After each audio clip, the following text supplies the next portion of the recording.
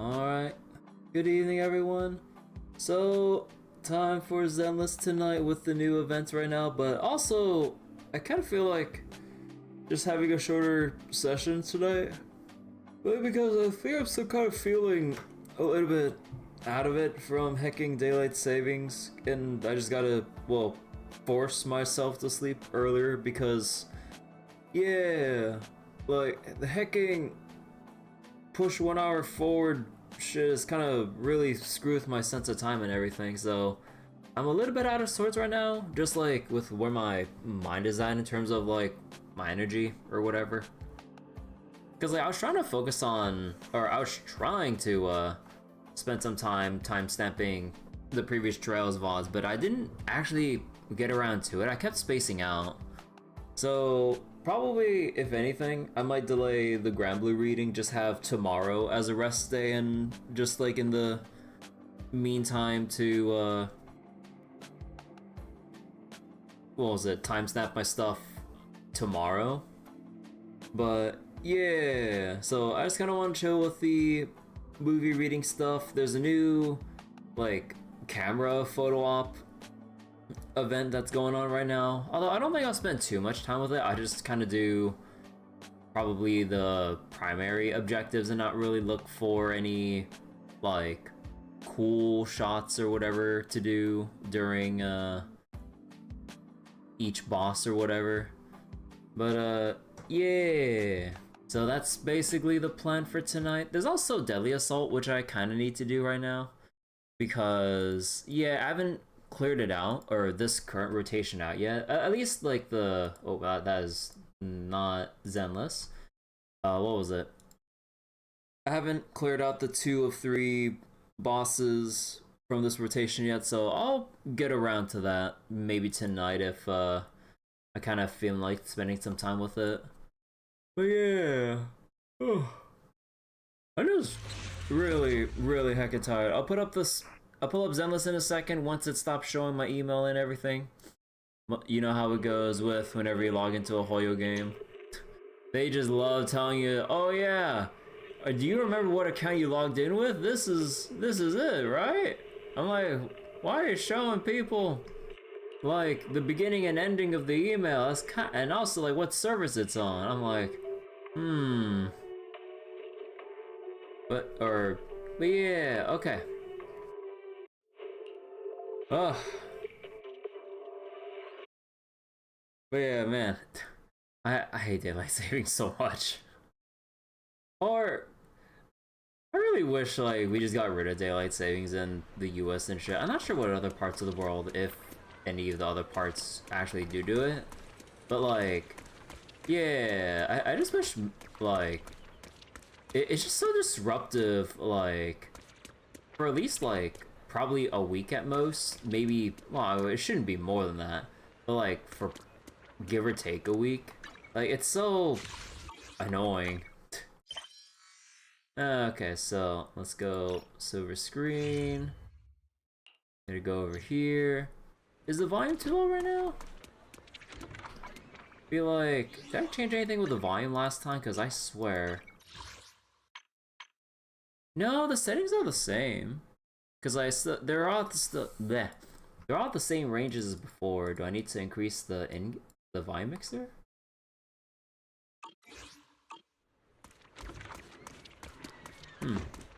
I guess we'll see. Wait, but yeah, wait. They're only showing. I can only hear the ambient sounds barely. Yeah, wait, well, because like, I mean, I'm not supposed to hear music or anything? Weird. Oh, whatever, I'll double check it later. Happy Gilded Carrot Day! Welcome to Gravity Cinema! To celebrate Gilded Carrot Day, the latest film lineup, Gravitational Storytime is now showing. Gravitational Storytime? The music not loading bug? Oh, is it an actual bug? I was like, I thought something's going on with like, my volume settings or something. But yeah, how you doing, Ferrari? Should be fixed with the fast travel scene transition. Oh, okay. That's right, we've carefully selected several classic themed films spanning a variety of genres. We recommend inviting a companion to watch and discuss them together, and enjoy our holiday discounts. Sharing a film with someone important side by side, this companionship is one of the Gilded Carrot Day gifts Gravity Cinema is happy to offer you. For your convenience, you can purchase all tickets for this event at the dedicated ticket machine over there. Collect all these special ticket stubs from Gravitation and Storytime to redeem extra rewards. Hope these wonderful films add another shining memory for you and your companion. Enjoy the show! Oh god, why do I have to make dates with like 10 different people? No, I'm just kidding. See, you can invite your favorite agent to a movie here. So you're saying that Cecilia is going to be playable, right? Right? I mean, I know that people modded Cecilia over Astra's model.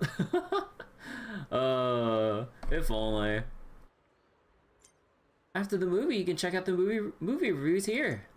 This time you can unlock your own companion style based on your viewing choices. Just pick what really feels right to you.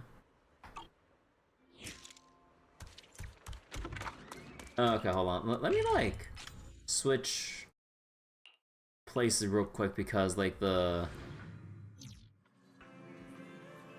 Okay, yeah, there we go. Now I'm hearing the little guitar and everything.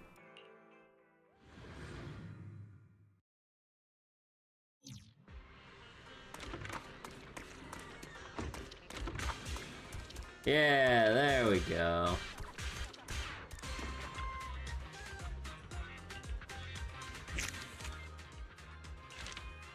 Alright, let's go invite Cecilia. What's Cecilia like when she's off the clock from being a music teacher at Angels of Delusion? Feels like a solid chance to get to know her better. Might as well catch a movie she's into together. The human heart beats around 100,000 times in a single day. This movie, the heartbeat looks really good. Cecilia! Uh-huh. If it's a good movie, I can recommend it to the little angels later. Manager, are you interested in this movie? I can grab 2 tickets. Let's watch it together. Sounds good. I'll go get the tickets now. Hang tight here for a sec, manager. Let's see, the heartbeat.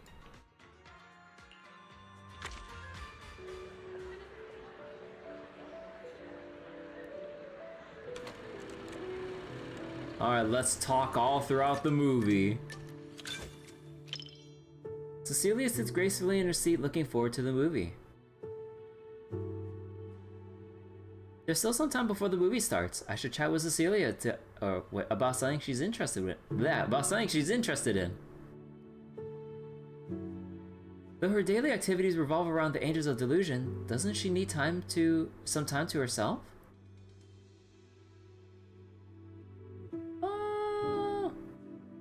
Sure. Me?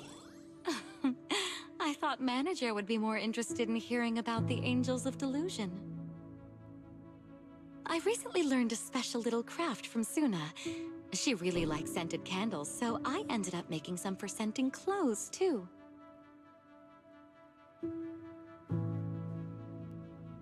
Cecilia raises her wrist and a faint fragrance wafts it from inside her sleeve. So, what do you think? It's a calming scent, right? I made quite a few. I can give you some another day, Manager. The movie begins, and the once warm, cozy everyday life is suddenly shattered by an incident in which a child falls into a hollow. His mother resolutely steps into the hollow, following the trembling ECG traces on her phone screen as she searches for traces of her child. Separated from the investigator and cornered against ruined walls, the mother finds herself surrounded by Ethereals with nowhere left to run.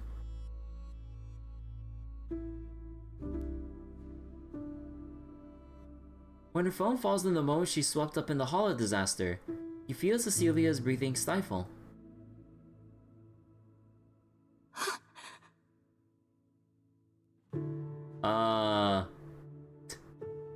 Wait for story to progress. The false. Okay. Is that so? I once had a cameo in a movie before, and I recall the director mentioning something similar while explaining the scene. Creating sudden incidents to recapture the audience's attention is a tried and true technique in story design. I got too caught up in the moment and completely forgot about all that stuff.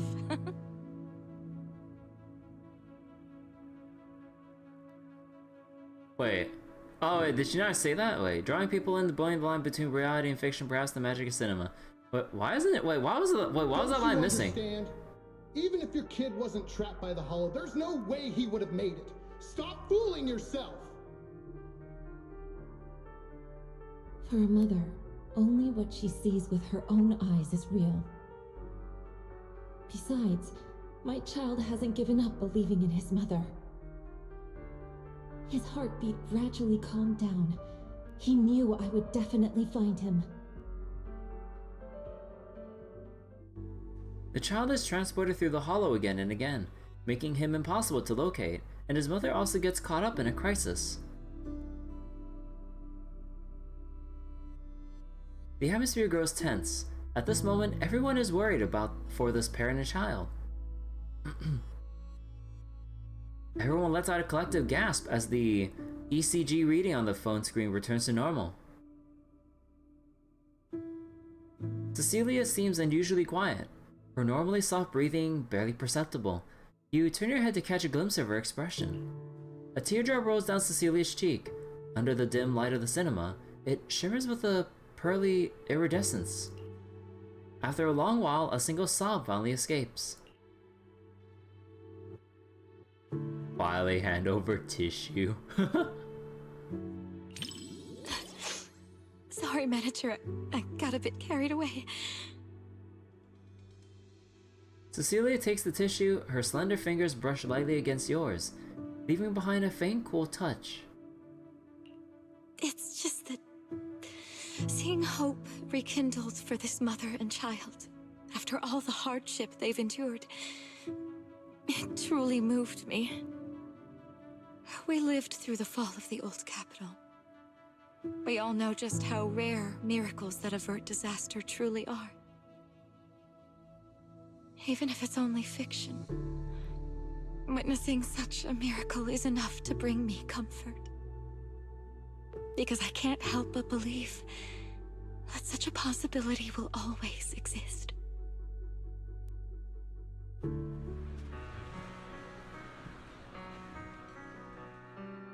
You finish watching The Heartbeat with Cecilia.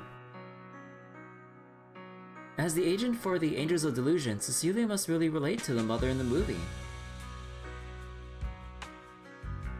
The mother is so brave.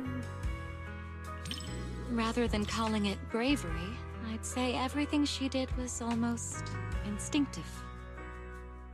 Before her mind could even catch up, her body had already made the choice. I totally get it. That feeling when you'd risk everything to protect someone. If anything were to happen to the girls of Angels of Delusion, I know I'd be just like that mother. Even if it meant facing immense danger, I would still search for a way to save them.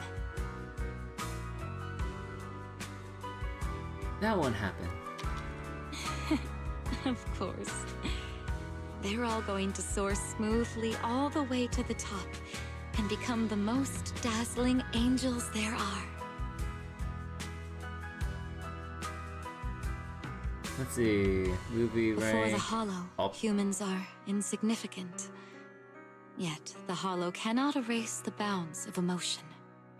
In the face of this disaster, the mother held tight to this lifeline, finding her child through the sound of his heartbeat. That was such a great movie. I'm so thankful I got to watch it with you. Yeah. Thanks for sticking with me through the whole movie, Manager. The Heartbeat really is a perfect name for it. While watching the movie, I share thousands of heartbeats with you, Manager. Oh? But should I recommend this one to the little angels? The story's great, but it feels like Arya and Suna will be crying the whole time. Let's watch it together another day, then. Huh, that actually sounds like a good idea. When the time comes, I'll need you to help me take care of the little angel's emotions manager. Oh, no, we got Jane. Okay, that is a permaban right there. Okay. Let's see, Jane's daily work must be pretty tough. Take this chance to pick out something light and fun to watch together. Share some quality screen time with her. Share some quality screen time with her. God, like, I really feel like my brain's like a bit out of it. Oh my god, yeah, like this really is gonna be a short session tonight. Because I really want to wind down and relax with this compared to, like, you know, the hours upon hours of like back-to-back reading in trails. Although granted, I am reading like the voices stuff here in the Zenless event right now, but nowhere near as much as like a small trail session. I've always heard that Coffee Mate is a really cute movie about a sweet, gentle coffee machine falling for an adorable customer. Wait a second. Where's the punctuation mark here? Where's the period? Come on! At that point, where's the rest of the sentence if you're not gonna end it there? Such a cute movie. You haven't already watched it together with some other cute lady, have you, manager? No. I am the video store manager after all. Relax, cute little manager. Whether you've seen it with someone else or not, what matters to me is that watching this movie with you will be a precious memory for me. But whether you've seen this movie with someone else or not, you better treat watching it with me as something truly special. Just like how no matter how many customers come and go, Angelina is still one of a kind to Mr. Rob. Let's hurry into the theater. The darkness will be perfect for hiding that little blush of yours. No. And Coffee Mate.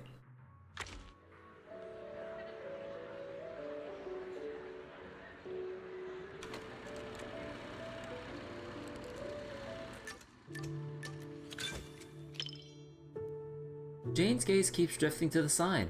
It seems she's more interested in her companion's reactions than the movie itself. Jane softly hums a cheerful tune. It sounds like the jingle from the Coffee Mate trailer. She seems really excited about this movie. Maybe I should chat with her and see what she thinks of it.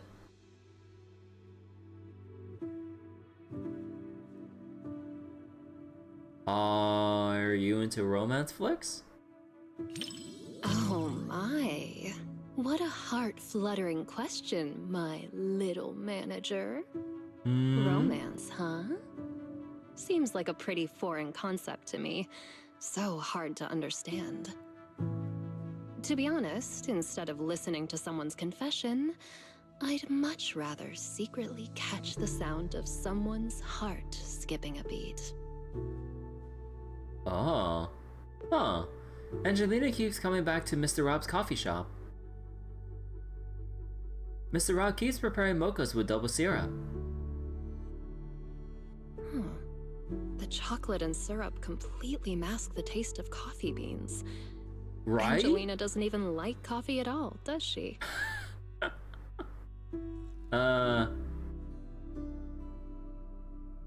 Wait.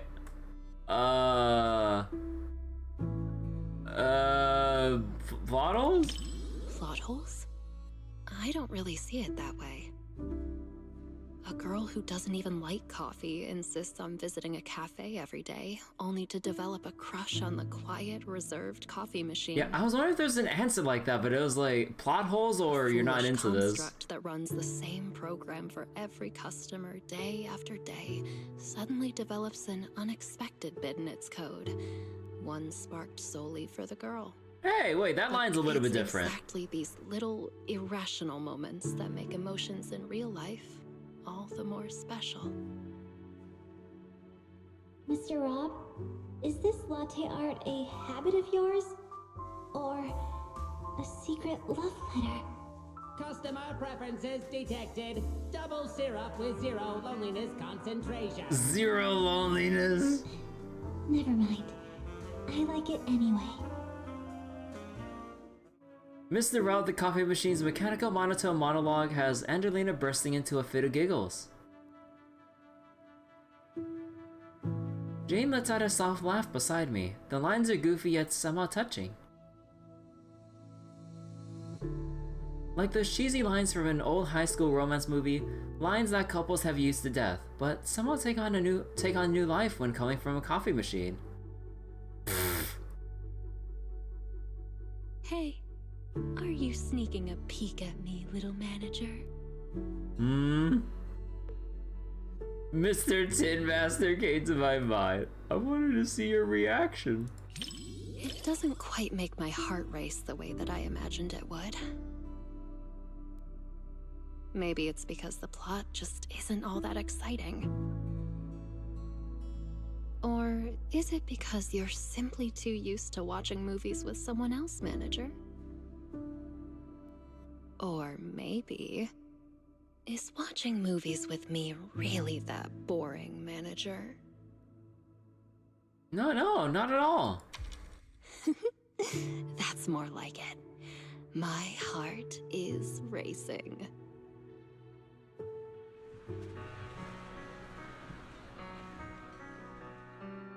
You finished watching Coffee Mate with Jane.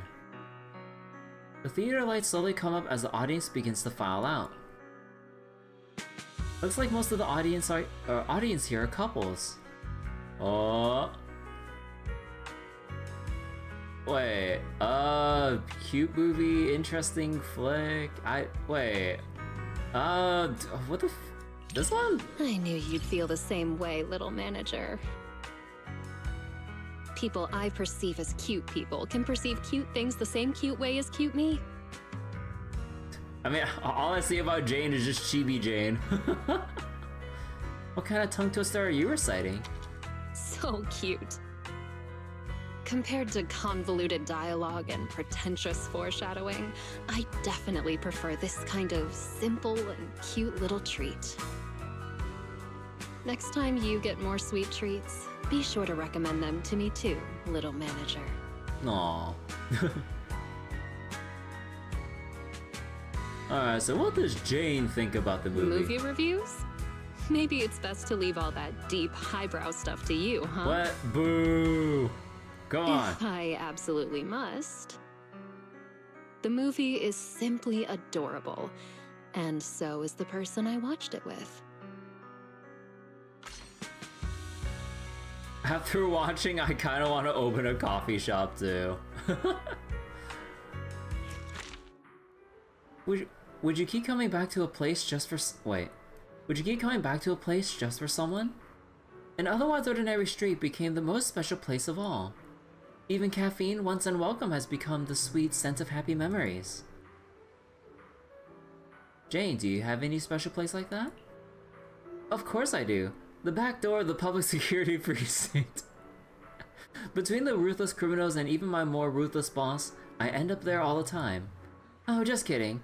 As for where that special place actually is, I'll tell you someday, when the time's right. Whether it's the cinema or the public security precinct, see you next time, manager. Oh my god. Hey, Yishuan! Shifu seems fine on the surface, but thinking back on everything lately, she's gotta be carrying some serious pressure. Maybe a thrilling movie will help her unwind a bit. Haunted Rogue actually looks pretty good.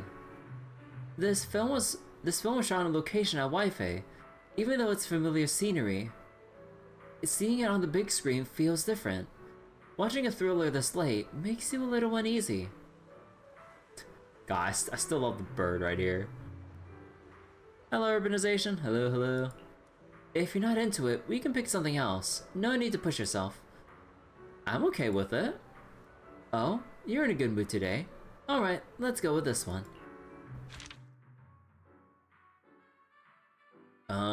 Where is it? Here it is.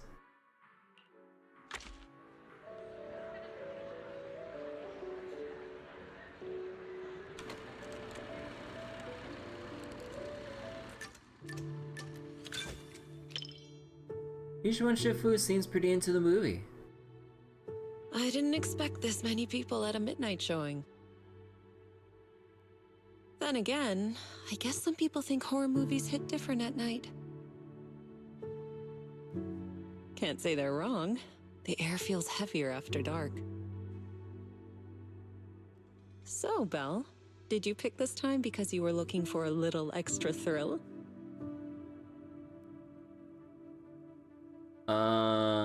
With you here,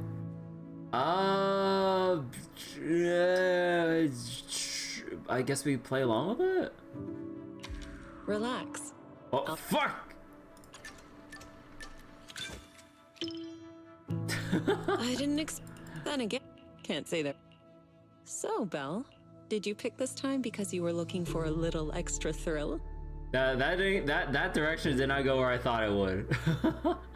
With you here, Shifu, I'm not scared. I see. Having company makes it easier to stay composed. But even if I weren't here, I doubt it would make much difference. It's just a movie after all. It's not like we're actually running into evil spirits. I got a glaze. But if you do get scared, you can lean closer to me. Yeah, that's like the kind of thing I was like that's the kind of thing I was thinking about, like with that last line she just said. So I thought, like, you know, if we kind of played into like the feeling scared part, then like, you know, that would play along with Shifu being, you know, a reliable Shifu that we can depend on. You know, I was my mind was going down that direction. I'm like, okay, move closer to Shifu. A faint smile flickers in Yishuan's eyes. What do you mean a faint flicker? That was fast. No, I was kidding. Though I suppose it never hurts to be prepared. Her eyes were closed at first. All right, looks like it's about time. The movie's starting. The lights slowly dim as the opening score begins. Mixed in with it are the faint nervous breaths of the crowd. The movie starts. The gate of the old mansion creaks open with an awful scraping sound. In the pitch black darkness beyond, there's a few eerie muffled giggles. The audience tenses up, letting out a quiet gasp. Oh wait, someone lets out a quiet gasp. Shifu doesn't look scared at all. She looks almost entertained. Are you not entertained? Why do I feel you're excited, Shifu? The strange creature in this movie is kind of interesting. It's not very powerful, but it knows how to put on a scary act. You know, is the bird not watching with I was us? just thinking, what kind of techniques would I use if I ran into something like that one day? Or maybe I could let you handle it. It's good practice. Me? Yes, something around that level suits you perfectly. Good chance to apply the techniques I taught you. What do you think, Belle? No animal's law, not even once created by Shifu. Quickly shake your head and scoot farther away from Shifu. Why are you scooting away? I'm just teasing. Scoots back closer. If something like that really appeared, I'd handle it myself. You have nothing to worry about. All right. I'll stop picking on you. Come back. Judging by the pacing, the main plot is about to unfold. It still cracks me up that the whole point of this event is to keep chatting throughout the whole fucking movie. For me in the lobby, but we're deep in the mountains. There shouldn't be anyone alive in this villa. Well, they aren't exactly alive. But it's also true they're waiting for new guests. Just like the 47 other guests before you. Huh? You mean they all... Oh, so is that Molly? What is this place? In the second half of the movie, the story becomes more eerie. Some audience members start screaming. You tense up without realizing it. The next scene could jump scare you at any moment. You feel a light tap on your arm. When you turn your head, Shifu is watching you with a gentle look. Do you remember the meditation technique I taught you? When your thoughts start to wander, just bring your awareness in your palm. Stay focused and feel the energy flow. Yushuan Shifu leans in and takes your hand. She taps lightly with her fingers. A warm sensation spreads through your chest. Hold on to Shifu's head. I mean, I'm pretty sure she wants you to fully relax. Like this. Let the unease fade away. No, Don't that's worry. Shangfang Yi. Like I said, I'll stay right here with you till the movie ends. Thank you, Shifu. I'm feeling much better now. Good. I'm glad to hear that. This movie is designed to take out people's deepest fears. If it ever gets uncomfortable, don't force yourself. Just tell me. My deepest fear is losing another 50-50. When the movie ends, Shifu seems to have much to share. You weren't the only one feeling tense. Quite a few people around us were startled as well. That creature in the movie isn't actually especially powerful. But it's good at using hints and atmosphere to stir up fear and unsettle people's minds.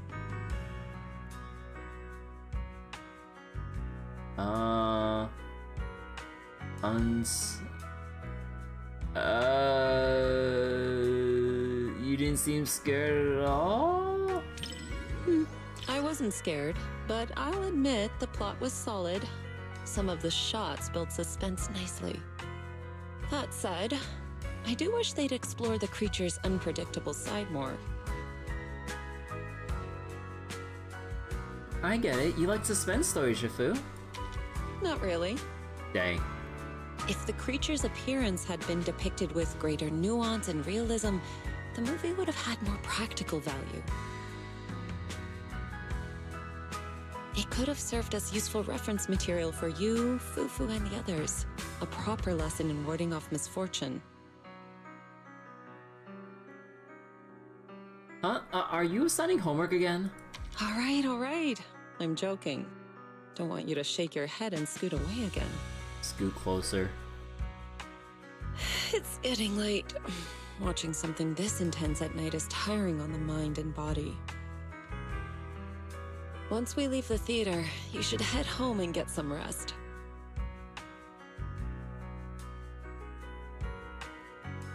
Your greatest fear, Ye Shengguang fully forgetting us. Watching We movie already with resolved you that though does in feel her a story little and the different. event.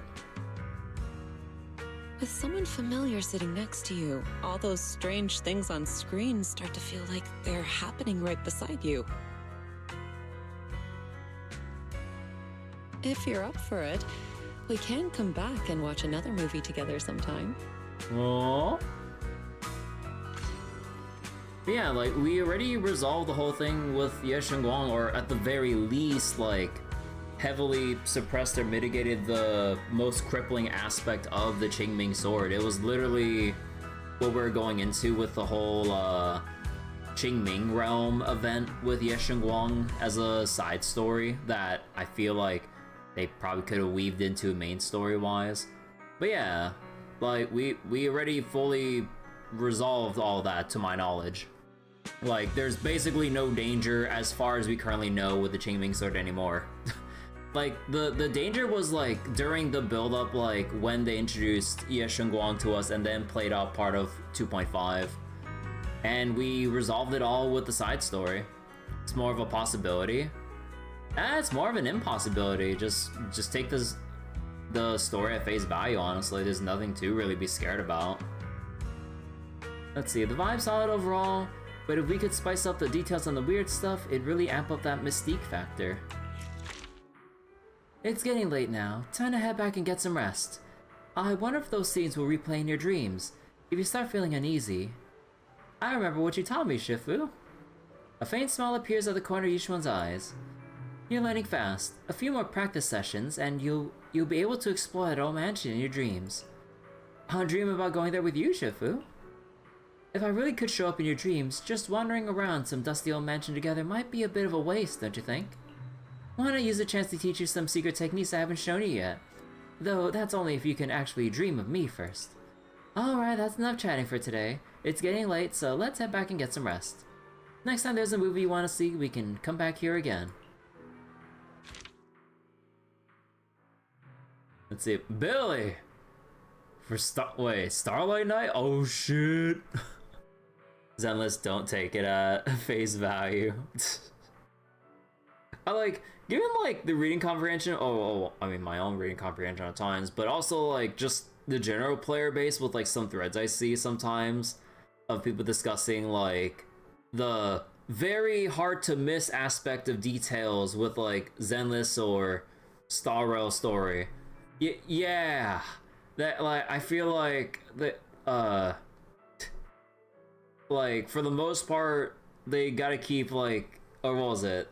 They usually keep stuff simple enough that's extremely easy to grasp and even highlight key terms and phrases in story dialogue and everything so that players don't fucking miss it. It's comical.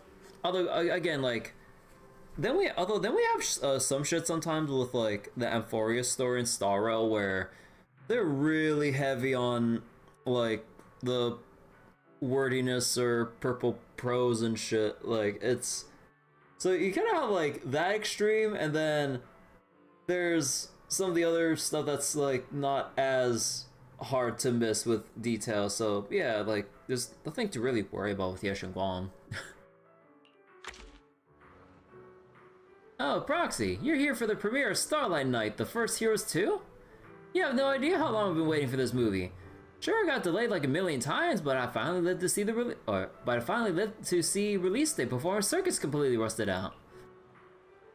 Sounds like an absolute must-see, a true movie of a lifetime. Absolutely right. Let's start our heroic journey right here, right now. No time to hesitate, Proxy. Let's get inside now. You used to gacha pulling, that stuff. It's a sore spot.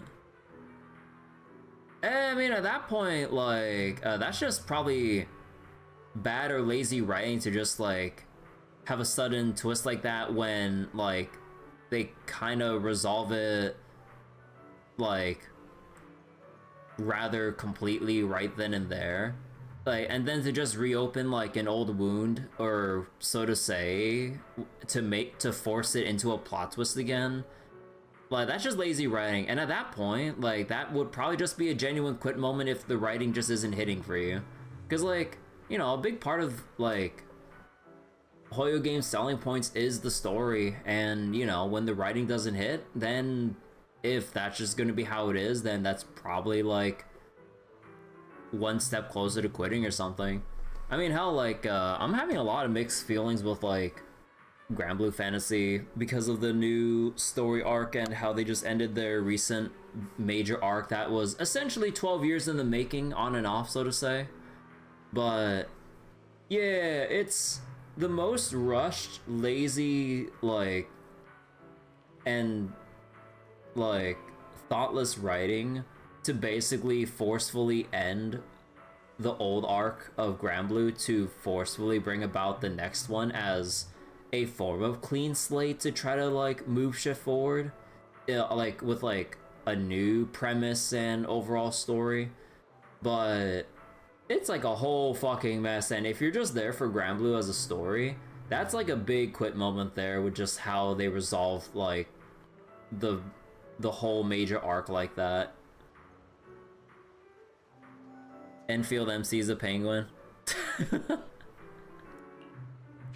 Because yeah, like a lot of the time, like pretty much nearly the whole time, except for some of the hype moments, like whoever's responsible in Cygames for like animating, or for not animating, for setting up the little like fight sequences in the story just in a visual novel format on a freaking browser game, they know how to work with what what was it? They know how to work with the constraints they got. Like, they still know how to drum up the shonen action battle hype. So they still got that down pat. I will praise them for that. In terms of the other parts though, the story, when I was doing my Granblue main story reading sessions, yeah, there's a lot of rush parts or like roster bloat with like too many people to cram into like the big conclusion for the big arc that's essentially 12 years in the making, because the writers kept fucking around and going to side events instead of like refocusing back on the main story in a linear planned route of sorts. Kind of like with Fate Grand Order, like they have their main story updates, and then in a usually linear way it's like, okay, here's some events that take place after this chapter, and then we segue into the next main story, and then you rinse and repeat kinda. But in Grand Blue, it's like, oh yeah, here's your main story update of your chunk of main story, and then we fuck around with all these other side stories and events, and then it's like, when's the next main story? Here's some more side events. I'm like, okay, like there have been times where we've went almost a year, if not an entire year and more, without a main story update in Grand Blue because they keep pushing all the different side series and events and shit. So then by the time it came to getting back to the main story, it really feels like they're grasping for straws over at Cygames as to how the hell they're going to try to develop whatever thing they're doing next.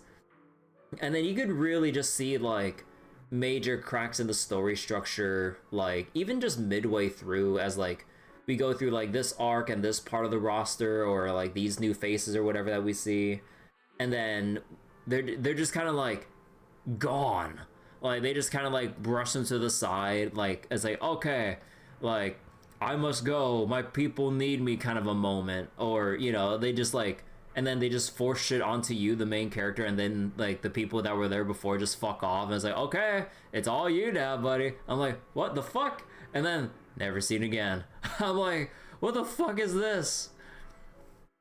Laria's second mom. Yeah, like if they actually spaced it out to actually thoroughly flesh out the lore of all that stuff that we, you know, went through in Grand Blue main story when I had those reading sessions, it'd actually probably feel pretty good. But it's all crammed within, let me do some mental math real quick. Actually, you know what? I'm just gonna pull out my calculator because I'm really bad at math. Like, they basically crammed the entire ending for the, you know, the major arc in Grand Blue's main story, which is in total 191 chapters, like give or take some like extra side scenes you need to see. They crammed all that into 13 chapters when the main story itself is a total of 191 for the first arc, the Esta Lucia arc that just ended. So yeah. And again, that arc is 12 years in the making. They had 12 years to basically get around to actually ending it or writing it in and ending it properly. No, they just kind of stalled it out for so long by the time they kind of like sat down and go, okay, we need to move the fuck on. Yeah, the Grand Blue story really suffers from it. And this is someone who's been playing Grand Blue for years.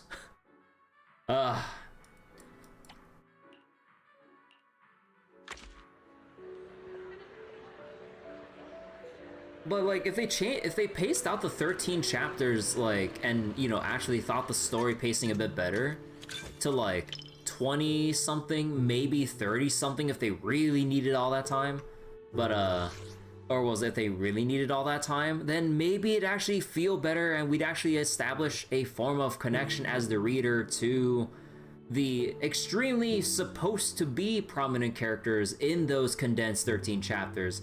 But then it just kind of over and done with, and then people that were with us, let's say very long term, they're either just gone or they just die just like that, and then that's it. That's all, folks. I'm like, wait, we're with so-and-so for so long and you just kind of do that to them and then we're just moving on? I'm like, wait. Like, so to probably like people who are waiting for the conclusion to Grand Blue's like story like that before it sets off on a new arc, that'd be a big quit moment right there, because you can't like string along people for literally over a decade and then just have a really rushed ass ending and then just try to like you know, like what, like smack the dust off your hands like, yep, all right, it's all done, moving on, buddy. That's why I don't like rushed endings without any other characters that were involved. Bigger help. Woo, you don't like how your girl Phoebe hasn't been used in so long. Yeah, I mean that's kind of like the curse or struggle with a lot of like gacha games and stuff, because like the more characters, factions, groups, and all this stuff you introduce, it gets pretty difficult to try to maintain some kind of like significant presence with like the vast majority of them, especially when like, you know, like a new like area, character, group, or whatever comes out. You want to focus on them. So then because of that focus, inherently you'll have other people falling to the wayside by virtue of like when the last time their either cameo was or any story relevant appearance like came up or whatever. So yeah, but then, you know, compared to like, you know, non-live service games that actually have that definitive, you know, start to finish, probably if they want to set up like a sequel or so to flesh out like, you know, a deeper part of their cast or some shit, then, you know, they can appropriately space out like who appears where, how often, and, you know, just like take into account the screen time they should be getting. But in live service games, who knows, honestly. Like sometimes like you might have the community favorites that just have way too much or a lot of extra screen time compared to other people just because they're like the community favorite, as opposed to just like designing a character that has their set moments in the story from start to finish, and then that's, you know, that's basically that. Live service, it's like a big toss-up depending on character popularity and just how deeply the writers will think about like how the characters would mesh with, or not mesh, keep active behind the scenes or like during whatever else is going on. And especially with like the continuous like, you know, development pipelines of like Hoyo games or Wuwa or whatever, I would imagine. Like I can imagine that like probably there'd probably be things that slip by just by virtue of like the constant like pipeline they had to meet every single like patch cycle or some shit. FGO uses the minor characters at least. I mean, also like the thing with like FGO, it's voiceless. Like there's also the thing as well with like games like this. Like not only like, I mean, again, there are some times where you have like voiceless like character appearances in Zenless or Hoyo games or whatever other games that have voices and shit. But usually, like, if they want to involve them in any other major way, they would have to go through the extra hoops of having to voice them. But with FGO being purely voiceless, aside from combat lines and Valentine's Day lines and other special, super special occasions, like, if a servant fits the occasion to either expand upon, or if their lore or background is by circumstance relevant to the area that you're traveling to, then it's very easy for Nasu to basically just write them in, essentially, or whoever's responsible for writing that arc in the story. Because I believe like there's different writing teams, but I believe Nasu probably still oversees like what some of the teams are doing event-wise. I'm not 100% sure. But yeah, like basically, like they don't have to go through the hoops of like also like arranging for VAs to voice shit when they just off the top of their head and go probably like, oh, this character group of people might be pretty relevant in like wherever we're going here. Like let's write them in and let's see like what kind of chemistry they can provide in like this story here, and see how things play out and how creative we can get with like their backgrounds, abilities in this particular environment. But yeah, and also like just because of the, I guess like the nature of like the like Fate series and shit, like it's I feel like it's more understandable if other characters just kind of get pushed to the wayside, primarily because and again, like this is part of me talking out of my ass, but like just purely on feelings. Like it feels like it's more understandable when you don't see X or Y characters for a while across the franchise, just because like they might not happen to be the most relevant, or they have new like relevant mythological, fictional, historical characters that pertain to like whatever specific setting partially, or whatever themes they want to push with like other characters in the cast that would probably have a nice parallel or chemistry between them to like either build each other up or maybe even like really conflict against each other, and then like, you know, it kind of creates that whole like what was it, interesting experience, like just seeing how it plays out between them. But with stuff like this, like it's kind of like a hard expectation to probably meet, I guess, if you're the writer, because like you know, there's probably like a lot of things to consider, like, you know, you want to sell new characters, new areas, and new shit, but also like you don't want to piss off the old guard or not really old guard, but just like other parts of the fan base who happen to be attached to the older cast and wants to see more of them. Then it's like, how are we gonna like weave them in without, you know, like making it too awkward, like with just having them appear out of nowhere for no reason?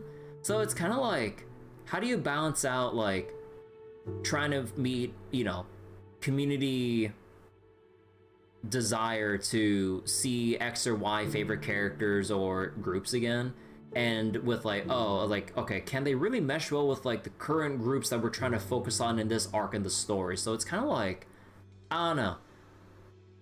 That's why Blackbeard is the best part of events. Oh yeah, Blackbeard's just here to like fuck around. Hey Bryce, how you doing?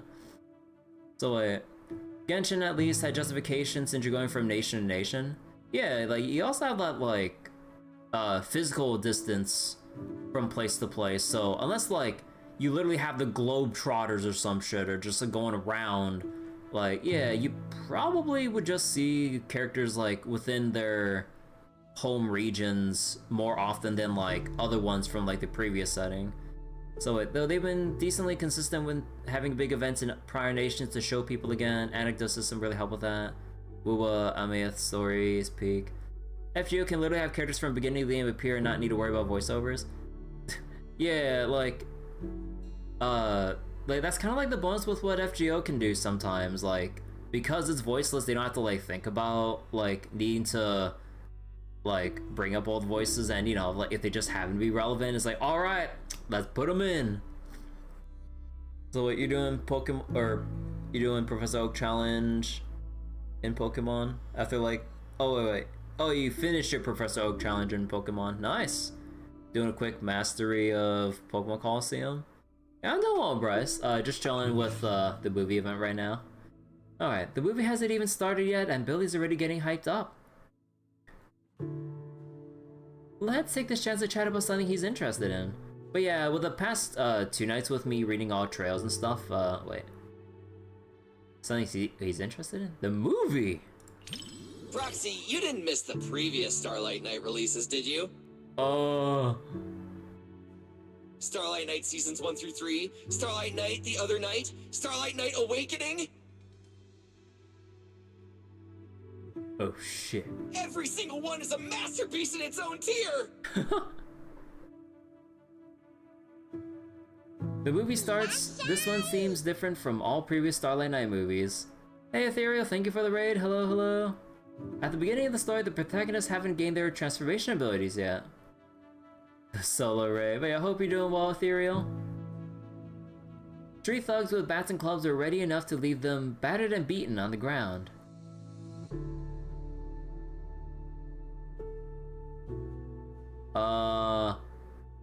Hold your breath anxiously. Proxy, you're on the edge of your seat now. Yeah, he really wants to get excited with the movie. After all, these Starlight Knights are just ordinary people. But I know they'll get back on their feet. Because they're Starlight Knights! It's so silly. Who cares if we can't transform? We're not fighting just to become Starlight Knights. You're just ordinary folks. but we all have a reason to find our courage. The Starlight Knights aren't fighting this battle alone! Billy's body tenses up as he sits upright in his seat, eyes glued to the screen. Terrifying monsters descend upon the city as citizens frantically evacuate through the ruined streets. Even though the heroes can transfer and fight at this point, their combat abilities seem far inferior to those of the enemy. Billy. It seems like no one could help them in this critical moment.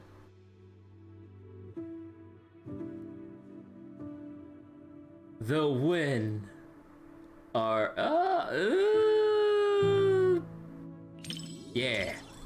Billy hesitates for a moment, then nods firmly.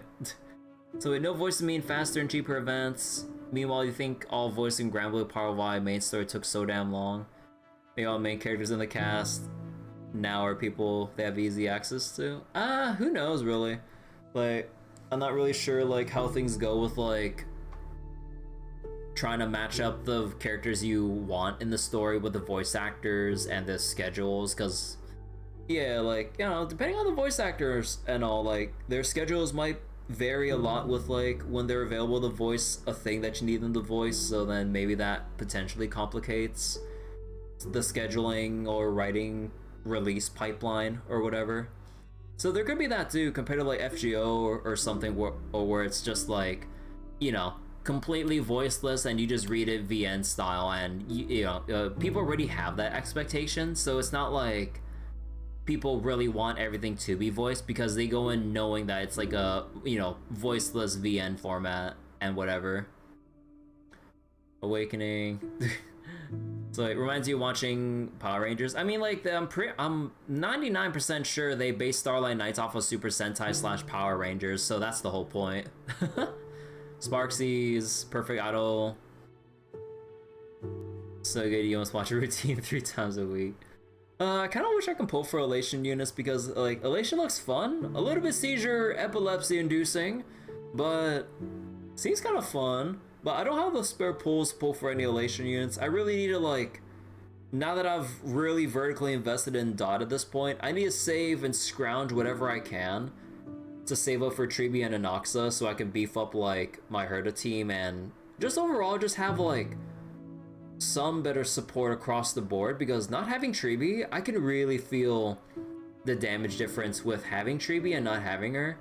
And it'd be nice to free up, like, Sunday so I can just put in Inoxa with Herda and then put Tribi together with the two of them, because of, like, how good Tribi's buffs are and everything. But yeah. The screen's glow flickers across both you and Billy's faces. A turning point emerges as ordinary people who should have fled stand united before the heroes. Led by a nameless intelligent construct, people bravely take up all sorts of makeshift weapons. So even ordinary folks who keep pushing forward can become heroes. I know they'll win! Billy, shut up, we're in the theater!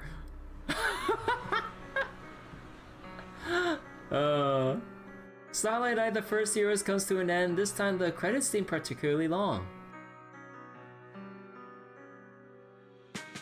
Billy remains seated, lost in thought after the movie's over.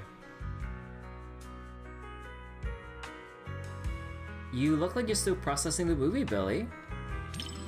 The director did say in an interview that the plot of the movie might be a little different than what Starlight Knight fans expect.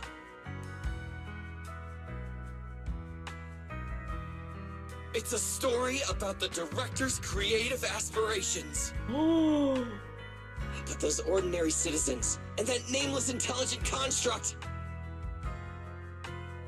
were truly brave enough to be called Starlight Knights.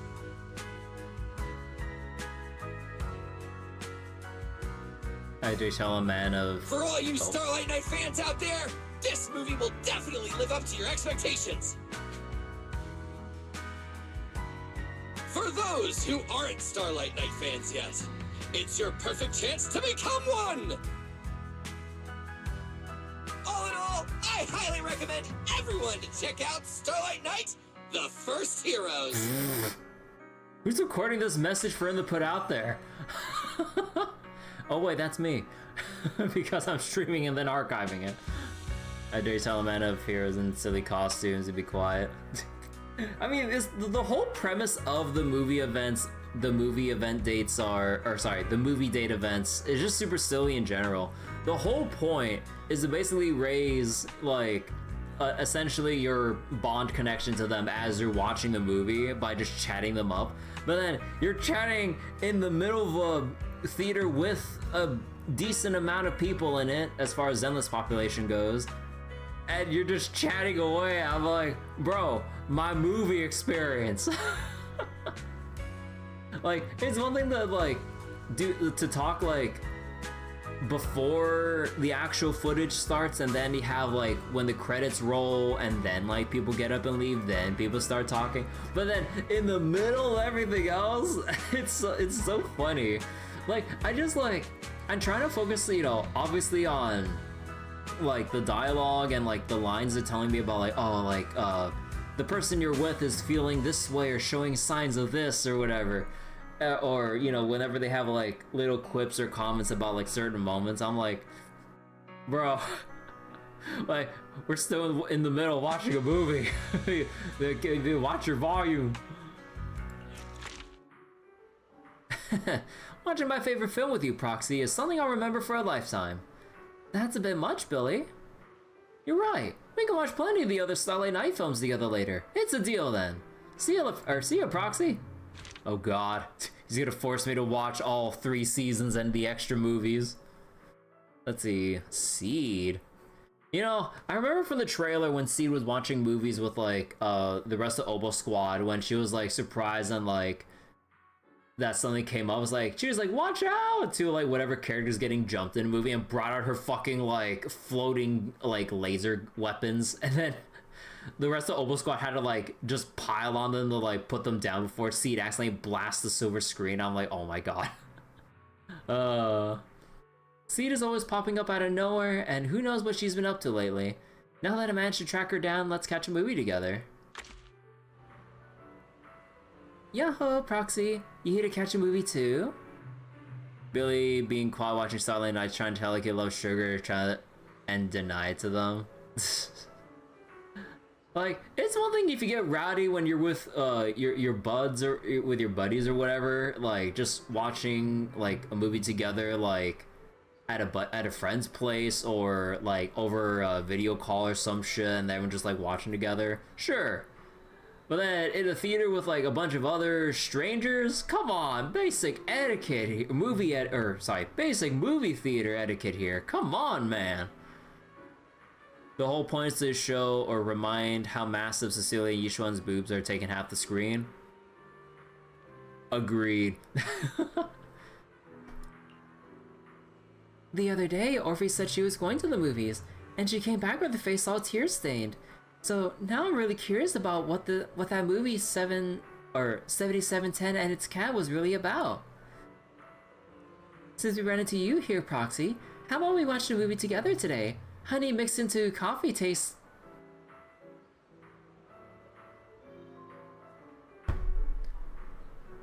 Say that again.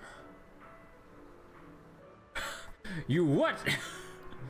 Honey mixed into coffee actually tastes surprisingly good, you know. That's a weird way to put it, but sure, I'm in. Oh, don't worry about it. Then, for the next few hours, you're all mine, maybe bringing up your side job and... Wait. Maybe bringing up your side job so much in public isn't a great idea. How about we use something that fits the vibe better for now? Finally! Someone that actually addresses the elephant in the room with, like, we're in a public fucking place and everyone just literally calls us Proxy in the middle of, like, town and shit. It'd be one thing if it's, like, the outer ring, or, like, if it's in a more private spot within, like, let's say Wi-Fi Peninsula within the temple or some shit, in, like, the private rooms. Sure. As, like... You're in the lobby about to walk into the theater going, hey, okay, Proxy? I was like, what happened to being discreet about this shit? Then let's head in, Belle. Oh, she said my name! Our canonical name! Let's see, based on true events, Bangbu IGC 7710, abandoned by a hollow investigator, teams up with a stray cat, Katie? Katie in a misunderstanding-fueled hollow adventure, and eventually finds a new master willing to take them in. Damn, we're counting the outer ring of Wi-Fi. Most characters do make the effort and do area proper. Yeah, and like in like the actual city, like, yeah, to be discreet. But yeah, Wi-Fi, yeah, it's like not so much I need to keep discreet about it. Seed waits eagerly for the show to start subconsciously swaying from side to side. For Seed, who is such a homebody, to actually suggest coming to the cinema, this movie must have something that really caught her interest.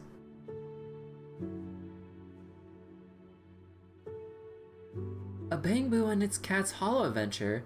She's finally starting to understand life lately. It's probably that theme that caught her eye. First name Belle, last name Proxy. The Bangbu and the cat both have real-life counterparts. Huh? So you're telling me the story of a little Bangbu teaming up with a cat to become New Eridu's strongest proxy actually happened? Middle name Faithin. Proxy business is super competitive these days, but it really does make for one heck of a movie. Belle, you look like you have something to say. Don't tell me that's not how the story goes. The characters match up, but the plot... Since I was wrong, guess you'll have to watch this movie with me to help me understand. The movie opens with Bangbu IGC 7710, abandoned in the hollow by their investigator master wandering alone. After encountering the stray cat Katie, it misunderstood its master's parting words, stayed in the hollow with the beast, and began taking care of the little cat.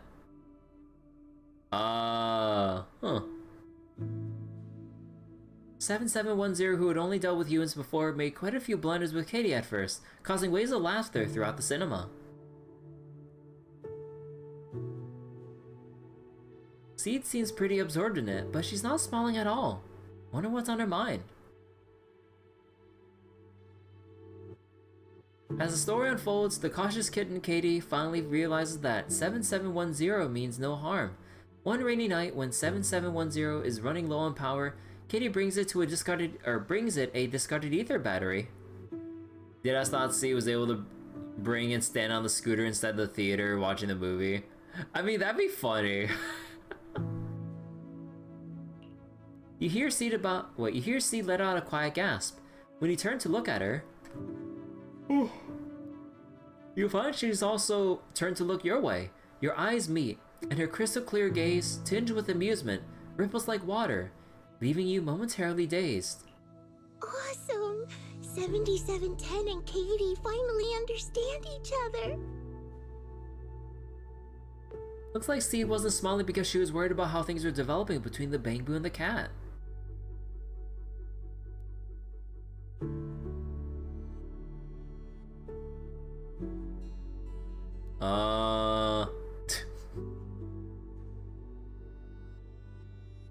Gaze at Seed's smile? What's wrong? Was what I just said weird? Or was I too loud? No, I just noticed you're finally smiling. I was just anxious for 7710 since it couldn't figure out what Katie was thinking. Seed senior needs like 10 seats. Or is like 10 seats. I'm trying to guess what Katie's thinking too. Whether she's hungry or homesick. My success rate is at 60% so far. But we should stay quiet at a time like this. Time for a little distance adjustment. Bangbu that mistakes kittens for rescue targets is clearly defective. I apologize, but we'll need to recall it. Don't worry, we're just gonna wipe its memory and reprogram it from scratch. Hey, what are you doing? It saved Katie got her out of the hollow! You can't read it like this! Katie, take 7710 and run! 7710 finally leaves the Hollow with little Katie and finds his former home, the Hollow Investigative Association. The Investigation Association finds an owner to adopt Katie, but plans to recall 7710 for disposal as a defective product. After all that? Finding this suspicious, Katie's new master holds off the investigator, letting 7710 and Katie escape to search for clues. Once again, embarking on their adventure, they return to that mysterious building they stumbled upon in the Hollow, one that seems connected to the Investigation Association.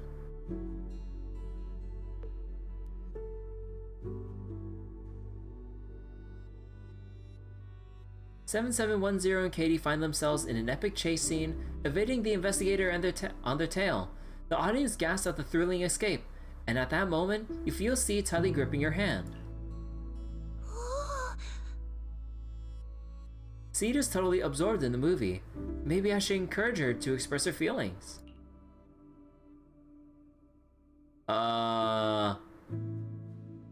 Squeeze on her hand with equal force? The response pulls Seed back to the present. She gently lets go of your hand, seeming a bit lost for what to do next. For some reason, seeing the three of them forced apart makes my heart ache, like a blast crawler trapped in a wooden barrel. So I was just thinking, I should team up with Seed Sr. and break through the screen to help them. No, don't break the screen! Calm down, it's just a movie! Yeah, I know. Everyone told me the same thing when we watched Don't Touch together. Besides, results that come after hard work and trouble are way more meaningful. That's something I only recently came to understand.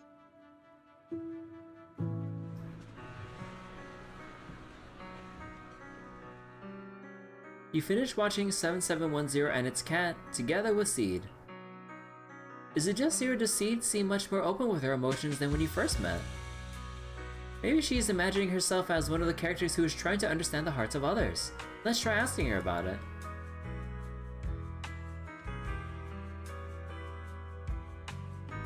"7710 is such an awesome thing, boo." Wait, try to understand the hearts of others? So Okay. you feel the same way? Oh, watching it get all flustered trying to figure out Katie's thoughts just makes me want to cheer it on. Yeah. Actually, I just looked up its real-life counterpart. Not only did no one adopt it, it was recalled as a defective product. Reality isn't all that pretty. Could she do that?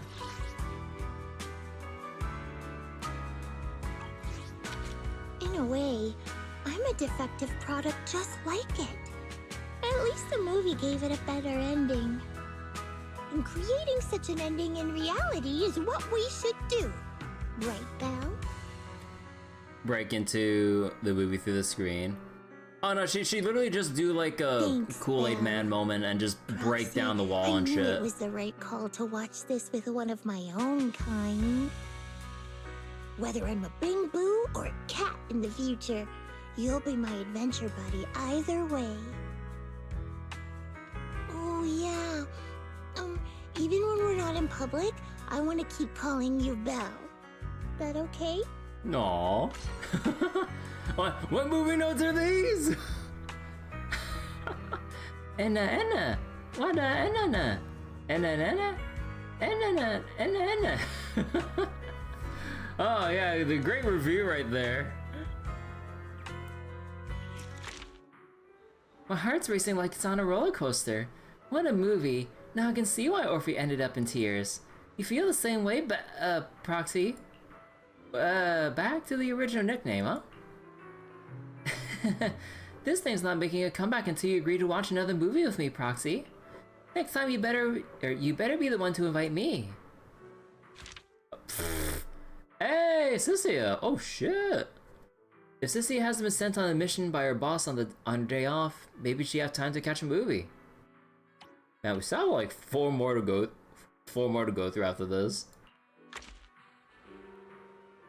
I knew it! You're still alive, huh? I came all the way from afar. I caught your scent and followed it right into this theater. I haven't seen Cynthia since she ran off alone in the hollow last time. Alright, decision made. You're my investigation target for today. You suspicious little video store manager. Whatever you're up to, I'm tailing you. Wanna watch a movie together? Are you thinking of watching Stray Paws? The synopsis says a little dog wanders through the hollow, and the protagonist takes it in and trains it as a rescue dog. So you feel like Steve would big trigger to adopt the Bang Boo? Maybe. The protagonist sounds like some sketchy city slicker with bad intentions. Yeah, I get it now. This is totally a horror movie. It's a story about a little dog and human becoming friends. Hey Wiz, how you doing? Oh, so they're friends? That makes sense. Back in the Outer Ring, I used to get sent into the hollow with stray cats and dogs to scavenge for food. Bleh, to scavenge for food. Sounds like pretty much the same story. What? No spoilers. Oh, let's grab the tickets and head in already. I'm getting tired of standing out here.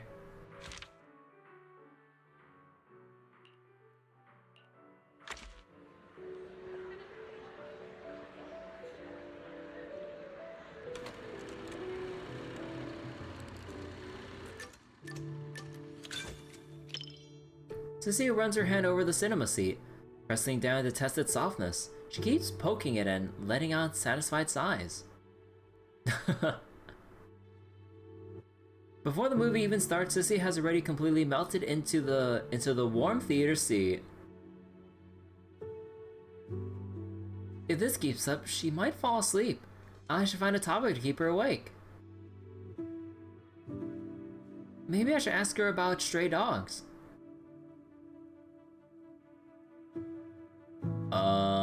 Have you ever taken in a stray dog? Well, if you're gonna keep a dog, you gotta feed them. I'm a pro at this, and there's lots of different flavors of dog food. They're all delicious. Wait, how would you know that? She eats dog food, or at least like taste it. I also know that dogs need to be taken out on a run every day, and the ones in the Outer Ring always bolt when they see me. I really can do everything, right? The movie begins. Ross, the protagonist puppy, first wanders alone through the hollow, encountering dangerous crises from time to time. He accidentally had dog food once. No, wasn't good, wasn't bad, no flavor. In the next scene, a massive shadow lurking off camera slowly creeps toward it once again. As for Cyssia, she seems completely immersed in puppy Ross's perspective, anxiously curling her legs. So wait, is Alpha's craziest snake still around? It's part of her, it's her, is that her pet? Until the camera pans revealing the truth. This time it wasn't a terrifying ethereal approaching the puppy, but the movie's protagonist investigator. What do we do? We're gonna get caught. I'm just a little pup. Belle, didn't you say this wasn't a horror movie?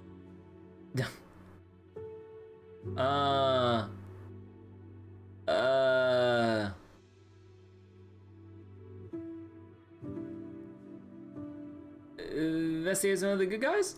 That investigator gave me some food. Looks like he's not half bad after all. I can't get his scent through the screen, so I can't gauge his strength. What do you mean you're trying to smell the character through the screen? But judging by how he walks, even if he were a bad guy, he'd be a pretty weak one. I can smell how weak you are. It's too bad for him that he had to run into me. Looks like you're totally immersed in Little Ross's perspective. Immersed? You mean I'm thinking of myself as Ross? Emotional support like snake. Right now, when his paw's being held, it gives me this warm, fuzzy feeling. Sniff What of about the you? theater Did you screen. immerse yourself in the investigator's perspective too? Well, don't be shy. I can lend you my hand. Aww. When I pulled you out of that fissure, you were so scared that you wouldn't even touch a can of food. Wait, the line's different. Who would have guessed I'd be counting on you so soon? Here, take the leash. This time, it's your turn to lead the way.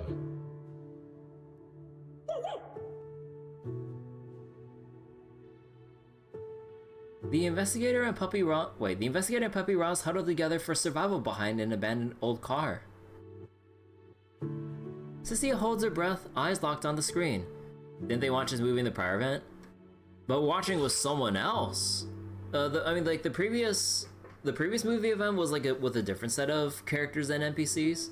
Now this one's like a new set of characters, and we're seeing how they're reacting to whatever we've seen before. Then and canonically, I'm pretty sure Belle's pretty much watched nearly everything unless she says otherwise, because she is a, video store manager and everything. As the plot unfolds, Ross finally finds a way out. Cecilia relaxes too, her clenched fist loosening. You turn your head and notice she's also turned at some point and is looking your way. Oh, she's giving the signals? So she's been quietly watching you for a while now.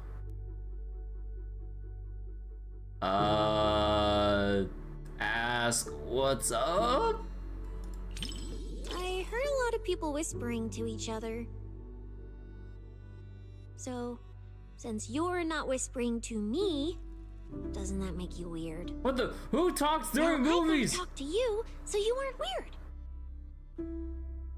Oh, and in the movie, when the ethereal was chasing the main characters, I was thinking. Oh. She's staring. If it jumps out of the screen, I'll wrap my tail around you and make a run for it. Go on. And since that's what I wanted, I decided to try it out. So, did you feel it? I almost swept you away with me just now. How about doing it for real?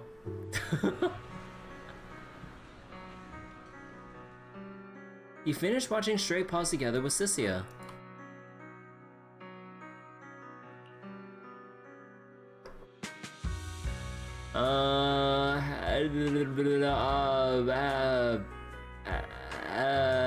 Companions?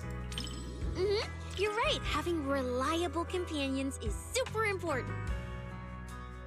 The investigator in the movie keeps suffering because that useless puppy Ross can't do anything right. Wow. If only the investigator could pick up a mercenary like they picked up that dog. Put in a bit more effort and who knows? You might even pick up a void hunter that can slice through ethereals in one hit. Why stop at one? That's not easy to come by. How would you know if you don't try? I'm quite the expert at picking things up. Then we can just chill in the back, soak up some sun, and sip drinks while waiting to snag the spoils. After all, I'm not some idiot who'd knowingly walk into danger and get myself killed. Wow. Belle, for my sake, don't you dare do anything like that.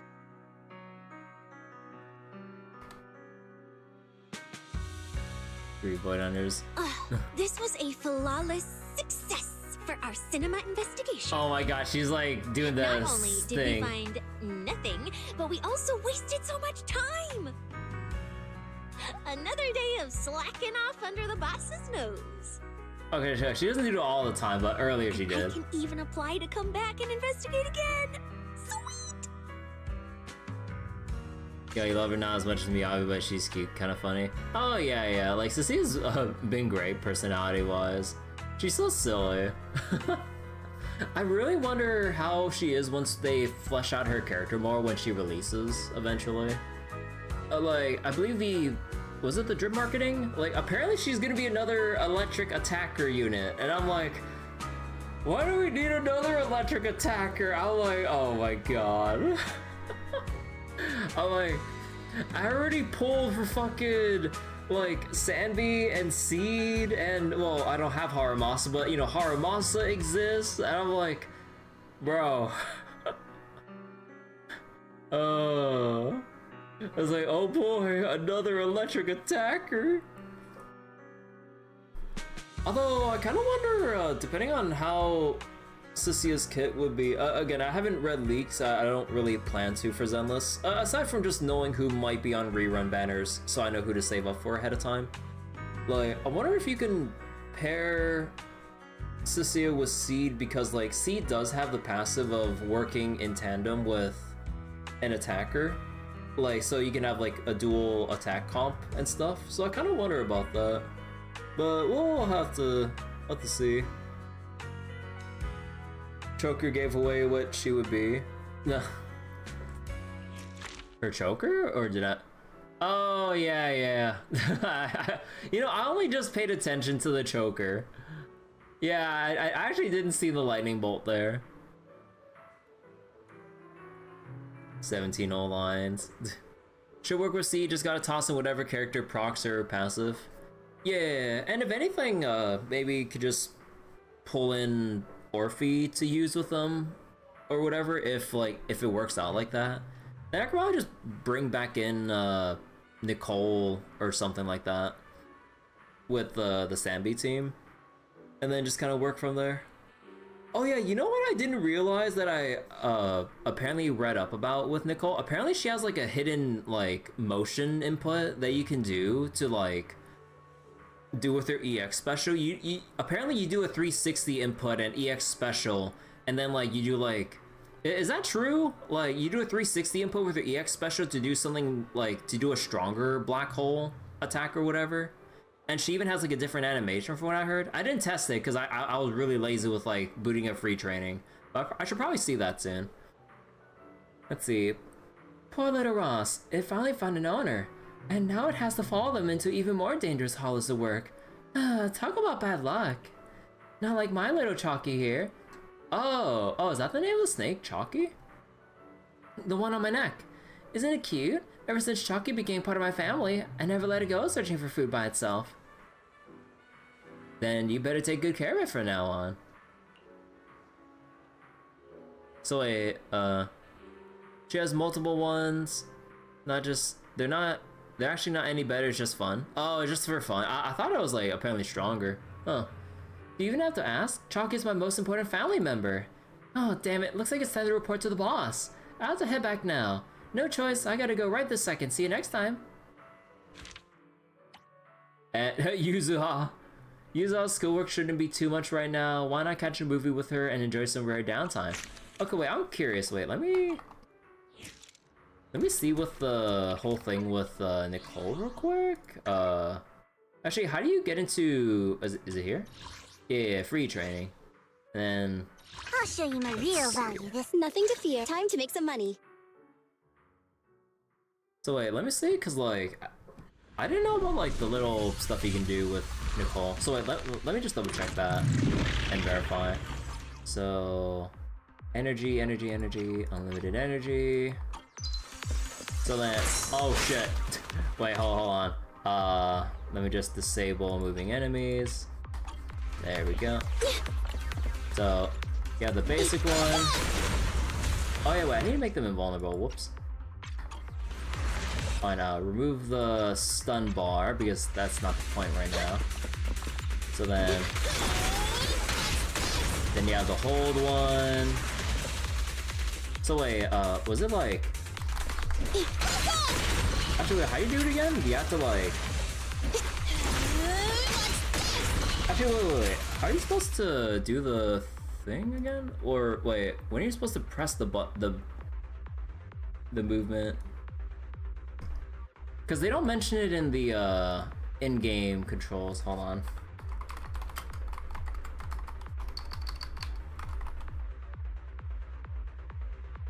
Immediately is like immediately after the special input. So do I do the motion before I press the button or after, or while it's charging? I'm getting mixed feedback here.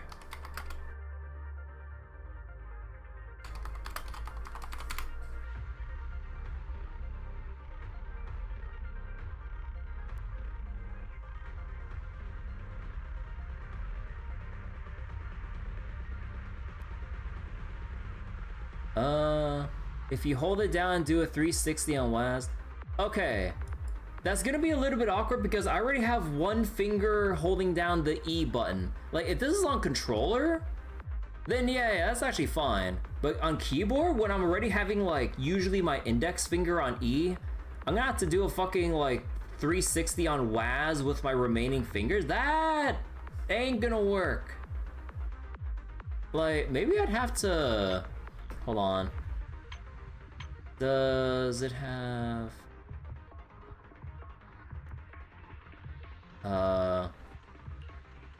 There we go, okay.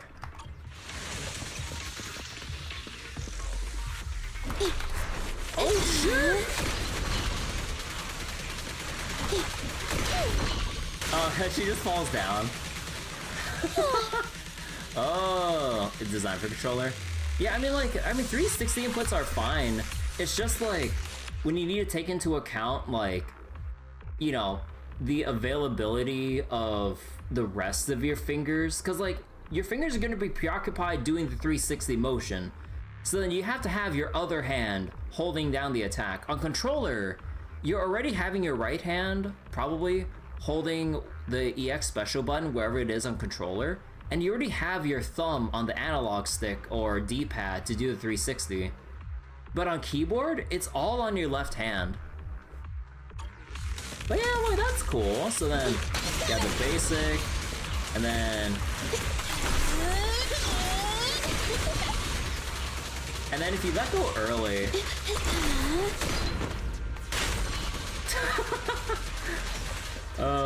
That's actually pretty cool. Oh, whoops.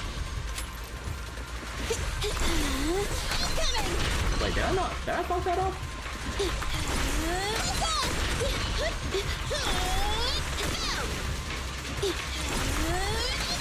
Okay, wait, I'm not doing the right input. Or I'm kinda like misinputting.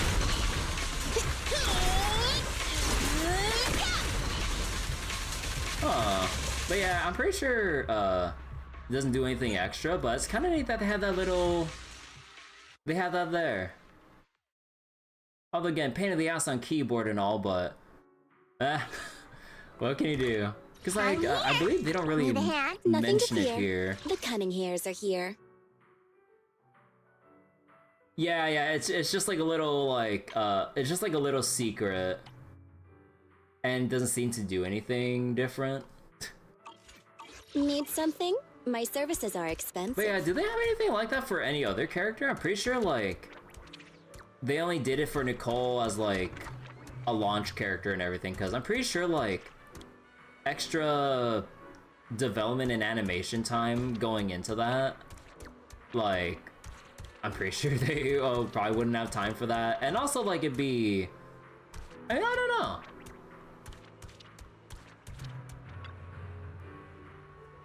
People still use Nicole to this day, one of the best aging A-rank agents. Oh yeah, like Nicole's like surprisingly, you know, like relevant to this day still. Like you just gotta know the appropriate time to pop Nicole's EX special to just basically have her like, cause what was it? Cause the defense down technically doesn't really last that long. It's because the what was it? It's because the big AoE lingers for a while that it keeps reapplying the defense down or whatever. So you gotta time your bursts like in a tight window. But aside from that, yeah, like she's still overall great, like extremely simple. You just pop in, do the big black hole, and then like quick swap back out for whatever other agents you need. Nicole scales well, give blanket, damage buff, damage vulnerability, and defense strip.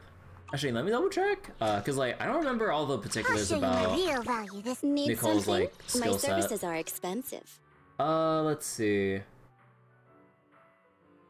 Yeah, reduced defense, and there's like the thing where oh, let me see. Oh yeah, like if you also have ether units matching with her, they do a bit more damage too. Or was there anything else there? Oh yeah, her cinema. Let me see. Damage and anomaly build up. No, that's if you charge for longer. What about this one? Recover 5 energy when debuff triggered. No, not that one. When using this or that, the diameter is increased. Oh no, that just makes a bigger baseline. What was E6 or M6 again? All units crit rate increases, stacking up. Oh, okay. I actually didn't realize that her M6 buffs crit rate. Although trying to maintain that seems like a pain in the ass, probably. But, huh. So she's practically a stun character with how much day scaling she has. Her Mindscape's pretty good. The Mindscapes, right? Surely. But yeah, I don't think I've oh yeah, I was like swapping some stuff around. I need to like re-equip my Nicole and everything. Also, what engine do people use with Nicole? Like just a signature, I'm assuming? Or I guess if you want to be fancy with it, you got like Rena's? Let me see. When off field, attacks from Equipper increase all units damage against the struck target, increase further. Repeated triggers. So wait, dealing ether damage increases all units damage, increases Equipper's energy regen for a couple seconds. Oh. So wait, she can add 3.9 energy per second before her engine. Signature is way too good on her. But yeah, actually, what sets do people run with Nicole? Is it launching chain or ultimate? Yeah, I'm assuming it's just oh yeah, I guess there's also this too. EX special ultimate. Yeah, this one's like easier and not reliant on chain attack. This one you just need EX special, which is exactly what you're doing. Yeah. Although do I even have any spares? I don't think I really farmed too much of the lullabies. New one that buffs the EX special. The moment she gets an S rank, you're going all in. I mean, hopefully she gets an S rank variant eventually. Actually, what substats do you want on Nicole? Even though she probably isn't putting out that much damage, but I'm pretty sure you want, you know, energy regen. Maybe Anomaly Mastery if you do like Anomaly, or what was it? Ether Anomaly or something? I'm not sure. Let's see. Yeah, kind of expect people just kind of match with the bonus there. And Anomaly Proficiency. Crit or Anomaly. Yeah, at least like with what I'm seeing. I mean, I don't really have my Anomaly roster developed much at all, so it'd probably just be crit rate. I don't have any crit rate. I'm pretty sure I don't have any swing jazzes with crit rate on it. Yeah, I kind of expected. Alright, so we don't need pen ratio technically, because, I mean, that kind of be excessive with Nicole. Okay, I guess all I have is, like, this one. Although, it's not really important that Nicole does, like, a ton of damage or whatever, so it's kind of whatever. Let's see. Well, we'll get into the next movie thing once I sort this out. And I'm out. Astra has this. Lucy. Oh, I mean, I kind of switched between Lucy and Nicole, so I mean, I can just steal this from Lucy. Used her as budget ether anomaly before we got Vivian, but how about both together? And I was getting Utah has a thing. Let's see. Well, there's all the anomaly here. Technically, Yuzuha has the crit rate one, but it's Oh yeah, wait, why do I have this with? Oh, right, I had this with Coleta because I was trying to like build her up and stuff earlier. Yeah, I'll just go steal this from Coleta for now. Let's see. Anything else? Yeah, probably maybe this one. Or, wait, is that the same thing? Oh, but this one's defense percent. And then I just jam that one there. And yeah, I probably would just have to make like a crit rate, swing jazz or some shit. You legit ran Arya, Vivian, Astra, this Deadly Assault? You don't have Yuza, so it's still a thing? Nothing to fear. The cunning hairs are here. But wow, 3.5. I mean, yeah, it got bumped up to like what, 3.9 if I actually finished off the. I mean, I can just see it right here. Yeah, 3.9 energy region. That's insane. Need something? My services are expensive. Okay, let's go watch a movie. Oh wait. Oh, you meant to say Arya, Nicole, Astra. Vivian was for shield defense? Ah.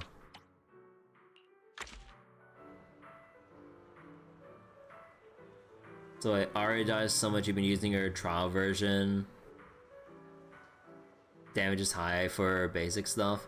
I'd love to pull for Arya, but I really need to focus on building up or pulling for other stuff I'm missing on my other characters. I really want to get Ihari's W engine, because like I'd really like the big power spike that it offers compared to the budget engine. And I still want to save for lighter so I can go with like the Astra lighter Soldier 11 team and everything. But yeah, it'd probably be a little while before we see lighter rerun or anything like that. But that's more time to save unless like something comes out to squeeze out all of the polys I've been saving up and everything, which is very likely. Excuse me. I've watched Don't Touch on videotape before, but I never had a chance to see it on the big screen. Do you want to watch this one, or do you want to watch this one, Yuzuha? Right? Even though every genre has its own charm, the ones that keep you guessing are still the most fun. It may be a fantasy film, but there's a lot you can really dig into, and that ending, no spoilers. Huh, I almost got too excited and spoiled your viewing experience.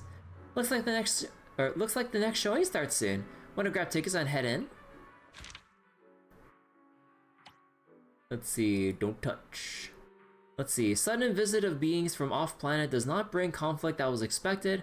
These alien beings are slow to act and intellectually inferior.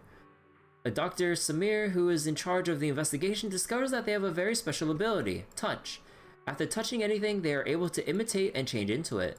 The investigation team led by Dr. Samir begins a new research project to try and transform the aliens into human controllable tools and even resources. Holy shit. What the team doesn't know is that the first target the aliens come into contact with on Earth was Dr. Samir himself.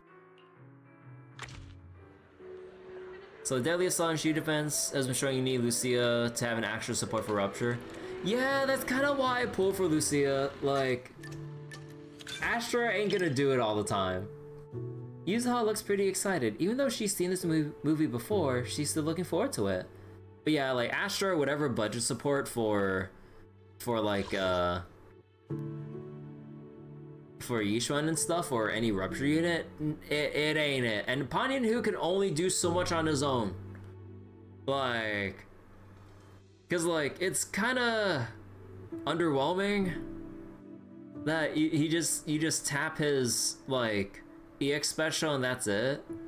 I mean, technically there's like the similar kind of thing too with like, you know, Nicole and some other characters, but I don't know. I kind of wish like there was a bit of extra depth to Panyan Hu, but it's just like press special, switch back. Yujit ran Orphe Mag to support Yidhari against Wandering Hunter. Panyan Hu's buff is good, but he's awkward. Also block out Lycons, you think? Oh, does he? I thought like, oh, is it because like Pan's out that Lycon can't remain active or something? I don't know how it works. Alright, since Yuzuha has seen this movie before, maybe we can talk about why she chose to watch it again. But Yuzuha seems to really care about others' viewing experience, so Let's avoid asking any questions that might spoil the story. You seem to really dig this movie. Is it that obvious? Well, why else would I be here for a second watch? Even though it's a fantasy film, it's got a really cool ghost story vibe to it. That's why I love it. Ghost stories? Just embrace the suspense. Don't worry too much about figuring out the truth behind the story. I keep thinking back to the stupid clips of the English dub of ghost stories that I've seen. It's so stupid. As the movie begins, the camera slowly pans down to reveal a transparent tentacle. The moment the tentacle touches the doll sitting on the table, it starts writhing and contracting, gradually morphing into the doll's form.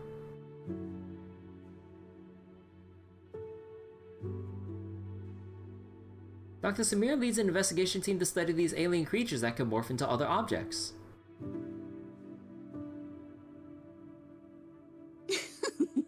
As the doctor examines the alien's tissue samples through the microscope, you suddenly feel Yuzaha giving you a sneaky poke. Wow! These aliens seem pretty interesting, huh? They seem perfect for a prank. Wow, that's my proxy. You knew exactly what I was thinking. But seriously, a creature that can transform into anything at will? That's what I call the perfect partner for pranks. I bet Kama would be jealous. You've got a point. The last time I went out to play with some cats, the little guy threw a fit for ages once we got back. But if this creature could morph into his favorite apple, maybe we could mess with Kama too. Wait, are these my memories? If so, how can I see myself in third person? That stirring stick that just popped out of my hand. It was like it had a life of its own. If this is a dream, it feels way too real. What are these aliens? A jumble of bizarre images comes together, creating a dizzying collage. Dr. Samir's face keeps morphing under the fisheye lens, occasionally transforming into other people's faces. Around him, objects are dancing, spinning, and swaying where they stand, like a symphony of inanimate objects. Turns out Dr. Samir, who was leading the investigation team, isn't human at all, but the very same alien life form he was studying. Oh! The twist. But did the aliens replace the doctor, or did the doctor never exist to begin with? Nobody knows. Looking over, you see Yuzaha's expression gleaming with excitement. Her eyes twinkling, she's completely mesmerized as if she's been drawn into the scene.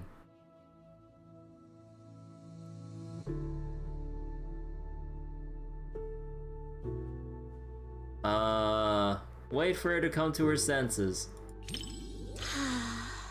The screen fades out, the eerie images return to normal, and Yuzaha lets out a soft sigh, her tense body finally relaxing again.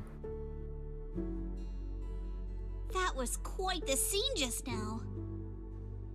But... Waiting to check Yuzaha's expression, you turn your head, and your cheeks bump right into her finger. God damn it! In the dim light of the cinema, the young lady glances your way with a smile. I just touched you. If I were some kind of alien, then you should be worried about being completely replaced by me. You underestimate how unhinged Belle is. Actually, I'm the alien. Huh? Uh-oh, you've completely turned the tables on me. When you morph into me, just remember to feed Kama on time. And don't let him have too many snacks.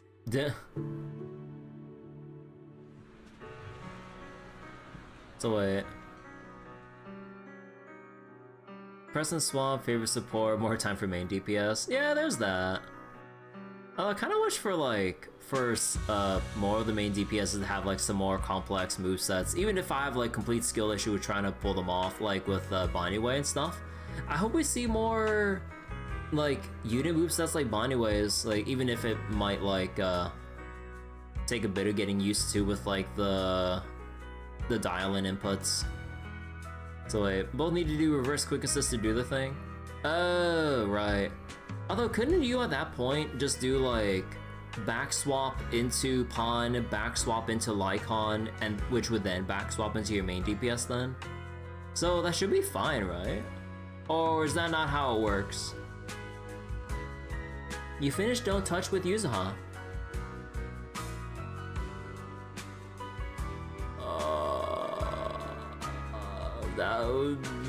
Was that a special movie? Looks like you're really into it too. I thought maybe you'd be like everyone else, whining about how wishy-washy the movie's ending was. You know what makes thrillers so captivating? It's all about the feeling of suspense. If you look at it that way, suspense films and ghost stories boil down to the same thing. Once an urban legend gets cracked, it loses its charm. Just like how a movie's not as fun to rewatch once you know the big plot twist. But movies that leave you hanging keep drawing people back to theaters, searching for answers. Stories like that are better than something you can figure out after seeing it once, right?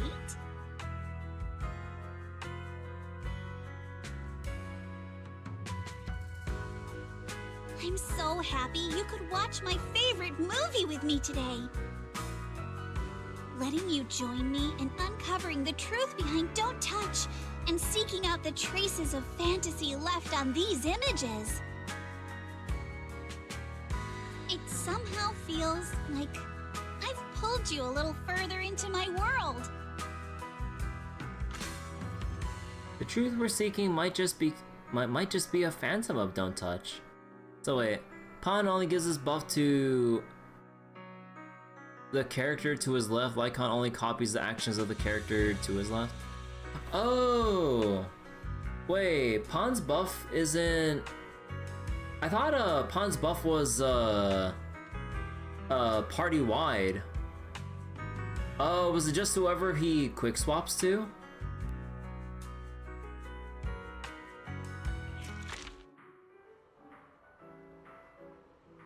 There's so many things in this world that we better don't touch. Even so, we still choose what to touch. Choosing to give up on all the new possibilities that come from reaching out to each other, just because you're afraid, feels like such a waste to me. Oh, sorry. I just love this film so much that once I start talking about it, I can't stop. Tell me more. Geez, buttering me up won't get you any rewards, you know. I had a great time watching a movie with you. If you get the chance next time, let's come out together again. And with Lycon. Oh! So wait, Pawn's buff is not party-wide, but he's also the only support that isn't? Really? Wait, I need to read this again. Hold on. Wait, I always thought... I'll show you my real value this time. I've always arranged it so that the main DPS is directly behind Pawn and everything, Once upon a time, I just wanted to be a cook. Wait. The next agent entering through a quick assist or chain attack. Oh. Oh.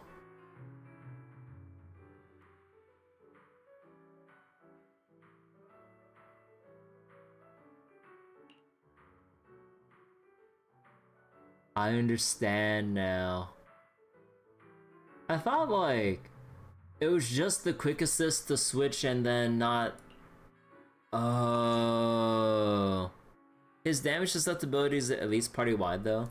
Yeah, yeah. You know, I kind of forgot about that too. Like I just kind of set and forget. Like you don't really think about the buff or debuff application. Like you just know that okay, he's doing something. Let's switch back to my main DPS and carry on. Yeah, I actually forgot about this. Wait. When Panyunu hits with special attack Touch of Death, the enemy suffers depleted chi, increasing all damage against the target by 20%. Each hit... Wait. Each hit, a special attack, touch of death inflicts a 10-second debuff. It doesn't stack, but repeated hits will extend the duration. Yeah, I kind of forgot too. Achieving greatness is just like cooking a small dish.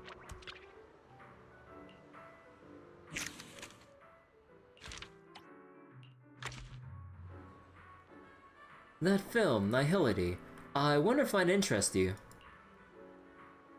This one is a disaster-themed tragedy. I wouldn't call it a preference per se, just something I once heard in passing. The tragedy lies not in the destruction of the body, but in how thoroughly our supposed meaning is devoured by nothingness. That line really stuck with me. It seemed like the perfect chance to watch it together with you.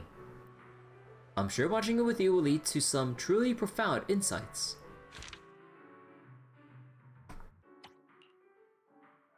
Let's see, fictional disaster movie based on images from old civilization period. A scientist uncovers the possibility of a coming holo disaster, giving heed to everyone, or giving no heed to everyone's warnings. She tries to stave off the disaster herself. She ultimately proves too weak to stop the disaster.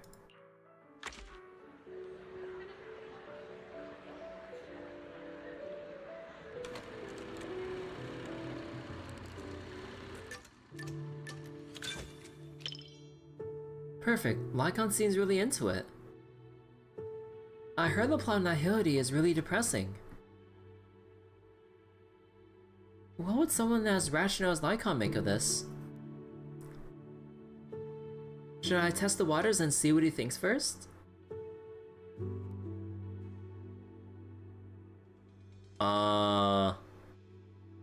Wait. As rational... What do you think? Okay. Let's talk about the background. Disaster movies often dig into how fragile order is and put human nature to the test. Definitely something worth paying attention to. In a speculative work that depicts the twilight of a civilization, a tragic ending is all but inevitable. But being able to rationally dissect the root causes of the tragedy with you is, in itself, a valuable thought exercise. The film opens with calm shots depicting a bustling yet rigid urban landscape. Beneath the orderly facade, an indescribable sense of oppression permeates. At an academic conference, the protagonist clearly presented her theory to a room full of elites only to be met with contemptuous laughter. The camera slowly fixes on her isolated figure. Her wild fantasy cost her all credibility. She returns to her empty home, greeted only by the mechanical assistant her late mother left behind. Weary, the protagonist rests her head on the mechanical girl's cold shoulder, the faint whirring of machinery humming softly from the speakers. One with insights ahead of their era often meets not understanding first, but solitude.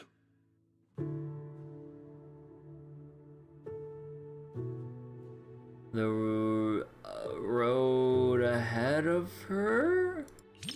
Loyal to truth, yet sidelined by others. Order has always rejected dissent like this. When all retreat is cut off, moving forward becomes the only answer. But the cost... must be pretty heavy. Indeed. Let us hope our protagonist has enough grit and determination to hang on until the moment she can clear her name. Stop terrorizing us with poetic metaphors. Science needs data, not wild imaginations. This isn't a gamble of probability, but a countdown that's already begun. We can't just turn a blind eye because it's beyond our understanding. When disaster strikes, let's hope those data models you're so proud of ring the alarm before my delusions do.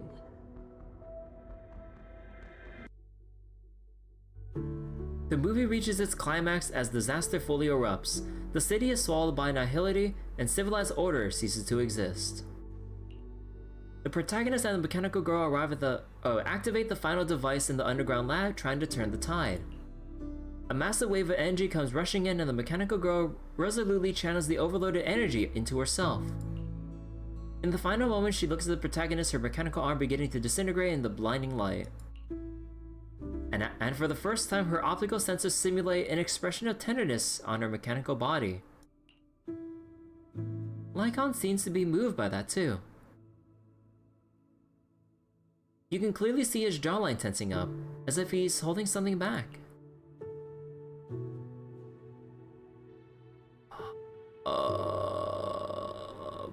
Break the silence? Apologies for letting you witness me in such an uncomposed state. This part moved me as well. Sacrifice. Seems like this is what she chose in the end. Her ultimate interpretation of loyalty. The mechanical girl dissipates completely. At the same time, the protagonist is pushed from the basement and collapses at the edge of a world succumbing to annihilation. In the sky, the faint ray of hope they created together is swallowed by the endless void. Lycon's tense shoulders gradually relax. His tail sweeps lightly across the chair in the shadows. Duh. He lets out a slow, barely perceptible breath. Such an ending. Even though I foresaw it rationally, emotionally it remains difficult to digest immediately. That said, this story still affirmed my belief that once you find something worth fighting for, it is worth protecting at any cost. Even if the ending leads to nihility, the journey to fight against emptiness holds the greatest meaning. Much like watching this film with you today, even knowing in advance it would be a tragedy. Being able to witness, contemplate, and resonate with you, this process itself has illuminated this moment. To face this known weight together with you and draw strength from it to move forward. Perhaps that is our smallest, most steadfast way to resist any form of nihility in the real world.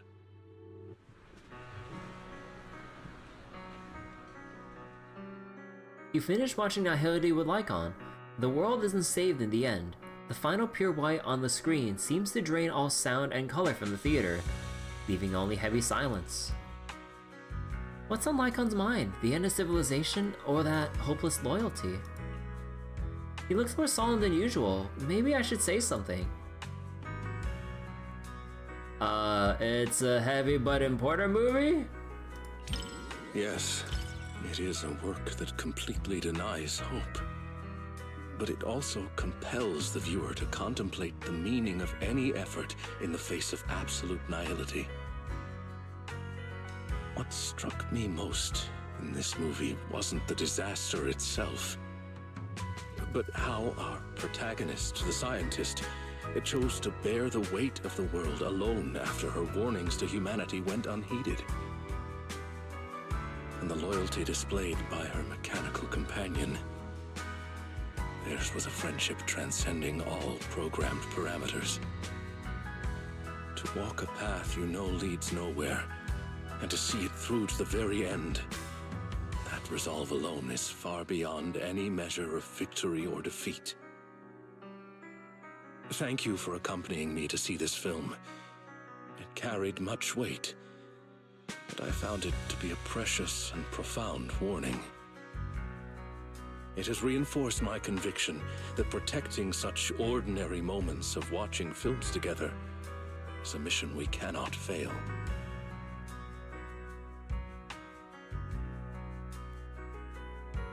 In collective chaos, the light of reason shines as faintly as a firefly. But those who remain steadfast in their duty and loyalty until the very end, their stance itself was the strongest response to nihility. Thank you for sharing this profound moment with me. One person standing firm in total chaos, that alone rejects the void. A work born from despair that still lights the way to hope. Huh. A work that portrays ultimate nothingness, yet somehow makes you want to cling even more tightly to what's real once you step away from the screen. Like a cup of tea at just the right temperature, and a companion worthy of your loyalty. Being able to share this time with you was a blessing in itself. The pleasure's all mine. It's an honor to hear you say that. If you ever come across another thought-provoking work like this and need a companion, I'd be more than happy to join you. Things were a bit rushed this time. I didn't have time to prepare properly. Next time I'll bring homemade cookies and tea. You can bring homemade cookies and tea to a movie theater? Perfect to enjoy together in a sunlit spot after a film that really lingers. To soothe and settle the mind. Ah, for post-movie tea and cookies. Even though Nihility paints the bleakest picture, but being able to witness it with you and think together about how to resist this nihility, that alone is enough to drive away much of the chill.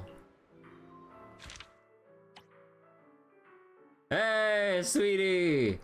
Young Justine doesn't seem as swamped lately. I asked if Sweety could if I asked Sweety to catch a movie, she probably wouldn't turn me down, right? Oh shit! She here.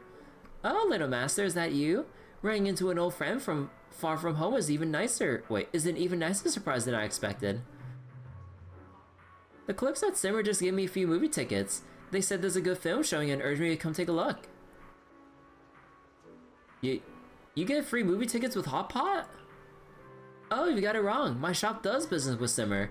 Since it's Gilded Carrot Day, the boss sent me here to help keep the relationship up. It's all about give and take, see? I traded a few of our signature pastries for some movie tickets. Oh right, I've got quite a few tickets. I was just wondering who to watch with. If you don't mind, would you do me the honor? Sure! That's all I needed to hear. Since you run a video store, little master, you must know your films. If you're up for it, I'll leave the picks entirely to you. What kind of movies do you feel like watching, Sweety? I'm happy to go with whatever you pick, but since it's a holiday, I'm in the mood for something fun, upbeat, and festive. Got any recommendations? Then let's go with Small Body Big Crisis. Alright, I trust a long-time regular like you. You've got good taste. Where is it? Ah, there it is. One day, Bob woke up as an old bamboo in a scrapyard. In order to return to his own body, he embarked upon a tumultuous journey. So wait.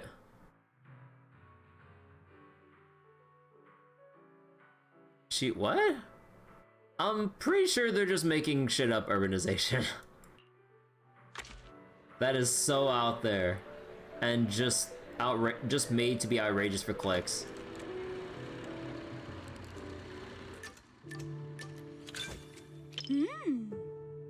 Sweety glances around the interior with curious eyes, looking pretty pleased with what she sees.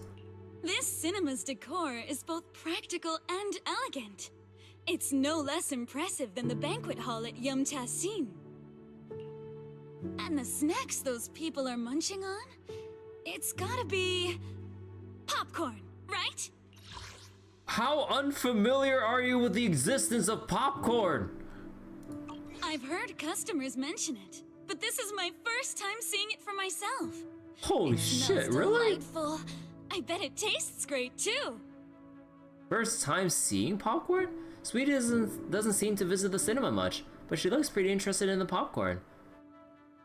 Like do the nearby markets not even have like microwavable popcorn or anything? Like we're not even talking about movie theater popcorn anymore.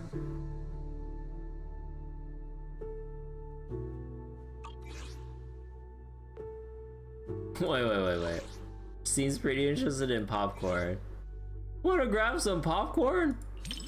I wouldn't say I'm dying to try it, but it is pretty intriguing. After all, this type of snack is hard to come by where I'm from. Really? Popcorn's hard to come by? Compared to the delicate and refreshing snacks of Phylum Heights, folks here in Janus Quarter seem to prefer their treats with a much richer flavor profile.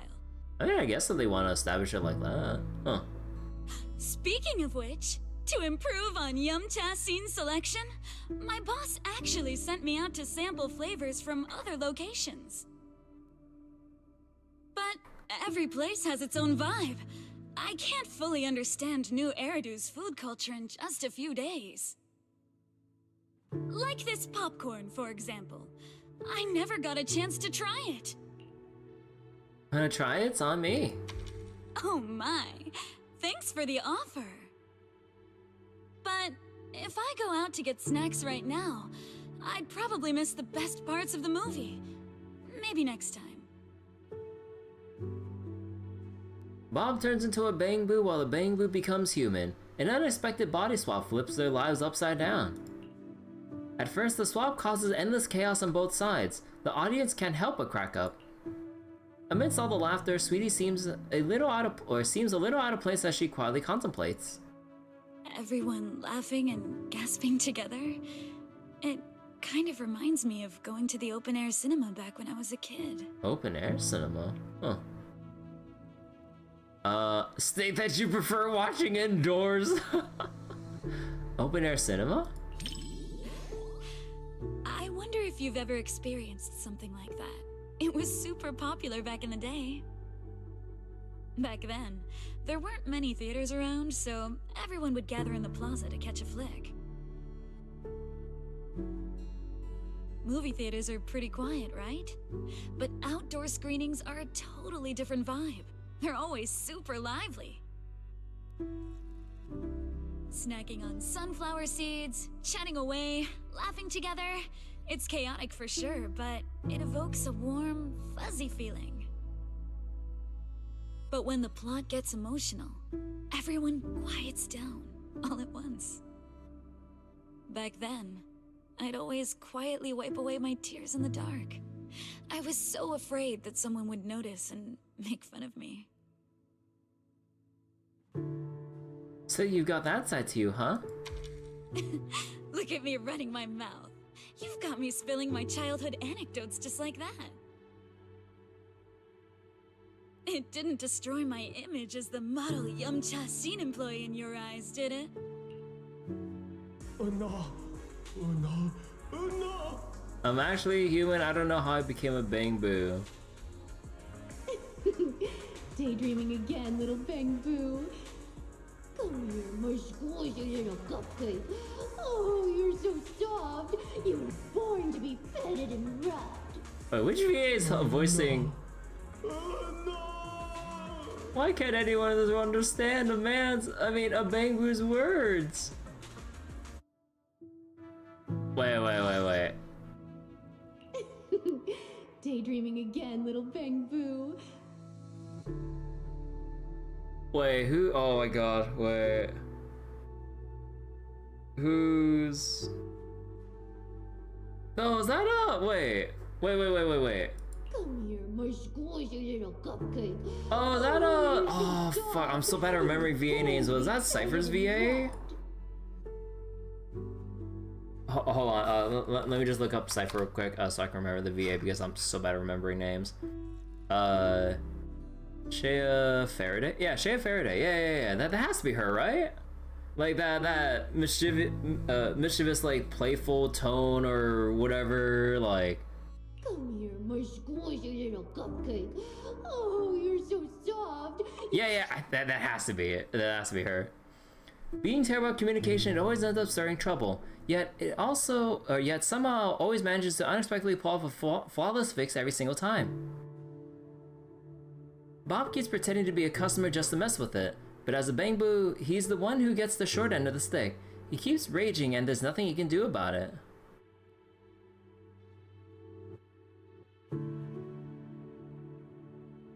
Glancing over, Sweety is laughing so hard that tears are coming out from the corner of her eyes.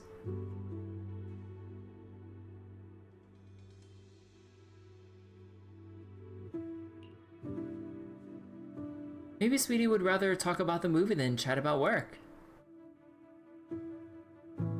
Body swapping looks really interesting.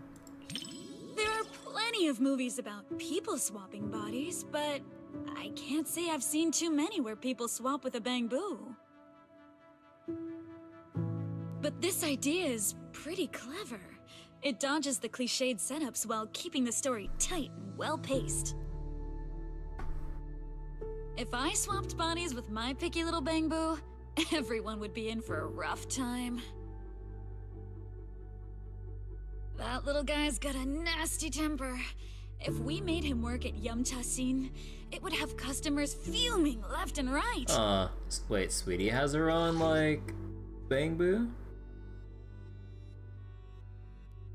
Picky? Now I'm curious. Speaking of, I just remembered that the Bangbu you sent to run the stall was really well behaved. It goes by 20, right? If only I could swap bodies with that little troublemaker of mine. I've never even seen it sit still for a second.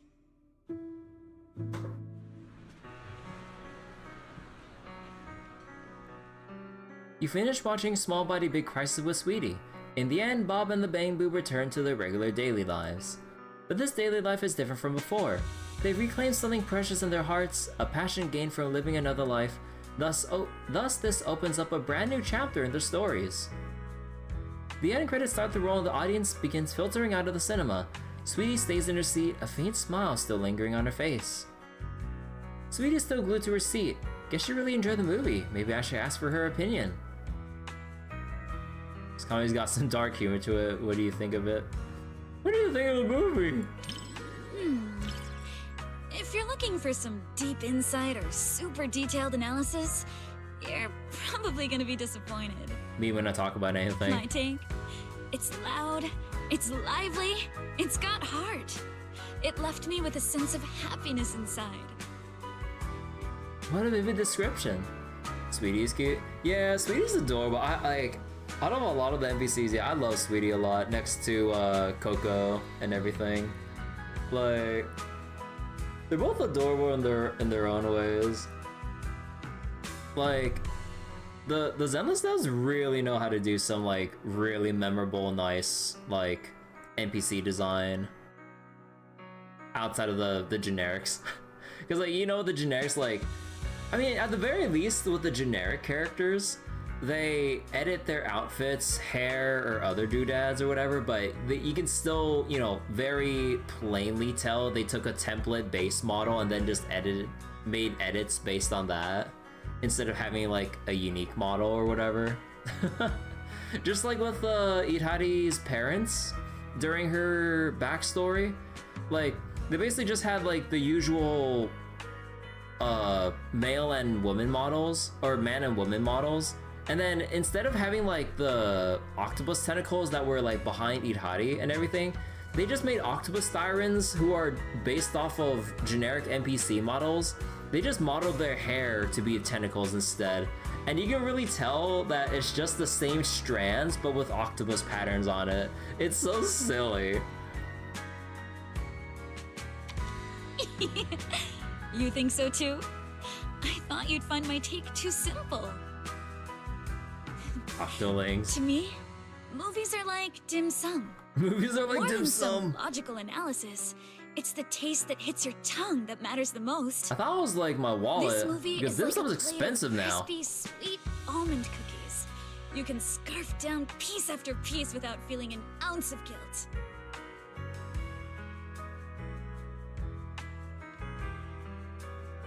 It wasn't a big-budget blockbuster, nor was it a martial arts piece that is all the rage in Wi-Fi Peninsula.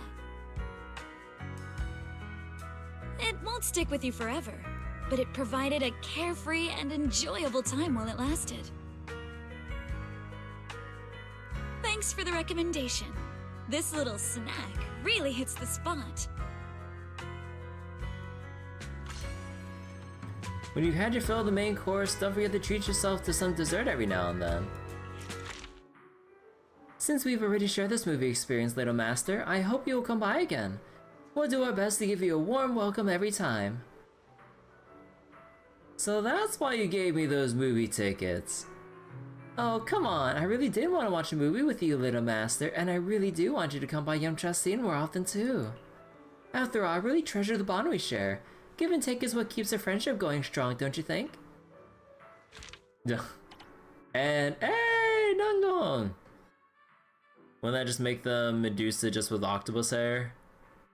I mean, like, the strands are just like the little tentacles, not actual snakes. Yet, somehow he'd hide massive boobs, but not from her parents. Ah, she's just born different.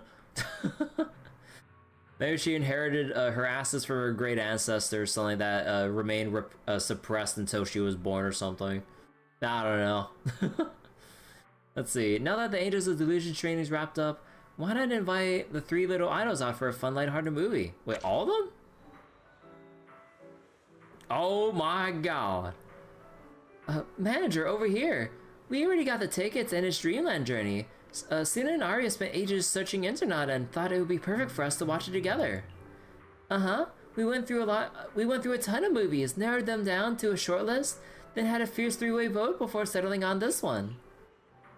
Nangong thought the movie's runtime was perfect, and it wouldn't cut into her gaming time back home. The gaming time? Suna figured a fairy tale movie was the safest pick, even if it didn't blow everyone away. At least nobody would hate it. As for Arya, she hadn't seen any of them, so she was interested in all of them and just went along with the vote. What do you think, manager? If you want to choose a different movie, we can always hold another vote. I like this one.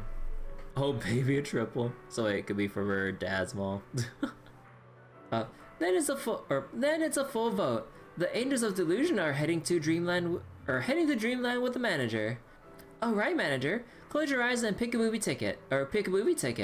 We couldn't get 4 seats together, but you could draw one first. You casually pull out a ticket from the row of movie tickets Nangong Yu is holding. Nangong Yu is keeping one for herself and gives the remaining ones to Suna and Arya. Movie partner lottery results are in. Manager and I sit together while Suna and Arya sit together. Let's go. Let's see, in this enchanting fantasy film called Dreamland Journey, Lillian, a young girl troubled by reality, falls down a mysterious rabbit hole and gets transported to Wonderland, where the deadline is approaching, but the story is not yet written. But the story is yet to be written. The deadline. Not wanting to disappoint the children waiting for a story, Lillian must write a fantastic tale. For that reason, she embarks on an adventure with her companions. The hot-tempered Red Rabbit Baron, the gentle White Cat Meowie, and the Yellow Doll Loudy.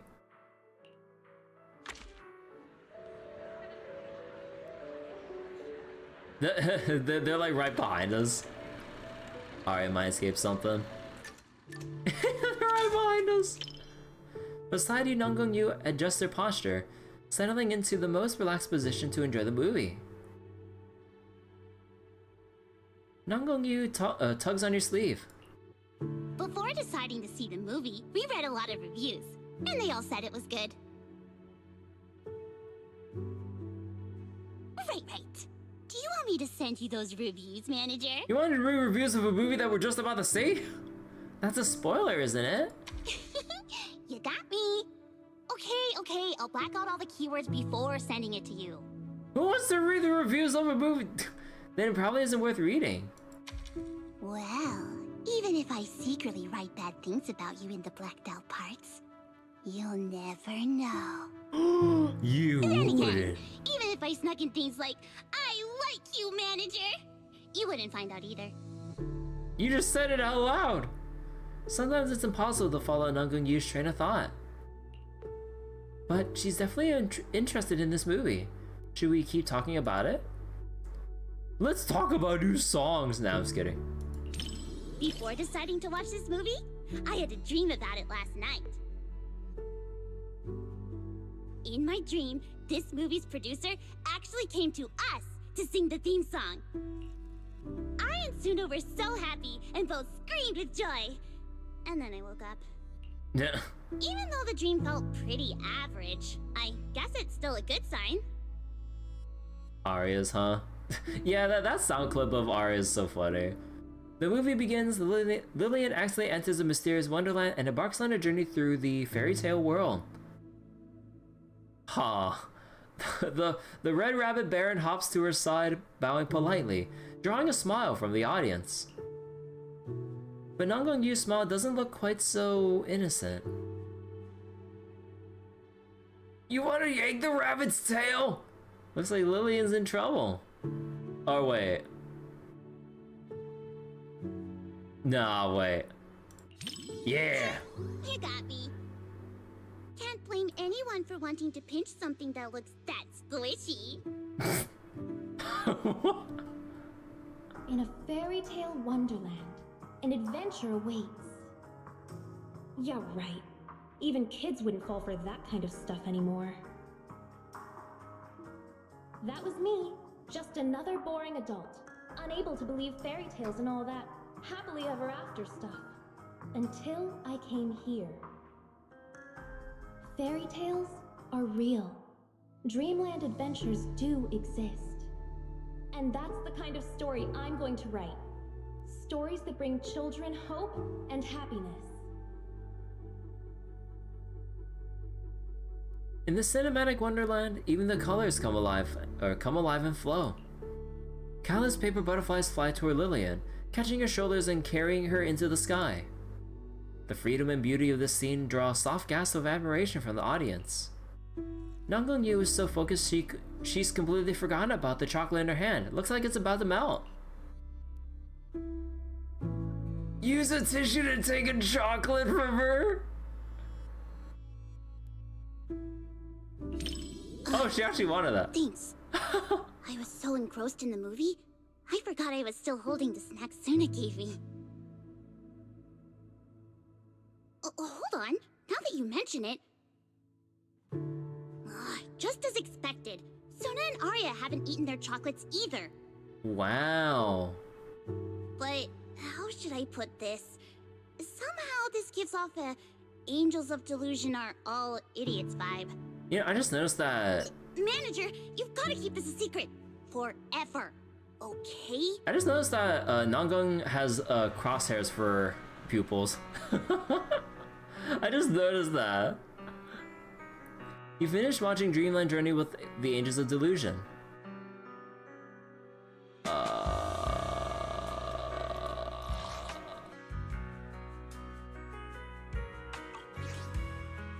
They can be moving? Because the visuals and music really complement each other so well. Sometimes, even though I know it's not real, those feelings start to tug at my heartstrings. And then I end up getting all emotional. But then, looking at Sun and Arya's expressions, they seem genuinely touched. That's nice too.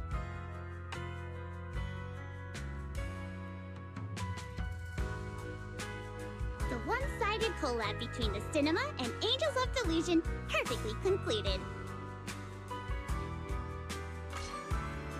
Pretty solid way to kill time. At least it put me in a good mood after. Thanks for sticking with us through the whole movie, Manager. Are you heading back to training?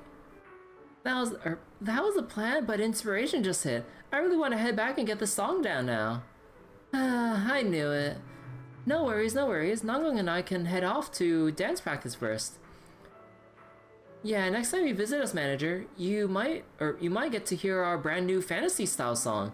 Suna, you're not gonna bail on us, are you? Don't worry, I won't let you down this time. And is that it?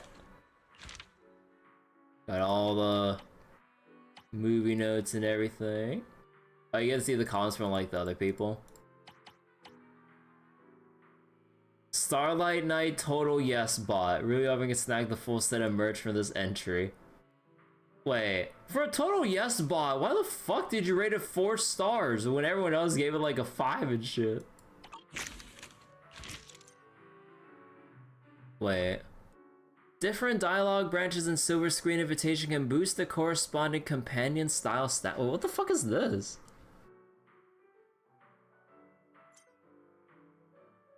After watching all the movies, you can generate a report based on your highest stat and earn the corresponding title.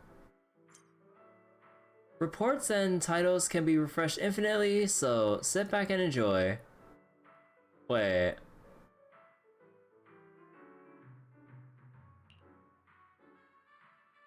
Let's see. Mood maker, warm and witty, a natural vibe setter who keeps the energy flowing with on-point interactions, turning every exchange into something fun and memorable. An irreplaceable spark plug for the crew. Okay. Wait. Are for entertainment purposes only. I have no relation to real life. Who thinks this actually this pertains to real life? You can refresh your companion stats by challenging the stat again. Blah, blah, blah. Ah, nah, just leave it like that.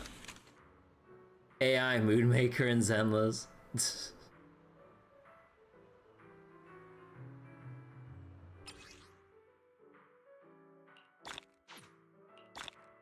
Alright. Got all the polys and everything. Event done. Oh wait, hold on. We got a little extra something here. Isn't this an Angels of Delusion special guest? Did you come all this way just to try that lucky seat again? Nangong, say hello properly. Manager, great to see you again. So, you guys back for another round of Dreamland Journey? Not today, we're here for a nostalgia tour. We heard that some films go off screen after the Gilded Carrot Day, so we wanted to soak in the atmosphere here a little longer. Uh-huh. After all, this is where a bunny went bang and fished out little Suno's inspiration right out. That's right. We even bought the last limited edition bunny-shaped popcorn as a souvenir. Our little composer may be strict with the budget day to day, but on occasions like this, she really knows how to make it feel special. Nangong, not everyone's got your crazy good luck. Always running into Denny's falling from the sky. It's important to save where you can and spend wisely. How soon is new song coming along? See, Suna, even our manager's checking in for updates. Did any paper butterflies ever fly out of those crumpled drafts you threw away? Not yet. I just can't seem to get to the part where the rabbit hole collapses at the end. But the melody Suna wrote is gorgeous, especially the chorus. I've actually been secretly practicing humming it. It's just the choreography that I'm so short on ideas for. The truth is, thanks to the manager in that movie, the original melody was created a while back. As for the title, the composer is still putting it through a ruthless review. Hello! So she refuses to call finished. Hello, Rumia, thank you for the raid. Hello, hello. What were you doing earlier? Hope you're doing well. Hello, raiders. This nostalgia tour is also our chance to help Suna brainstorm a title, and give last time's Angels of Delusion X Cinema one-sided collab project a proper satisfying wrap-up. Seeing Dreamland Journey was one of our favorite memories from these past few weeks. I had a great time watching it too. You playing some GFL and Miku? Oh nice, hope it was fun. Thanks for going along with our antics, manager. Watching a movie together is way more fun than sitting in front of a TV or sitting in front of a screen alone. Yeah, that feeling of everyone laughing together and getting swept up in the story, so absorbed you forget to eat your chocolate as it even as it melts, is one of a kind. Manager, please erase that chocolate melting embarrassment from your memory forever. Still, seeing you two get so into it was really worth the ticket price. Plus, getting to stay with the manager was like hitting the jackpot that day. Duh. Let's watch a movie together next time. The Angels of Delusion VIP seats will always be reserved for you, manager. As long as a certain CFO signs off on the budget, I'm in anytime. Anyway, once I polish up the arrangement and settle on a title, you'll be the first to hear it, manager. Next time we'll remember to finish the chocolate first, then focus on the movie. Alright, let's get this nostalgia tour going again so we can make the best song, one that truly lives up to that memory. Manager, don't forget our promise, okay? Once a new song is finished, let's go watch a movie together again. Ugh. You watch the three of them wave and walk away side by side. Suna's grumbling is still frankly audible, along with Nangong Yu and Arya's amused replies. Sunlight falls on them, warm and comforting. Okay, now we're done with the event proper. So wait, it was fun until you had a game-breaking bug in GFL. Migo was fun though, your brain's fried now. Hopefully you can settle down now and get some good rest. Alright, now all we have left is the photo event, so let's go take a look at that right now.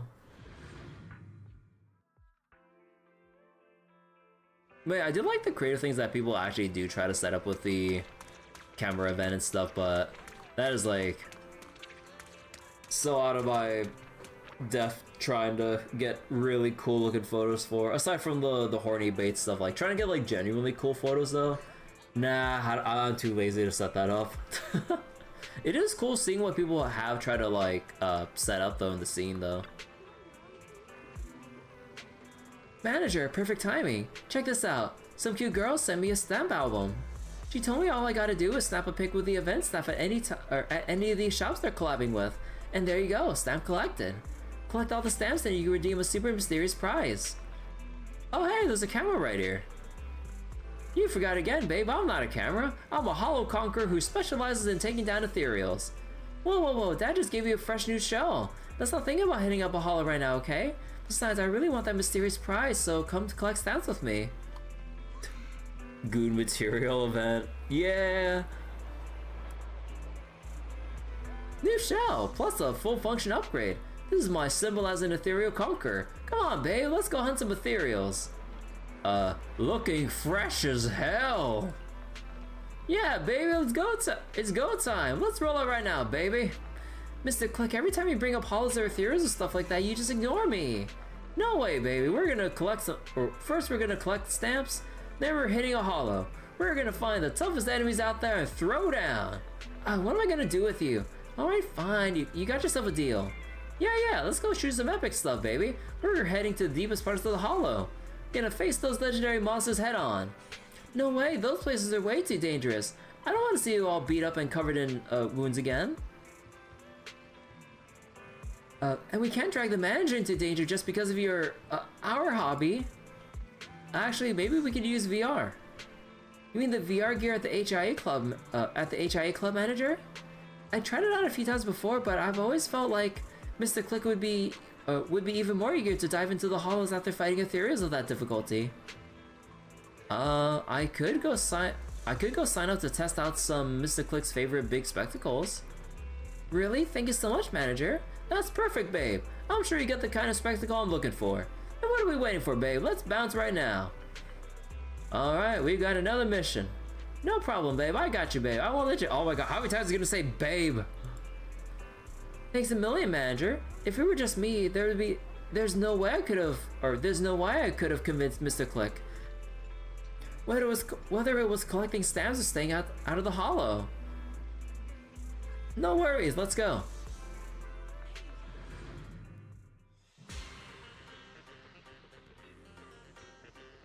Come on.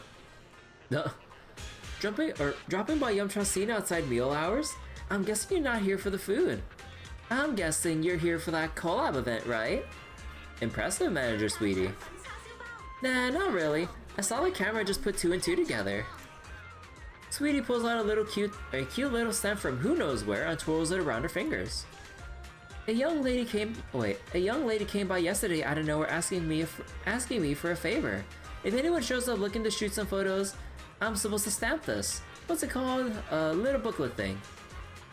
Yum Trustene's done collabs with other brands before, but this kind of wild crossover, that's a first. Figured it wouldn't be much hassle, plus to give Yum Trustine some free publicity, so I agreed. Didn't expect I would end up running into one of my regulars though. So, you're gonna stamp my picture now, Little Master. If it turns out nice, save me a copy as a keepsake, yeah?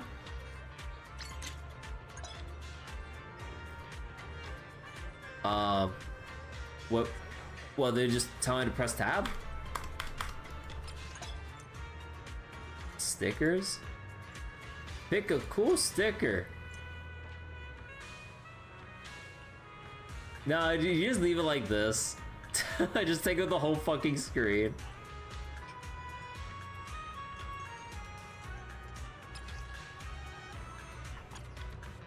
So wait, use gilded carrot day commemoration frame. Okay, I see the issue here. We not layer this shit on front. Oh.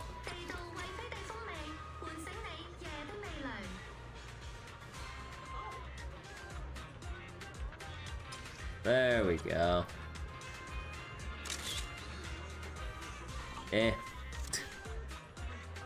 As expected from a video store manager with an eye for quality films, this shot turned out pretty good. Here, stamp them ready for you. If you got time later, make sure to bring some friends by Yumcha scene for a visit. Of course. And now we got our mandatory combat segment. Got the first stamp, nice. So, since we're already here, wanna grab some dim sum at Yumcha scene? Time to hit the next spot. I'll come back with you later, babe. But right now, it's my turn. Alright. I was just saying. I hope the monsters in virtual space are enough to keep Mr. Click satisfied. It'll show Mr. Click some hospitality. I trust you, babe. I know you'll find me a stage big enough to let me go all out. Time to throw down, babe. I can already hear those monsters howling howling as they hit the dirt. Let's see. First day snapping pics here. Each area features different photo targets. Let's see. Ultimate, one enemy, fighting frame. Each time you capture a photo target, you'll get a filter buff. When successfully completing... Okay, so you always just want to snap a photo at the very least with the ultimate out. Alright. The wife team. Let's go once you're ready. Oh, I can't even change out my trial units?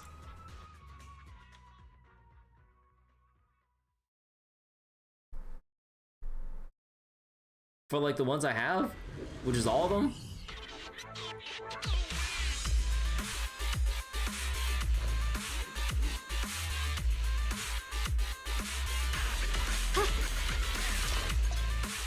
Let's see, when primary target, the thing will flash, allowing you to pause with flash of insight.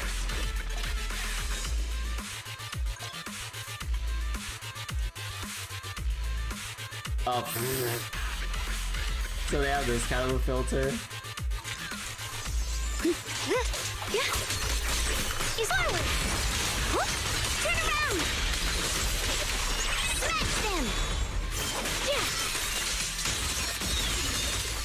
My blade cuts down evil! My spirit soars in the sky! Perfect shot! Wait. Oh my god, look at Sprout. Adorable. Oh wait, oh yeah, I pressed the wrong button.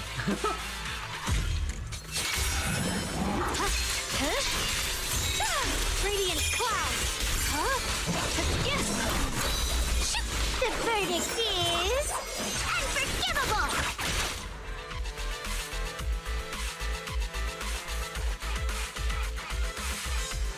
Huh. Cool. Actually, is there like a... Hold on, can I like zoom out further here? Yeah, how about...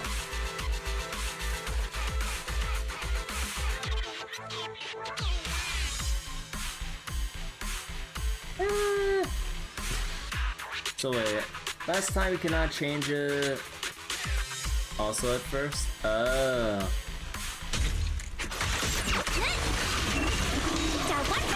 Watch closely. This is the real deal.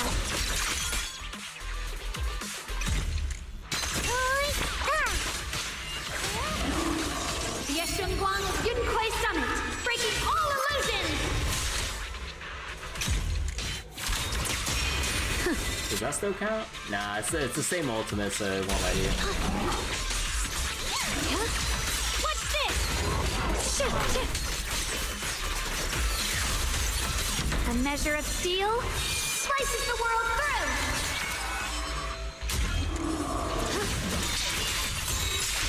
Split the heavens.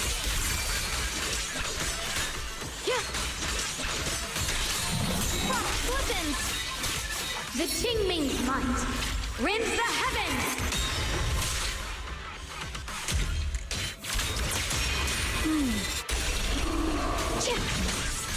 The sword follows my will and winds howl in the heavens.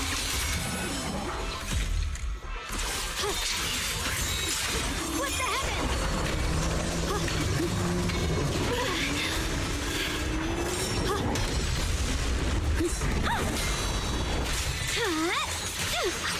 Wait, does that even work? Yeshungguang Yunquei Summit, breaking all illusions.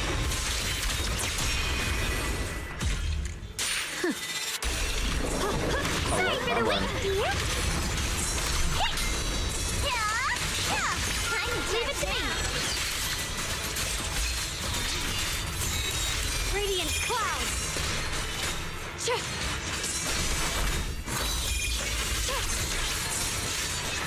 Blazing arc. Intercept. Seal. My blade cuts down evil. My spirit soars in the sky.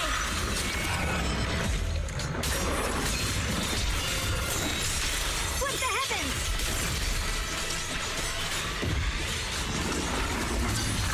Radiant clouds. Let this sword array send you away.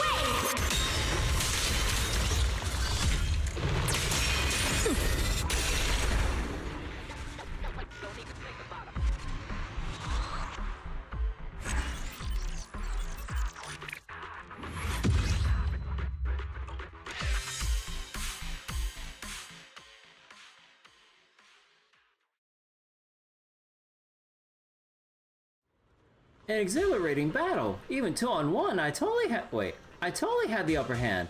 That's the power of Mr. Click right there. Humans and monsters, hell yeah, that's my baby. Perfect backdrop material to make me a legend. Okay, we get it. Mr. Click's incredible and all, but your flash is on a forced cooldown.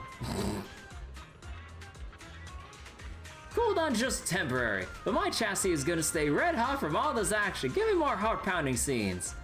There's a ton more monsters like that. Manager, you shouldn't spoil Mr. Click too much. I need to take it back for a checkup first. Can't have it breaking down because of the new functions. Catch you later, manager. Let's see. How's Mr. Click holding up right now? Thanks for the concern, babe. I'm totally fine. My flash might be on cooldown, but my battle spirit's still blazing. Oh, thank goodness. Dad had the foresight to upgrade the cooling system, or we'd probably be out of commission for a while. This is perfect, baby. It means Dad totally believes in my skills. If he saw this day coming from a mile away. Hey, why are you calling him Dad too? Manager, let's not worry about Mr. Click for now. The day's check-in spot is still Loom Heights. Ready to roll? Sure.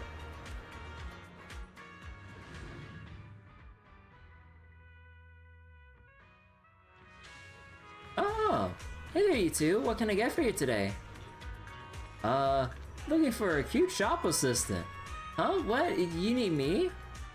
What do you need me for? Come on, you two. Quit messing with me. Oh, we're here to check in. Oh, so that's what this is about. Huh, you really had me scared there for a sec. If that's all it is, then sure thing. I'm all ready to go, I guess.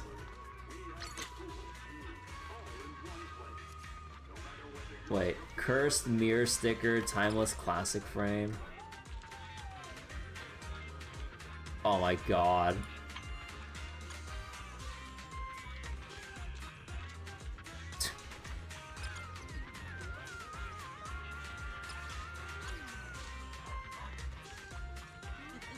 Stop moving. There we go. Stamp's all done. If you need anything else, just holler. See you later. Oh, actually, wait. Let me double check. Like, is this like a daily log thing, or wait?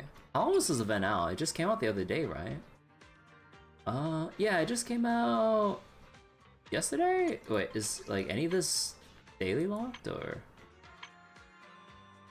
No, is it all out? Huh? Cause yeah, I don't see any. Cause usually they would have like a timer showing when the next stage unlocks. Okay, so they just released it all out at once? Because I thought like the last time was daily locked, right? The second stamp's in the bag, so now... Come back, camera babe! What are you waiting for? Let's roll! Oh wait. Oh no, it says it right here. Oh. Wait, okay, that's weird. Because usually they would also put the timer right here too, because I was just checking through the reward list. Usually they would have like when it unlocks in like the little rows here. Yeah. Oh well, at least we can do some of them. Alright, take a picture of an agent using EX special. Oh shit, how do I use Banue? Once upon a time, I just wanted to be a cook. Once upon a time, I just wanted to be a whip up a feast. Okay, wait, how the fuck did Banui work again? I forget how exactly, like, what his inputs are. I mean, it's like a mixture of like a 3 button sequences, but I forget which exact 3 button sequences and at which times I need to press them.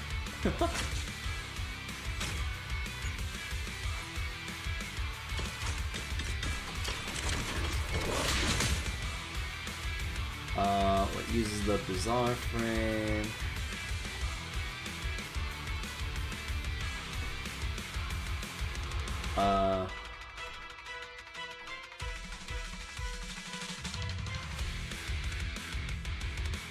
Wait, this is like, oh, right, wait. There we go. Because you're right, you have to set up the conditions for part of the, or to proc the EX special.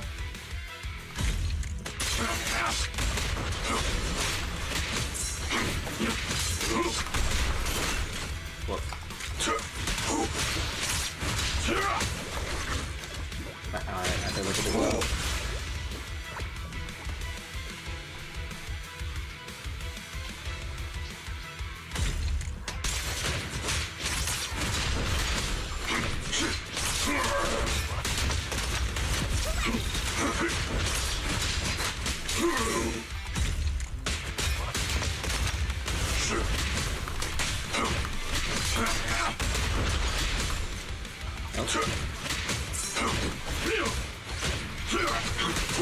How the fuck does this kit work?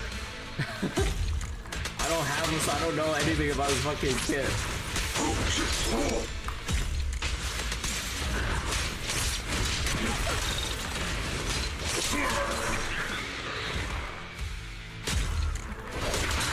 I stand unyielding.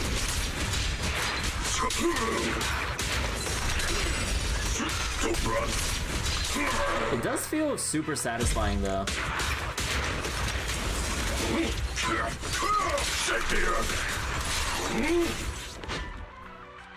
Oh, wait, this goes pretty hard.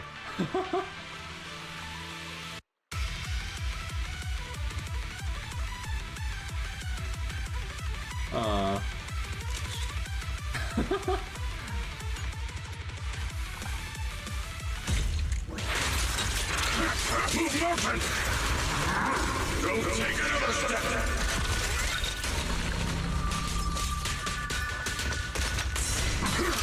Mountain strength! Right!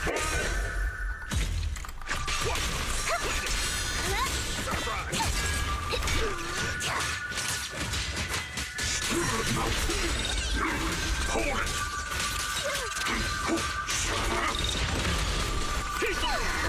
Steaming avalanche!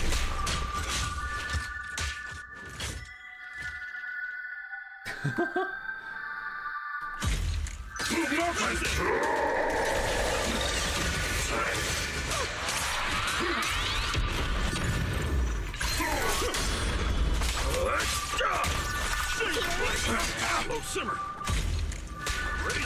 End this. The balls are inert. Don't shake the earth.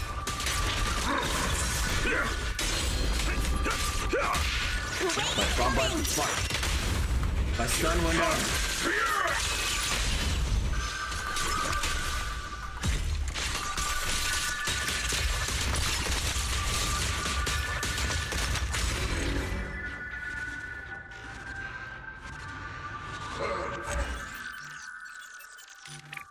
Man, I'm just praying like whatever 3 button sequence between the special attacks and basic attacks actually lead into something. Although I'm kind of like worried I'm accidentally canceling out of moves unnecessarily, but again, I don't own Banui, let alone know his actual moveset. But it actually is pretty fun. The people who actually know how to play, the people who know how to play Banui correctly and massively are impressive to watch. Yeah, like I saw like a clip of someone playing Banui on a hitbox. And they had like little appropriate sound effects whenever they press their commands and shit. It actually sounds and looks and sounds pretty satisfying. Like, Yeah, like, I really wish they would put out more characters like Banue with, like, how technical they can be. I know, like, it probably wouldn't be the most receptive depending on the, you know, depending on how other parts of the player base might feel about it in terms of, like, moveset complexity. But honestly, like, this would be healthy for the game, just to make it a bit more deeper and fun and shit. Like, we can kind of put aside, or at least try to put aside some thoughts about, like, power creep when the characters are just super fun and technical to play around with.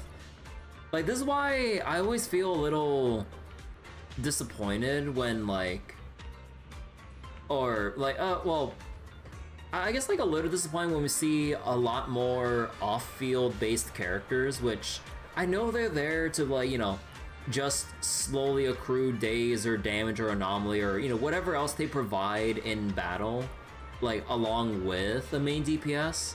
But, like, I really wish we just had more characters in general that had, like, unique skill sets we can, like, masterfully try to weave in as we, like, probably go through, like, other characters. Again, it'd probably be more effort than what it's worth, but I mean, that's, like, the fun of it. The last one was, like, Haramasa. Yeah, I remember I tried trial Haramasa, and I'm like, wait, I'm actually digging how he plays, but I wasn't playing version 1.5 when he was released for free, and I still feel the FOMO from missing out on that because, you know, I just wasn't interested in Zenless, like, after the second, or basically after the first half of 1.0, give or take. But yeah. So wait. Was it 1.4 that he came out? I thought it was 1.5, sorry. So wait, play Orpheus Magus on field as the main DPS. Do they actually have anything that lends to main DPSing Orpheus Magus? I haven't actually tested it, but, like, I mean, I know, like, there's some people that try to do main DPS poker and some shit. But I'm like, wait. I mean, I guess if you try hard enough, but I don't know. Because, like, you know, like, a lot of the actual, you know, main part of their kit's, like, packed into whatever enables their off-field stuff, so I don't know. So, like, with her W engine, she basically has 100% crit rate. Yeah, I don't have her W engine, sadly. I really wish I did, but when I was pulling for the rest of Obo Squad, I managed to get the rest of their, you know, the characters and their W engines. But with Orpheus and Magus, like, it was kind of at the tail end of, like, the reserves I had and, like, what was it? And kind of pushed, like, what I was willing to spend to complete Obo Squad roster and everything, engines included. So I had to skip out on Orphe engine, sadly. So I had to use, like, some budget stuff. I'm not sure how much of a difference in performance it'll be with Orphe's W engine compared to the budget one. Because I think I just have, I need to double check what I have budget-wise for Orphe. Because I know her budget options aren't exactly the greatest. Never thought that Mr. Click could actually take down a monster that looks so intimidating. Hell yeah, babe, even against a monster like that, I still wasn't going all out. Alright, we get it. Mr. Click is totally amazing. Now it's time to get some rest. Well, the manager, I'll take him back with me for now. I'll hit you up later. See ya, Mr. Click.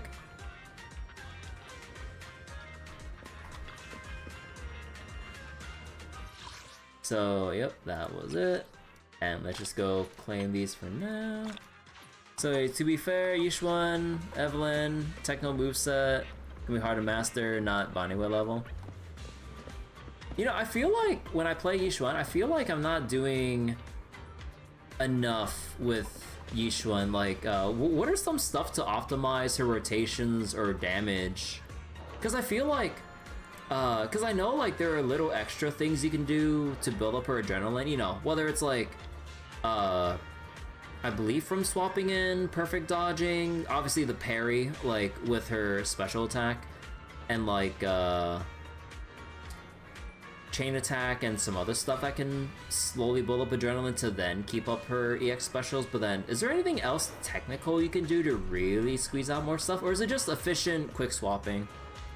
Because, like, I don't know, I'm trying to, like, run through her basic attacks to build up adrenaline once I kind of, like, burn through her adrenaline early. Dodge counters give a lot of adrenaline. Oh. Yeah, like, I guess, like, I don't do enough to, what was that? I guess I don't really do dodge counters that often with Yishuan, now that I think about my rotations. There's a hold attack? Isn't the hold attack something you want to avoid doing unless you have, like...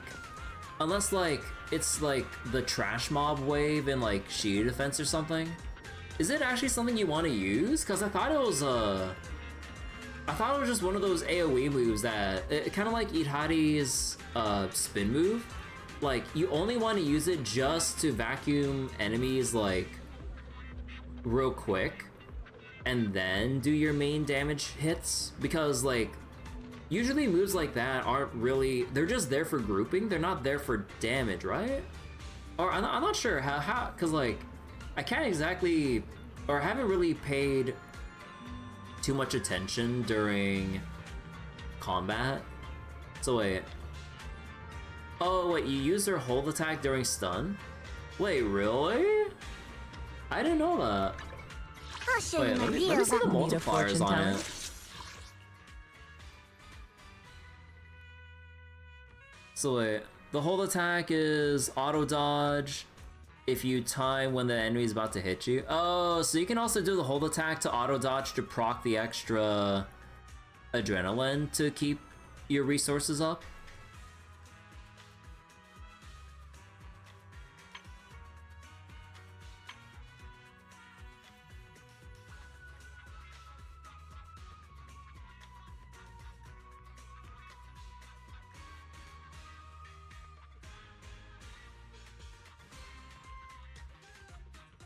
Automatically. Wait. Wait, does it say it here or was it?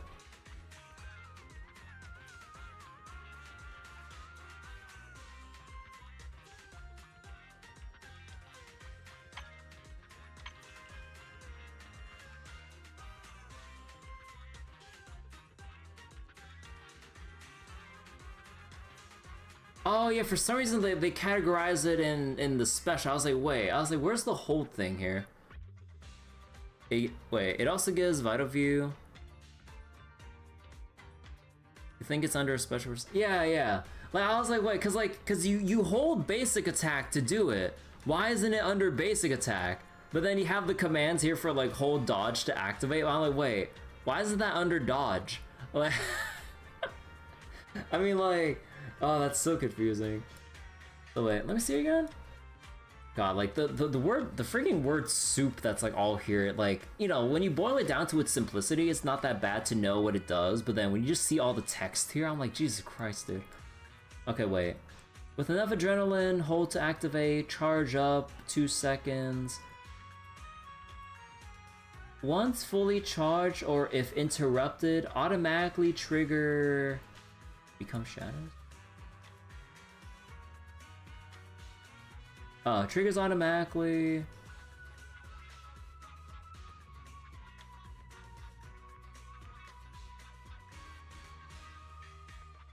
When skill is activated, perfect dodge is triggered. Vital view. Huh. Wait. Oh no, not that one. Where do you access? Oh yeah, I had to access. Wait, let me see.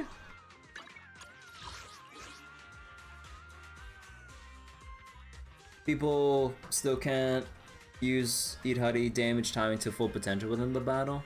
I keep wondering that there's something I'm not optimizing with Idari, because like I'm really thankful that you guys like told me that I had to like, you know, press like while charging, press the dodge button to basically like deflect a damaging move to then activate her big special damage attack or whatever. I didn't, because I kind of got lost reading her kit. I was like, wait, like, I don't understand what exactly what it looks like when they tell you to do this or that in the kit, just through text only. I didn't realize you're supposed to, with enough adrenaline, like, deflect like that. Actually, speaking of Idari and everything, like, when you're low on adrenaline, where you don't have enough to do the extra move? Do you just do like the basic what was it? Actually, I mean, I might as well just take in both of them here. Need a hand? Hold on real quick. My dream seems to have... This weather, we're going now? No problem, on my way. So wait, even without full adrenaline, still fully charge her bar. Oh, yeah, you're right. It does fully charge, her, the bar, yeah.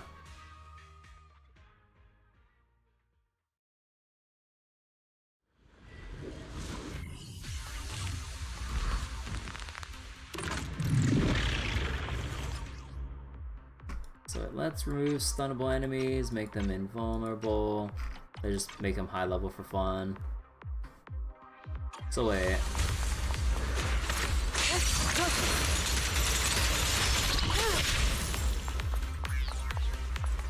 Wait, so what was the... Not that one. Actually, wait, what do they tell you on the move list itself? Just like the basic shit here, right? Yeah.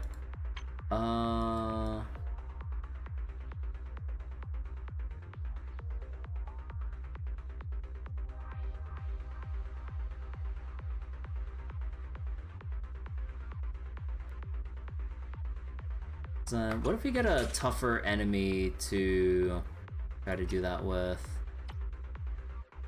You know,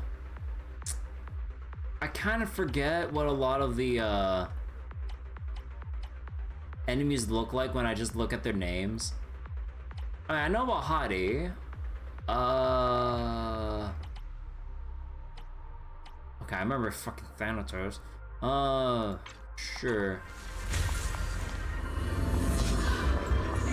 Oh, wait, let me just put on unlimited adrenaline here.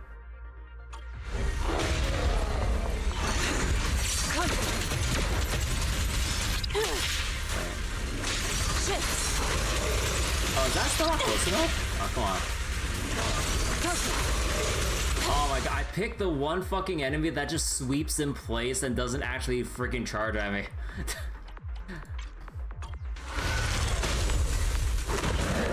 Okay, here it is. Oh.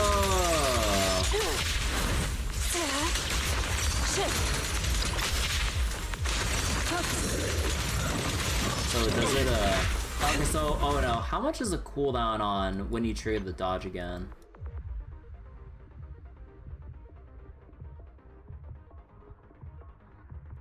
Okay, it doesn't tell you, you just gotta feel for it, or not rely on it too much.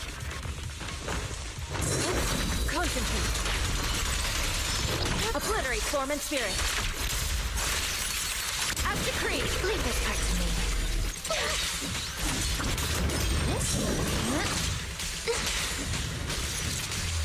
Yep. You asked for it.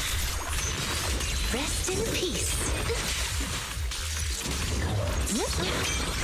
Why struggle? Into the frozen abyss. This is kind of awkward, but... That's as far as you go. Noise. This stage is mine. Okay. Oh, but there's some stuff I didn't probably do, but oh, okay. So wait, when you do the... When do you do Irhari's, like, charge orb attack during the stun window? Do you do it, like... Wait. Actually, wait, like, thinking about the rotation, wait, where do you place... So then, okay, wait. So then you stun an enemy with, like, let's say your stunner or whatever, and then you chain attack in with Irhari, or with, Ishwan. Do you just,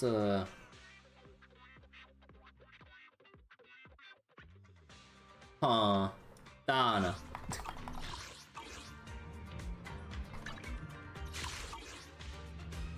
Alright, let's go burn through some Deadly Assault real quick. I'll probably just do whatever 2 of 3 bosses that I can easily do. I don't really care about full clearing. Oh. What are you doing here, Vesper? Actually, let me double check the details on this. Suitable for Anomaly? No shit. Discordant Solo. The crit damage... Oh, so it just straight up nerfs crit damage by 40%. When Agent deploys or extends an Ether Veil, you get Sonic Resonance, which builds up Anomaly build rate and Anomaly damage. During control skill, every successful counter gives you performance points, a shutdown or counter of the final strike. Gives impaired and gives that. Okay, so you really just gotta play Anomaly Ether Veil. Heck me, Avi. No. During some window, Yudai can actually still do the parry. Yeah, I did notice that sometimes. Is it just because My dream seems to have did become they a mention it reality. somewhere here, or did I miss that? Like being able to do that during a stun? Oh yeah. If you hit a stunned enemy with sufficient adrenaline, it triggers Crushing Pursuit. Yeah. It's a quality of life thing they did for her. Wait, are you saying that as in like it wasn't there at first? Or was it like a thing they added in during like the betas or some shit? But yeah, now that you pointed out, yeah, it is kind of awkward not to have that for her during a stun window because, you know, they're stunned. That means they're not attacking, so you can't do the big damage during the first stun window or so. Huh.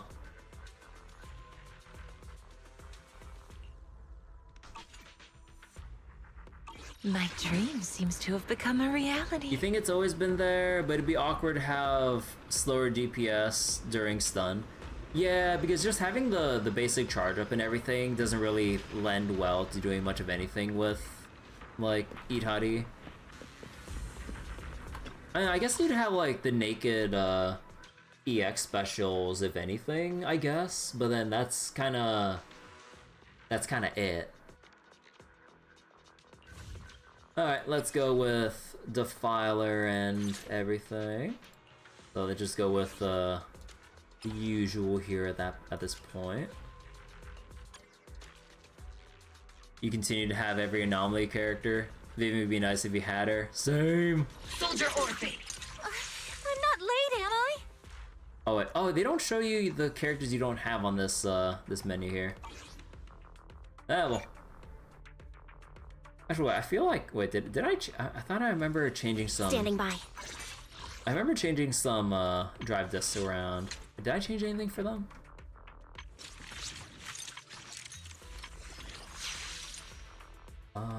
Crit rate increased. Increase agent attack by energy regen. Right. Soldier Orphe! Let's move out! Yes, Captain!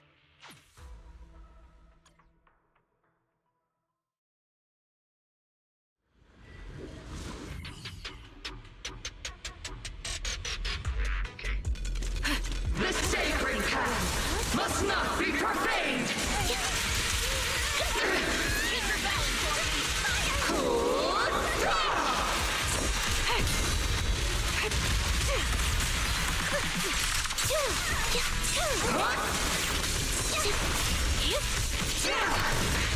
Shit. Yeah, I keep mistiming that. You love how fast they buff Sandy? Yeah, I like how they buff Sandy. I was like, kind of like mistime I pressed there. Whoops. The sacred path must not be profaned!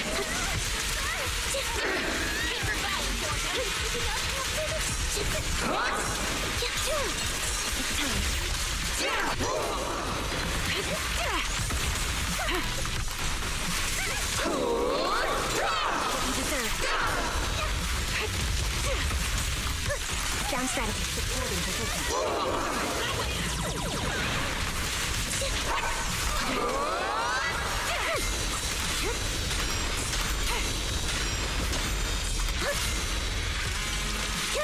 You're in my... Wait, no! I accidentally double pressed. I wanted to fucking shoot with Trigger's ultimate into the stun window. God damn it. Oh, I accidentally double tapped.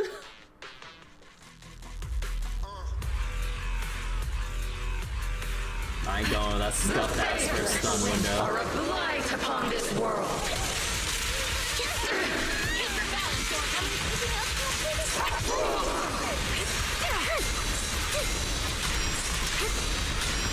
Support us here. Show no mercy.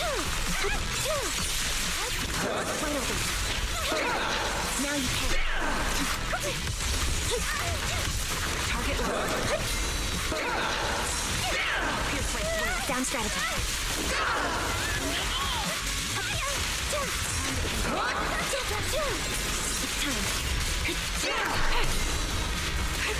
Sniper's Creed.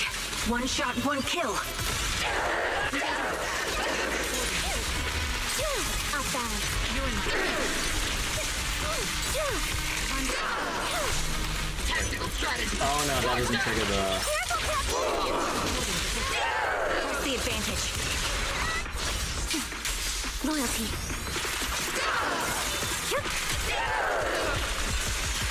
Get ready. Ether vision activate. Right on cue.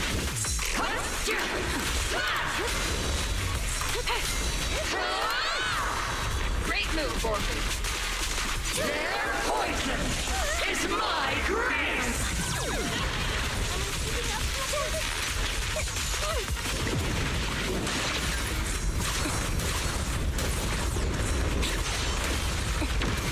Listen carefully. The tide of annihilation! Children of mine! It's blasphemy!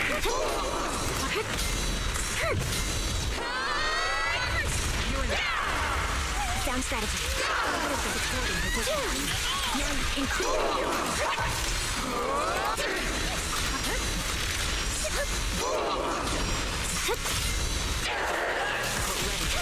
No! Focus. The target's exposed.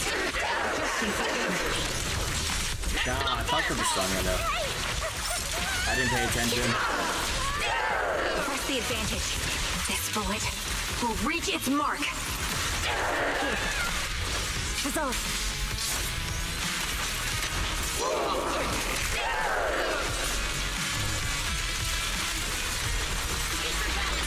The melody of combat.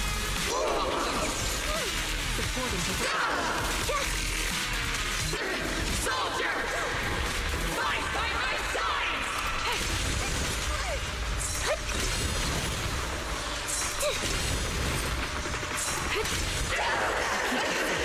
Recalibrating. Behind me. Oh, wrong button. Now you can. Got it. Bro, come on. Okay, part of me hates, like, that third attack because, like, it takes so long for the swirls to finish before you can link up to the fourth and fifth hits where you're iframing. Bro, come on.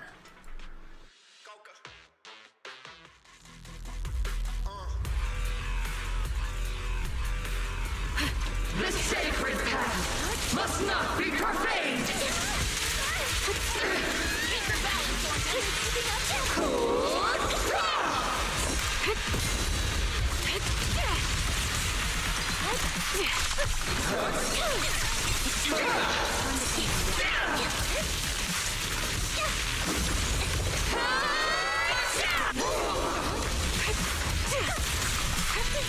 Right on cue.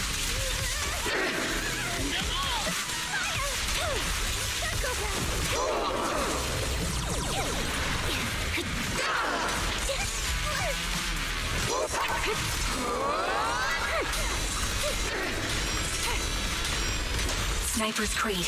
One shot, one kill.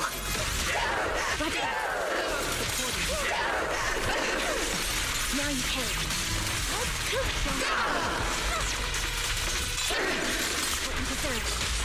Engaging. Tactical strategy. Towards that. I won't back down. Get ready. Down strategy. Save your recalibrating. No scratches, right,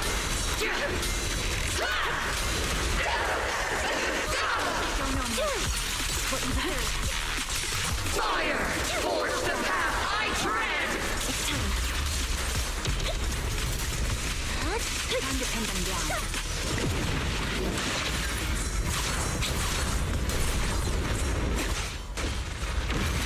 Listen carefully. The tide of fate sink! Ether vision.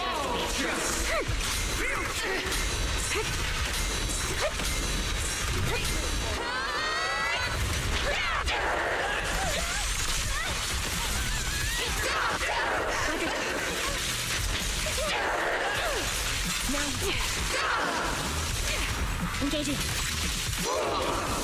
Maximum firepower! Resolve.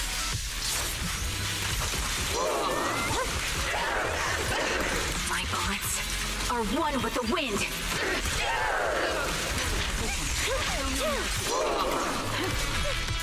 Soldier! Fight by my side!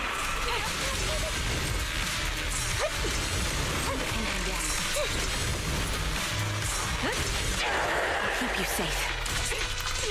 Right over. Oh no, it's too far.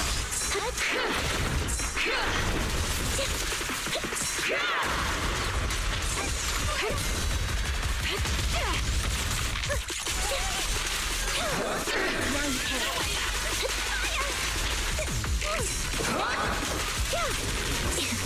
Oh, what? Get behind me.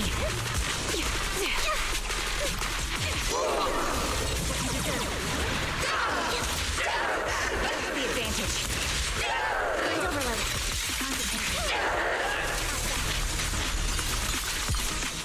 Right on cue.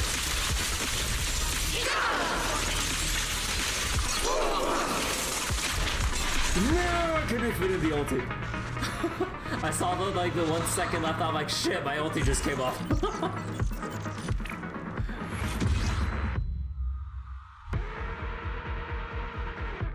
Really? That was only 27k?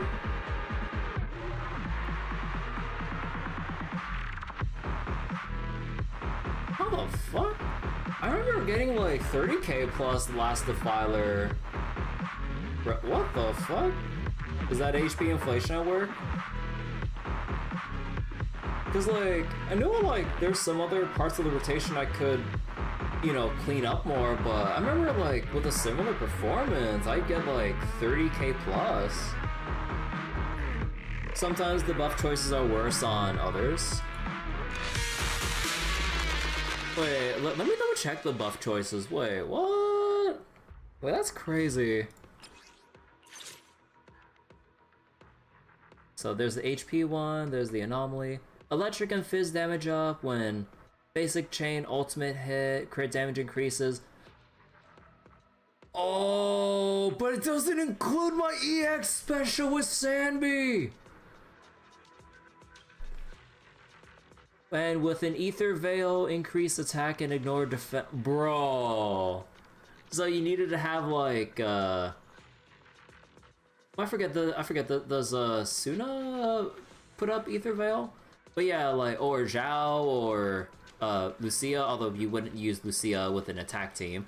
But, oh, bro, wait, that is, wait. Like, I just read the electric attack of it. I was like, okay, that's it. Wait, that is diabolical. Wait, is there a way I can read what the thing is? Wait. Oh, I can't read the breakdown again? Oh no, combat data. Like, I kind of wish we can break down the source of the damage here by like basic attack or dodge counter, EX special, ultimate damage, and whatnot. Because like, wait, how much of my special attack was missing because they specifically didn't buff away. That's so fucked up. Someone used Lucia to clear that with Billy Nicole purely for the Ether Veil. If you get gave MO teams, you may get or barely pass. Wait, MO teams? Oh, if you have oh, do you mean M0? Oh. You may get or barely pass 20k in this. Oh. But yeah, like usually I was like, I'd get 30k just because of what the buff provides. But yeah, wait, what is this fine print? Basic attack, but no EX special here. That is evil. What the fuck? Wait, I mean, at that point, I'd probably get a better score using Seed then. Oh, that's dirty. Yesheng Guang team gets like 30k plus because they get the full buff. Yeah, the Fizz, basic attack, chain ultimate. Like, the EX special is just there just to build with the stacks for Yesheng Guang. And then, obviously, you'd have, like, Zhao or someone as your Ether Veil, as the Ether activator, but... Oh my god, wait. If I read the fine print, maybe I actually would have put in Seed, but I'm too lazy for this shit. I ain't doing that again. Bro, oh my god. Oh. Let's see. Agent, HP increases, sheer force, rupture, ultimate damage up.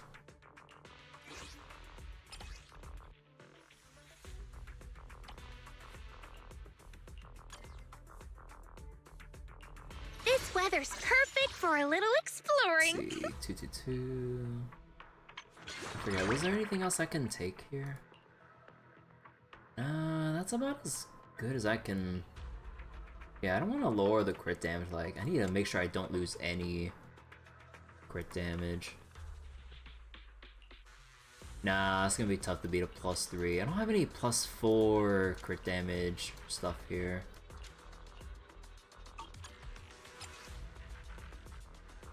Any... it's on each one. I don't wanna keep flipping shit around. Not really. Yeah, the weakest part of what I have with Idhari's drive disc is that she doesn't have crit damage on her slot 4. That's like the biggest thing holding back like the other damage. Oh, that and I'm missing her engine. Because her engine, I believe, provides let me see. When HP decreases, ice shear damage up. When less than 50%...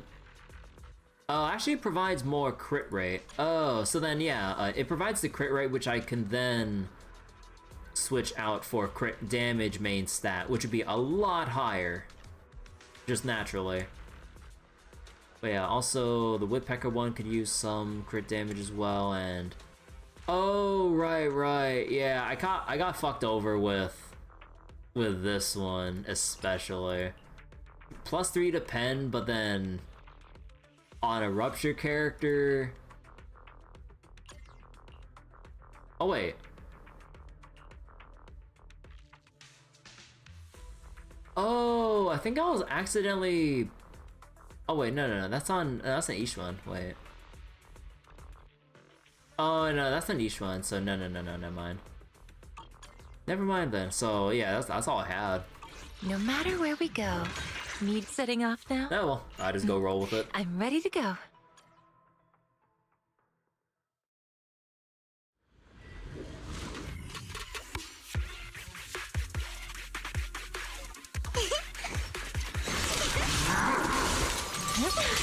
Here we go. Twice, strike. Oh, yep. Turn around. Get rest in peace. You asked for it. Noise big dawn. Close the balcony. The next page is the ending!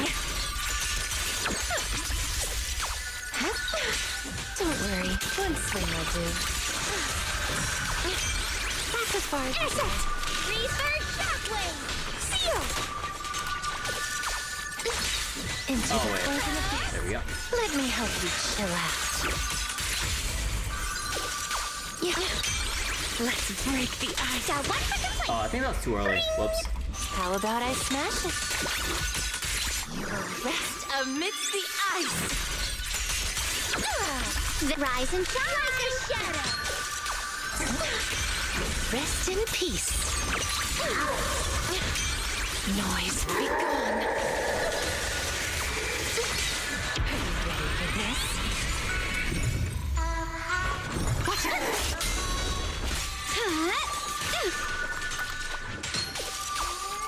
Come on. Oh, come on. Here we go. Twice. Wanna play a game? Yeah. You asked for it. Into the The verdict is... unforgivable! Let me help you chill out.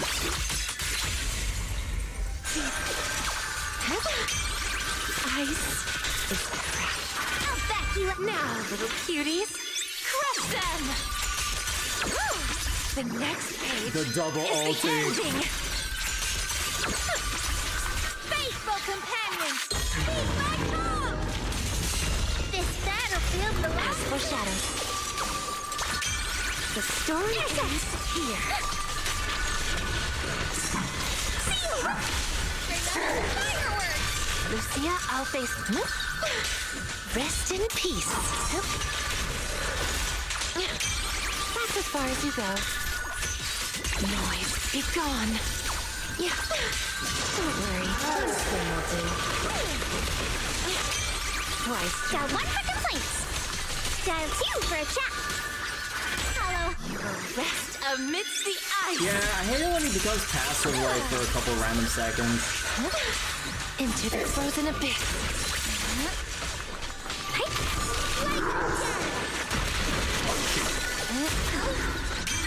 Rest in peace. How about I smash it? Let's break the ice. Reverse shockwave! Let me help you chill out. Now, little cuties, crush them! Noise, be gone. It's so pretty, right? Are you ready for this?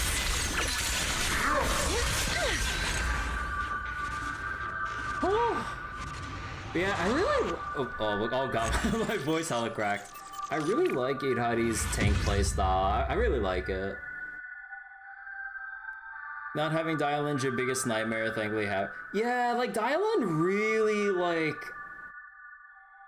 is, like, really unfair with, like, just the forced ultimates she can provide, like, at any point. Like, you just get that, like, early starter ultimate just to throw it out there, and by the time you get to your stun window and throw out other ultimates and build up her gauge again, it'll probably refresh that little stack that she needs to force another ultimate, and you have a lower threshold to trigger a forced ultimate during stun windows too. So then, yeah, like, that double ult felt so satisfying, but yeah, like, it really is a huge difference in, like, the stun rotation just having Dial-In present. That's crazy. Dial-In and Astra can both do crazy things.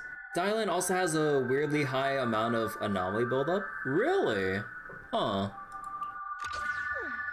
Oh, I didn't look at the combat data! No, okay, no, we can look up the menu again. But yeah, wait, let me see. What was it? Combat data.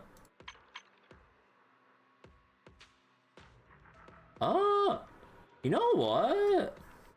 15%?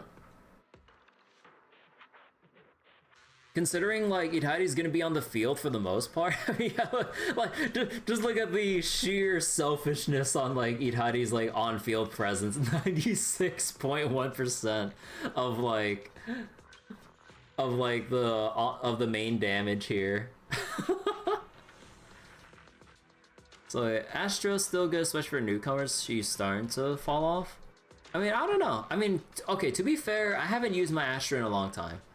Itali doing more days than Dylan. Yeah. Look, I'm trying here with like, with the budget engine and everything. I'll show you my real Hello, Rep 2493 at your service. Kaleda's engine is doing work. But yeah, I really need to get her. I really need to get her W engine sometime because it provides so much more energy regen, like more than double what it offers, like just like through the effect alone here. And let me see. Days increased. When using EX special, impact is increased. It's probably similar. At 3 stacks, everyone gets extra crit. Oh yeah, I mean that too. So wait, Astra's only hurt by other supports being more specific to Rupture Anomaly. Yeah, and so it's not really like an Astra issue, it's more like the newer characters getting their dedicated supports as per their archetype, you know, Rupture or Anomaly, because Astra just straight up buffs attack, which doesn't necessarily feed directly into Anomaly itself and Rupture, because Rupture's HP, with a tiny bit of the attack converting into sheer force, which isn't the best, but it's there. Although, actually, does anyone know the specifics with the Anomaly damage formula? Like, is Anomaly purely based off of Anomaly proficiency, or does attack feed into the damage a little bit? Or is it just all proficiency, and the attack is just extra from, like, your regular attacks hitting? So wait, 25% of attack? Oh, 25% of attack feeds into Anomaly damage? Wait, Anomaly uses all of attack. So wait, though she's still crazy even though less benefit. Oh, did you mean the 25% attack for Rupture? Oh, okay, that's what you're talking about, sorry. Yeah, Rupture is like some percentage or 25% of attack or whatever it is in game. Okay, so you want, okay, so you do want both, I have Alice to test it. I mean, I do have Alice to test it, but I'm kind of lazy and I don't want to have to keep like screenshotting the numbers and memorizing them and then switch the discs back and forth, or you know, just switch like one disc to test it and see. It's just personal laziness. But yeah, wait, so that means if it uses all of attack, then maybe I actually do have a better thing going on here. Hold on, because like I probably have some other discs that aren't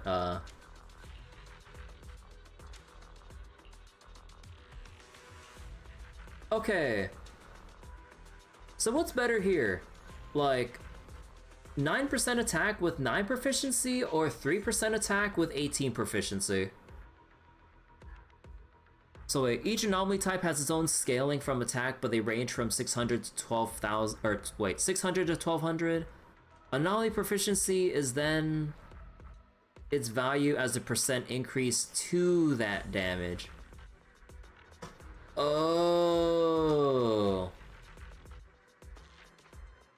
Oh, so Anomaly scales the damage from the attack, or sorry, okay, I kind of got the wording a bit mixed up, but okay, so you want attack, which then gets scaled from Anomaly proficiency, which then depends on like the element type you're proccing. So 300 proficiency is straight 300% Anomaly damage. Oh, it's like a 1-to-1 in percentage? Oh, did they mention that somewhere? Oh, they did mention the fine print. Okay, okay, that's on me for not reading up. Anomaly proficiency below 100 reduces anomaly damage. Oh. Oh, I thought... Wait, I thought that it, Oh. Same with mastery with build-up rate? Oh, I thought that, like, every point was a bonus to that.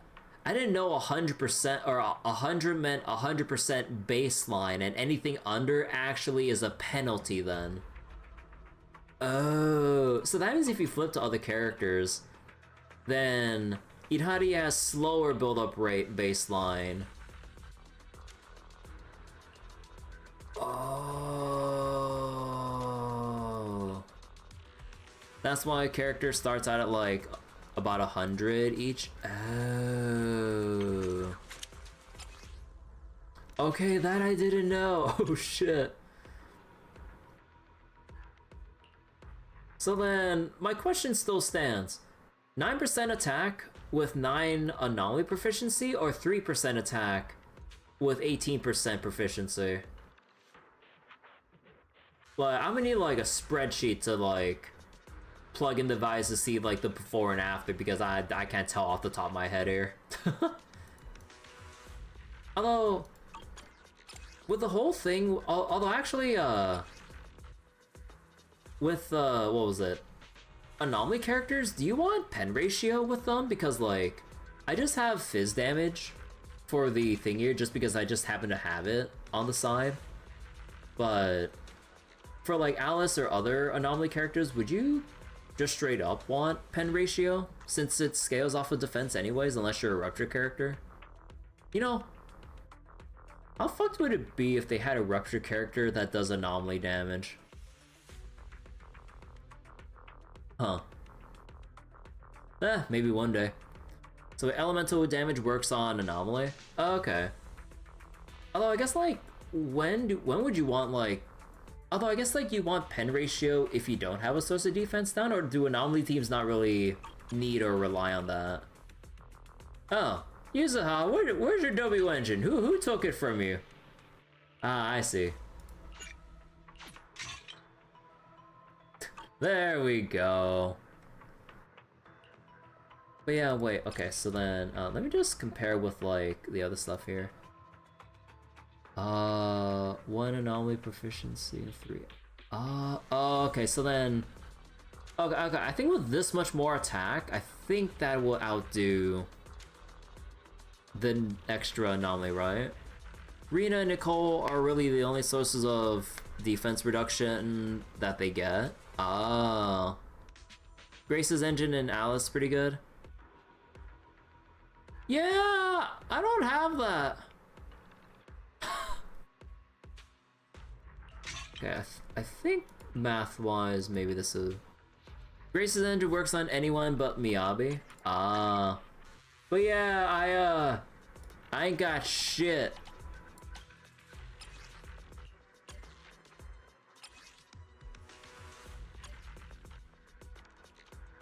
Yeah. Looks like I need to fail more 75-25s for the W engine. So Gemini is also just strong on anyone. Yeah, it's kind of that universal option on anyone, really. Okay, so did I do anything wrong here? So 2 attack, 1 anomaly, 1-1, 1-0. Oh, okay, so this is the best one I got here. And this one, I mean, okay, there's nothing else really here. Anomaly, attack.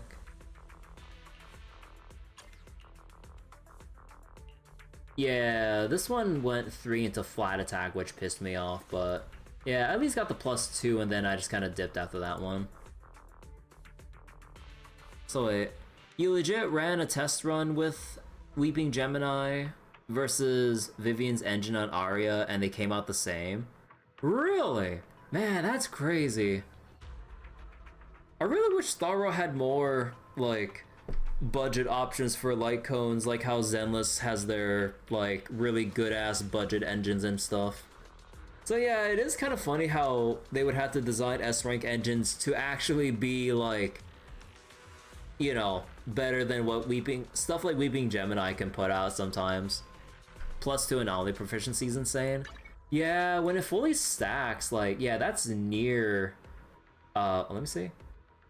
Yeah, that's like 192. Yeah, that's like a huge increase, and that's like as long as you don't trigger the stun window yet, or no, it says when they're recovered from it, then that's when it resets. But yeah, and it stacks pretty fast in anomaly teams. Yeah, ideally if you have enough like anomaly mastery, yeah, they should stack up pretty much within like the first couple moments in battle. Let's see, anything else here in terms of stuff? Let me... Oh, I don't have any more fizz damage related stuff. Yeah, 5 maxed out Weeping Gemini. Oh my god. Yeah, anomaly mastery. Yeah, that's all just on user hop, but there's no proficiency. So yeah, the only things I would really need to touch up would be like the first disc here. Probably get a fizz disc with attack percent and anomaly proficiency and pray that it rolls into it, but I'm not gonna waste my crafting on this, honestly. And then yeah. Although wait, which oh yeah, speaking of, I didn't burn my stamina today. Together. Or, right, at the moment. No scary stories. Let me just claim this. What can I redeem right now? Ooh. What do I redeem first? Page pass, I have like 8 of these. Calibrators. I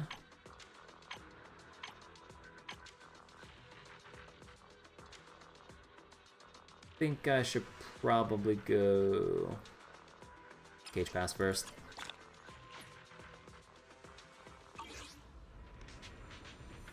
And let's see. Oh, I'm at... Oh, wow. I'm at 200 exactly. I've been trying to level up, like, all my other characters right now so I can get their... Or just so I can, like, get them max level. So, Seth is already maxed. Oh, well, okay. Not maxed yet. Okay, wait. Oh, okay. So I can just straight up, like, level them to 60 and just get it over with. Other way, is there anyone I plan on pulling? Oh, okay, we don't know when the Hell Lighter's coming back, and... Wait, let me see here real quick. I'm here. Need a hand? Not too interested in getting Zhao engine, and she just... Well, she kind of just ran earlier, so... Not gonna be for a while. Dial-In... Is Dial-In coming back soon? We're in 2.6 right now. She came out 2.4? Yeah, 2.4-ish. I mean, they might rerun her early. Idhari... Like, I mean, if anything, I should save my calibrators for when Idhari reruns, so that I can make a crit damage main stat and then just straight up have HP, crit rate, substats right then and there, just to be ready. Lucia... I mean, honestly, she's fine enough with the Kaboom engine and everything, so it's not that bad. Oh, huh. Actually, wait, I should probably just switch out these two, because the attack would be more important on anomaly teams with Yuzuha and stuff. I mean, it's only a small amount. But, what does it give again?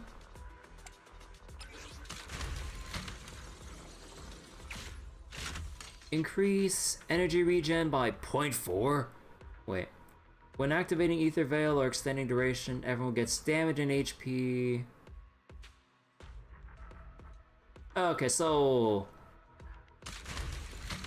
I mean, basically, it's just like for HP and stuff, but like, you basically get some extra damage out of it. Well, I say some, but you know, it should be a pretty sizable chunk. But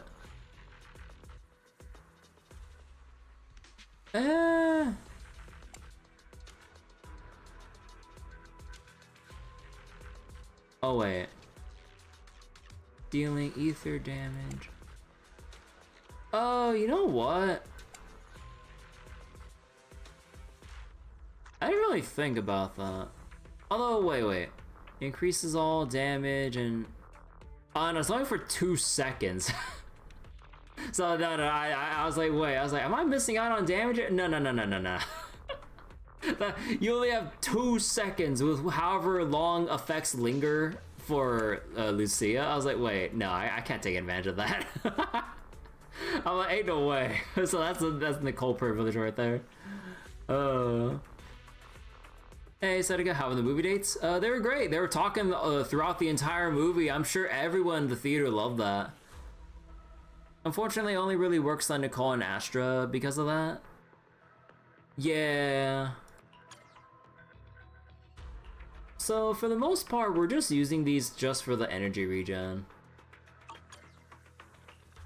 But yeah, I mean, Alice actually kind of feels fine enough with Weeping Gemini. Although, it would really help with rotations, I think, if we had an Anomaly Mastery here. Because, like, what was it? I believe, like, whenever you trigger Assault, it then enables Alice to do her big, like, super dive move with her basic attack string. But if you don't proc Assault during that time, then you're just stuck with, like, the basic loop. So, wait. Maybe if we got an Ether Aftershock support. I mean, technically, Lucia has Aftershocks, right? Doesn't she? Didn't I read that in her kit? Or was that her gear?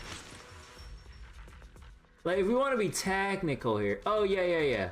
When in the dream state, when another active character hits an enemy, consume 25 dream points to launch an Aftershock. How long it lasts for? Definitely not more than 2 seconds. Yeah, technically. But yeah, wait, how big is it to have Yuzuha's engine? Because she's on banner right now still, right? So both of them offer energy regen.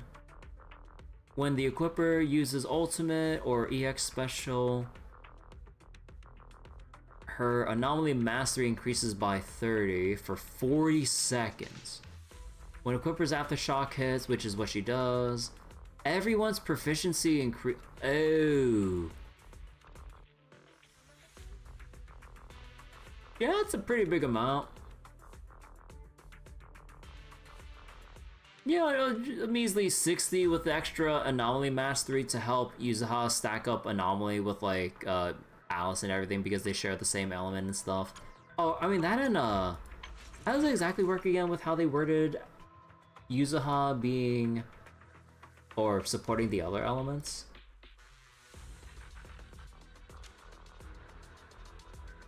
Every point of anomaly build-up rate, all attribute anomaly damage and disorder, attack.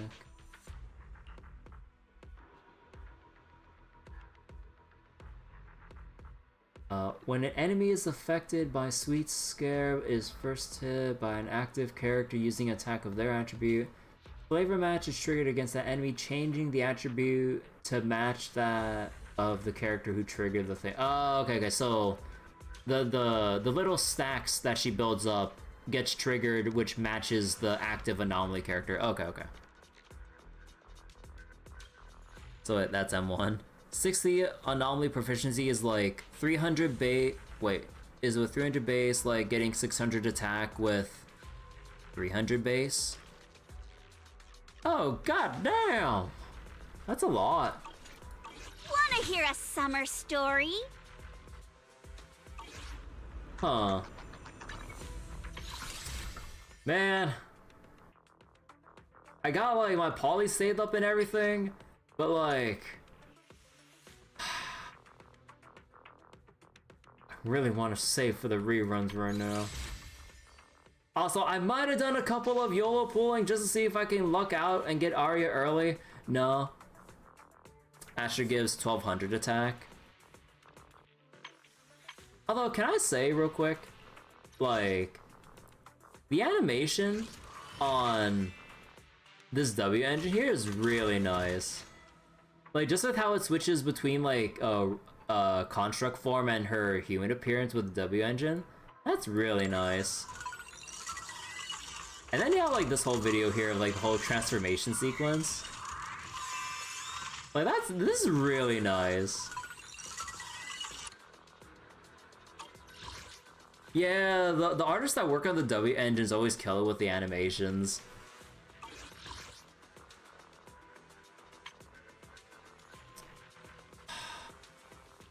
Yeah, no, like, as much as I want to tempt fate with, like, a YOLO roll, if they ever, whenever they put out another triple rerun banner, the pity tracker is separate from that, or from this. And I did pull a number of times trying to see if I can luck out with Alice's W engine, which I didn't. So I should have some pity built up for whatever rerun engine they're gonna put up on the banner. So I really shouldn't YOLO any more pulls into the current banners right now. And we got 12 days, so it's gonna be like, it's gonna feel like a long and grueling wait. Do the YOLO. It actually kind of feels like Sokaku's. Yeah, in a way, yeah. Is it work time? Is food included? Yeah, you have like the mask lift up to show like Sokaku's like face and all. Sokaku, ready! But I gotta say, I tried to do the Yuzu Ice team with like Yuzuha, Sokaku, Miyabi. I don't know what it is I'm necessarily doing wrong, but like, I don't know if I'm like just fucking up the rotations or if I'm like just not quick swapping fast enough during certain opportunities. I don't know.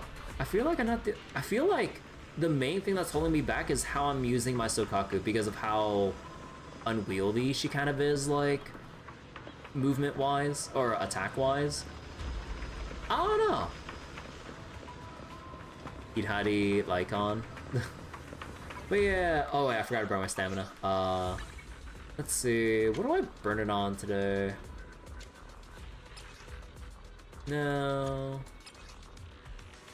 Do I have Seth maxed out? I'll show you my real value this time. If you need help, call me anytime. Okay, so I need more of the construction engines thing, but I need... Oh, no, I only need 2 more of the burnout thing, or of the expert challenge, so I don't need to do that yet. A mission? Take me along.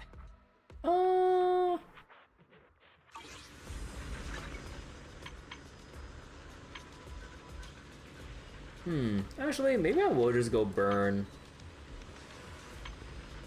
some stuff on drive disk. Let's see. So I could either do Moonlight Lullaby, but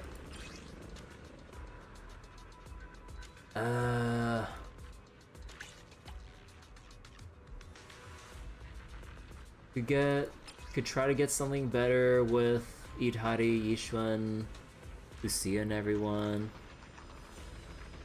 So wait, Zenless with the hatred toward your first wife, Miyabi. Yeah, we're getting 3.x.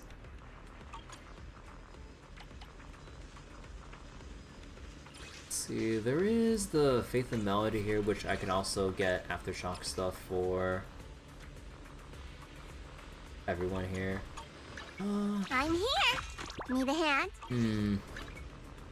You know, like, I always have, like, this decision paralysis, like, when it comes to, like, figuring out, like, what drive disc I want to burn my stamina on.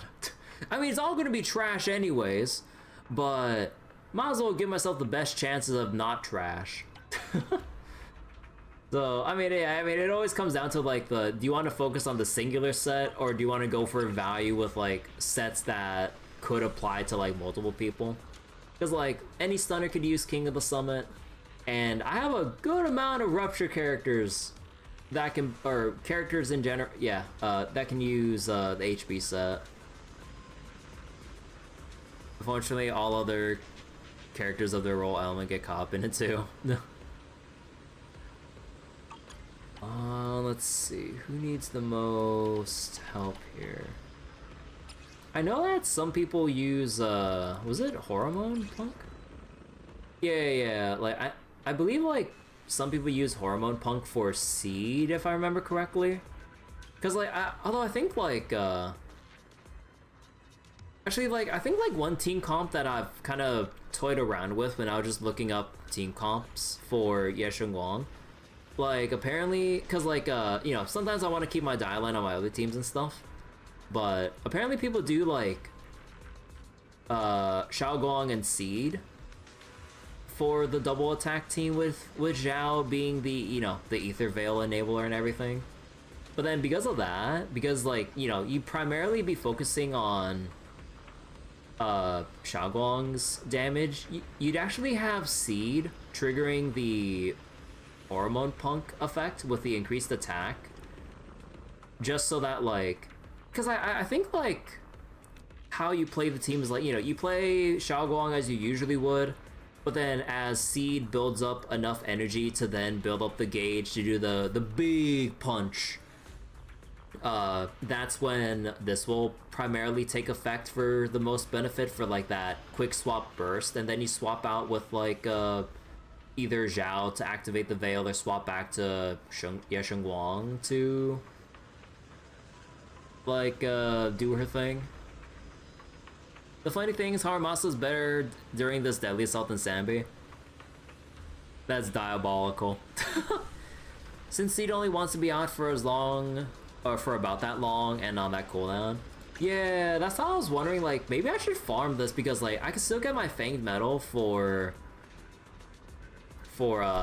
Alice.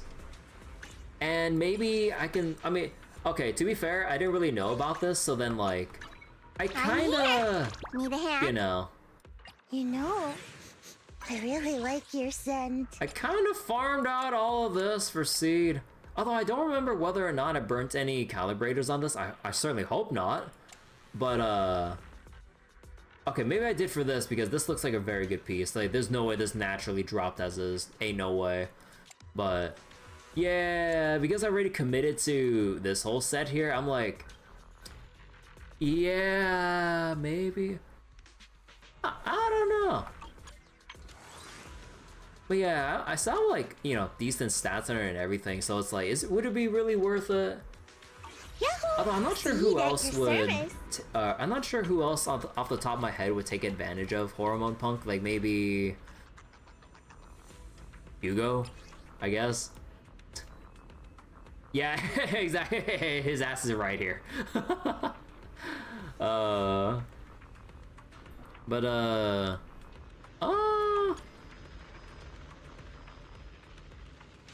Yeah, no one wants Soul Rock.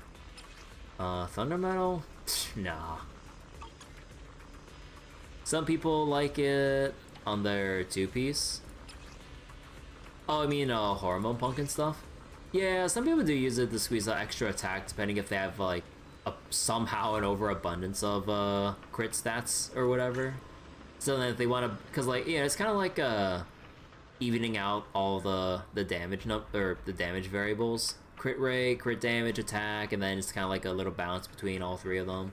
That and like percent damage, and if you got like any pen ratio going on. Although no, usually if you run pen ratio, you usually full commit with Puffer Electro. And yeah, I was looking at Soldier 11 preferred drive disc and everything.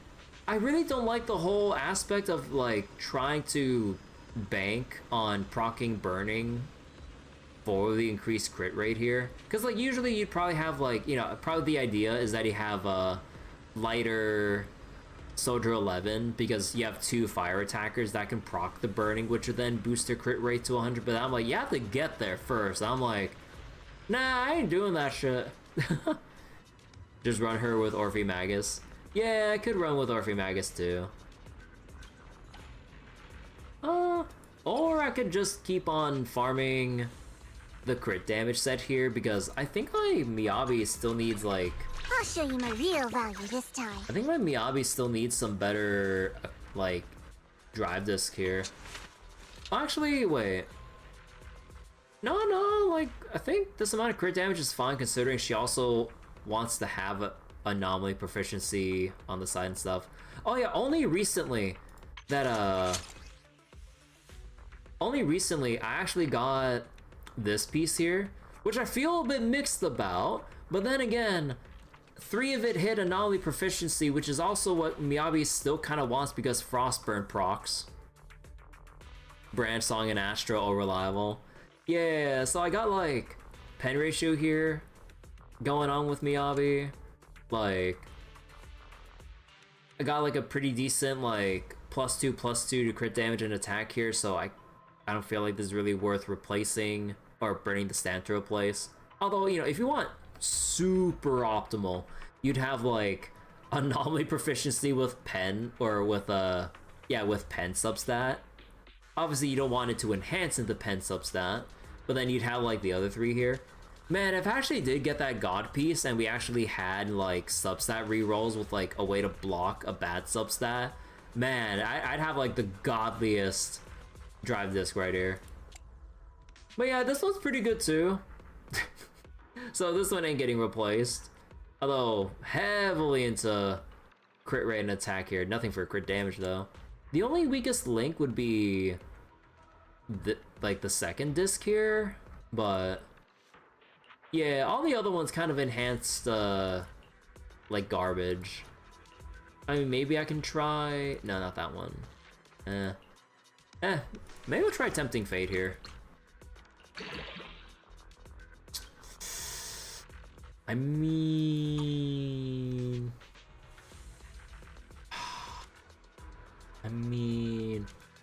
I'll keep it in case someone really needs it. But yeah, this Woodpecker piece, like, honestly, this is like the perfect piece. Like, even enhances in crit damage, crit rate, anomaly proficiency exists but didn't get enhanced into. So yeah, hard to find any improvements for Miyabi at the moment. Unless I wanna... Man, I haven't used my Juyuan in a long ass time. Like, I like to use her, but I'm pretty sure I can use her. Like, you know, Nicole, Juyuan, probably want like... Actually, who would you want on top of that? Like, I guess Astra if you want double support, or... Although you would have to on-field Juyuan. Although I guess that kind of depends if you want Juyuan to go in for like burst rotations or if you want to on-field her, huh? You don't know Miyabi, Miyabi really wants crit damage, crit rate. Yeah, I get the whole 1-to-2 ratio with it, but there's also the complicated thing with Miyabi. Because Miyabi wants anomaly proficiency because a good chunk of her damage is from proccing Frostburn. Dialing Juyuan. Yeah. Although I was thinking like... what was it? I was kind of like thinking not Dial-In because like... Dial-In is like... would be so appreciated in so many different team comps, it's kind of crazy. Like, anyone and everyone would love to use her. But, I mean... Yeah, I mean, although it really is one of those things of like, you know, just use them and just go along with it. So... I don't know. But yeah, I'm still really stuck on what the fuck to farm. You know what? Let me see.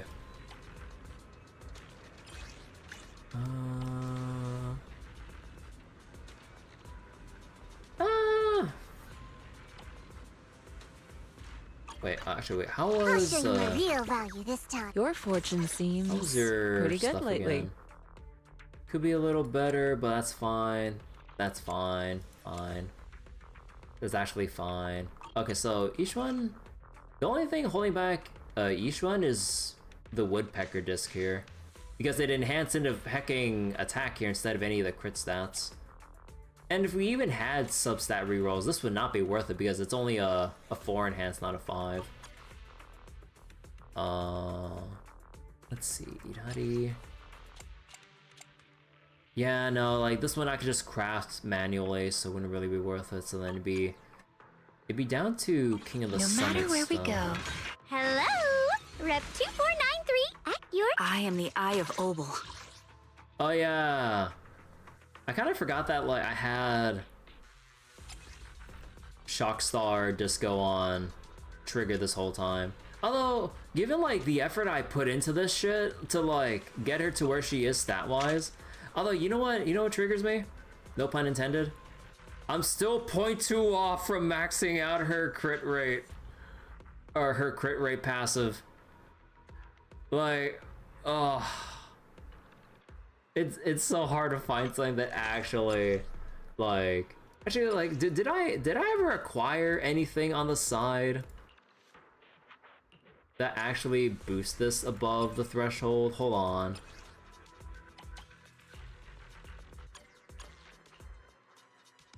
Oh, wait, no. Oh, I mean, I lose that on crit damage, but oh, okay, let's be real. Like, Trigger's not doing that much damage. Yeah, I'd have to go full 2.4 over. Actually, is there like anything else that has, let me see how much I can read this. So this one has +2 crit rate. Oh, I would need a +3. Yeah, no, okay, that ain't happening with this one. This one, there's no other shock star. Not that one. I would need a +3 on that one. Yeah, no, I don't think that's happening. And yeah, I'd be mismatching the main stat. Yeah, because we're just looking for crit rate only. Yeah, the only thing would be like...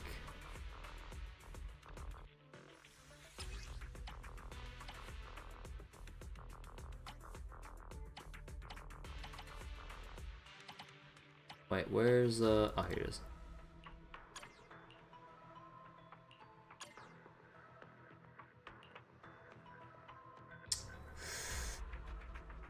Ooh.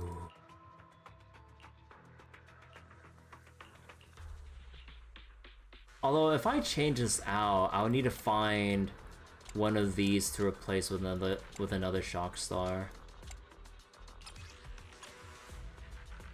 You know what? Let's see how this goes. Crit damage.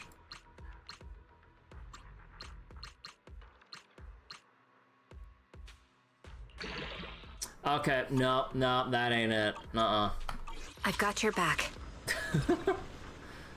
Okay, nah, I should stop being all wish-washy. Let's just go get the Moonlight set and see if we can get it on anyone. Or get anything good on someone. It's over. The moment it hits that flat stat, I'm like, nope.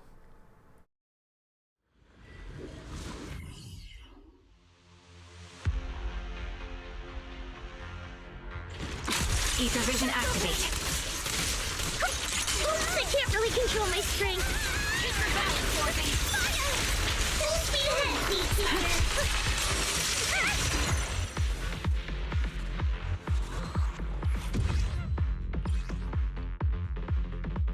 No, that's not good. Maybe.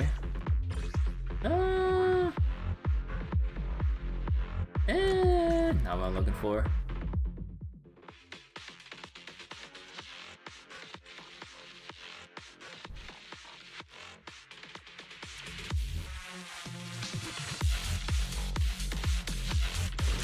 Ether vision activate.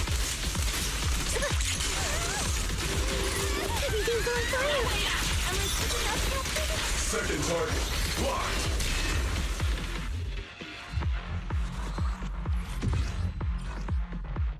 Nah, main stat don't match. HP on Moonlight? I mean, maybe this. No, Lucia still just wants straight up energy regen, right? Or is it all HP? Nah. You know, it ain't looking good for burning my stamina right now. Maybe I just went for XP.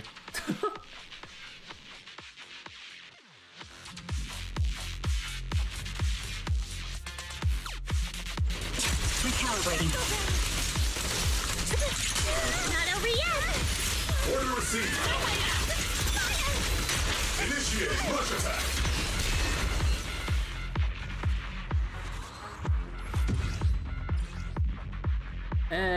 Nah.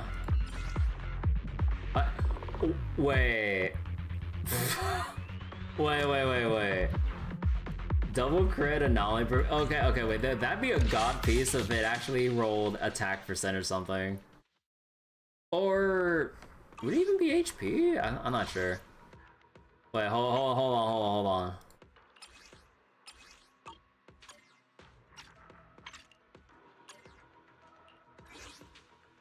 They can be recycled.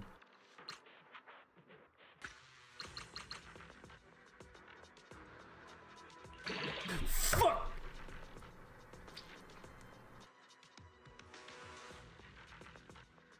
Come on! The rest of the substats are too good, so I'll just leave it here.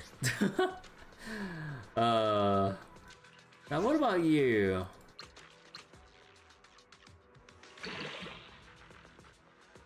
Oh, Nicole will still appreciate it. Reduce, reuse,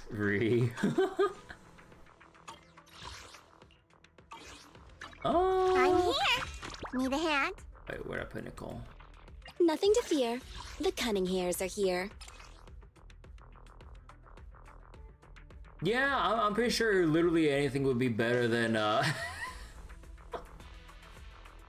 shitty substats on this. But yeah, actually, wait, let me see if I have like better stuff on Nicole. You know, funnily enough, I haven't used her in a long time, but let me see.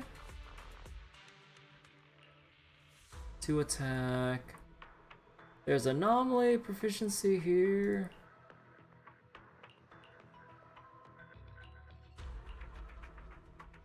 Oh, actually.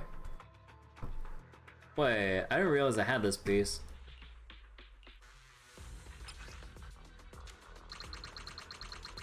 No, we're gonna go all the way. Right here, right now. That's a Ben Bigger energy disc right there. Right here, right now. All the relevant stats. Fuck! Well, I mean, we got +3 for attack actually, so actually not too bad, but I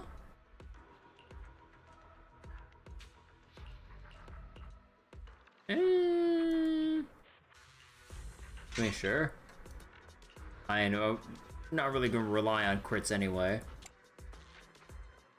This one had, oh yeah, this one had all this but no attack.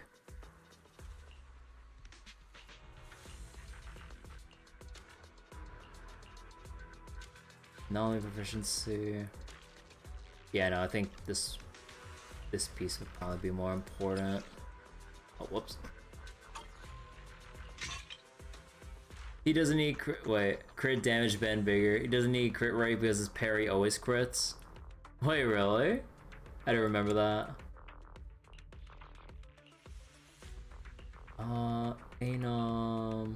Actually, oh, actually, wait, that's kind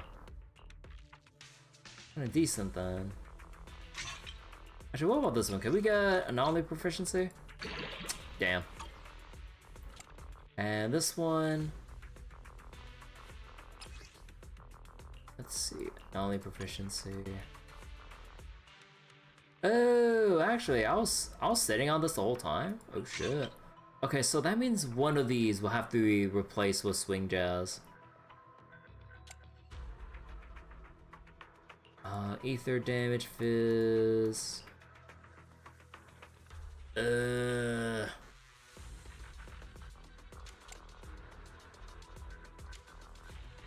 I guess they'd be using her in like an anomaly team or something. Oh wait, it's in his W engine? Oh. Oh, actually. I think we got a solid setup here. Although, oh god, it's gonna suck if I do this, but I'm really not keen on trying to farm a new piece here.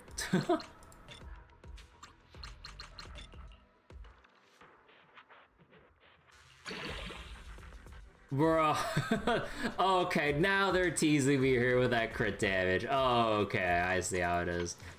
All that extra crit damage on 7%. But yeah, okay. Now she's probably built up. Although, yeah, no, you don't really need anything else for her, kid. You just want her EX special on core maxed out. You want to test my hammer? Okay. Think that'll do it for me for tonight. Let me just go close it out here and yeah. So thank you all so much for watching. Need to go get some rest. And I decided that I'll push Granblue for the night after tomorrow. Ben getting Lycon's off-field thing would be interesting. Yeah, it'd be interesting if they push the off-field thing a bit more often with a lot of characters. But yeah, like I wanted to do Granblue tomorrow to line it up with the next part of the anniversary story that's coming out in like 4 more hours.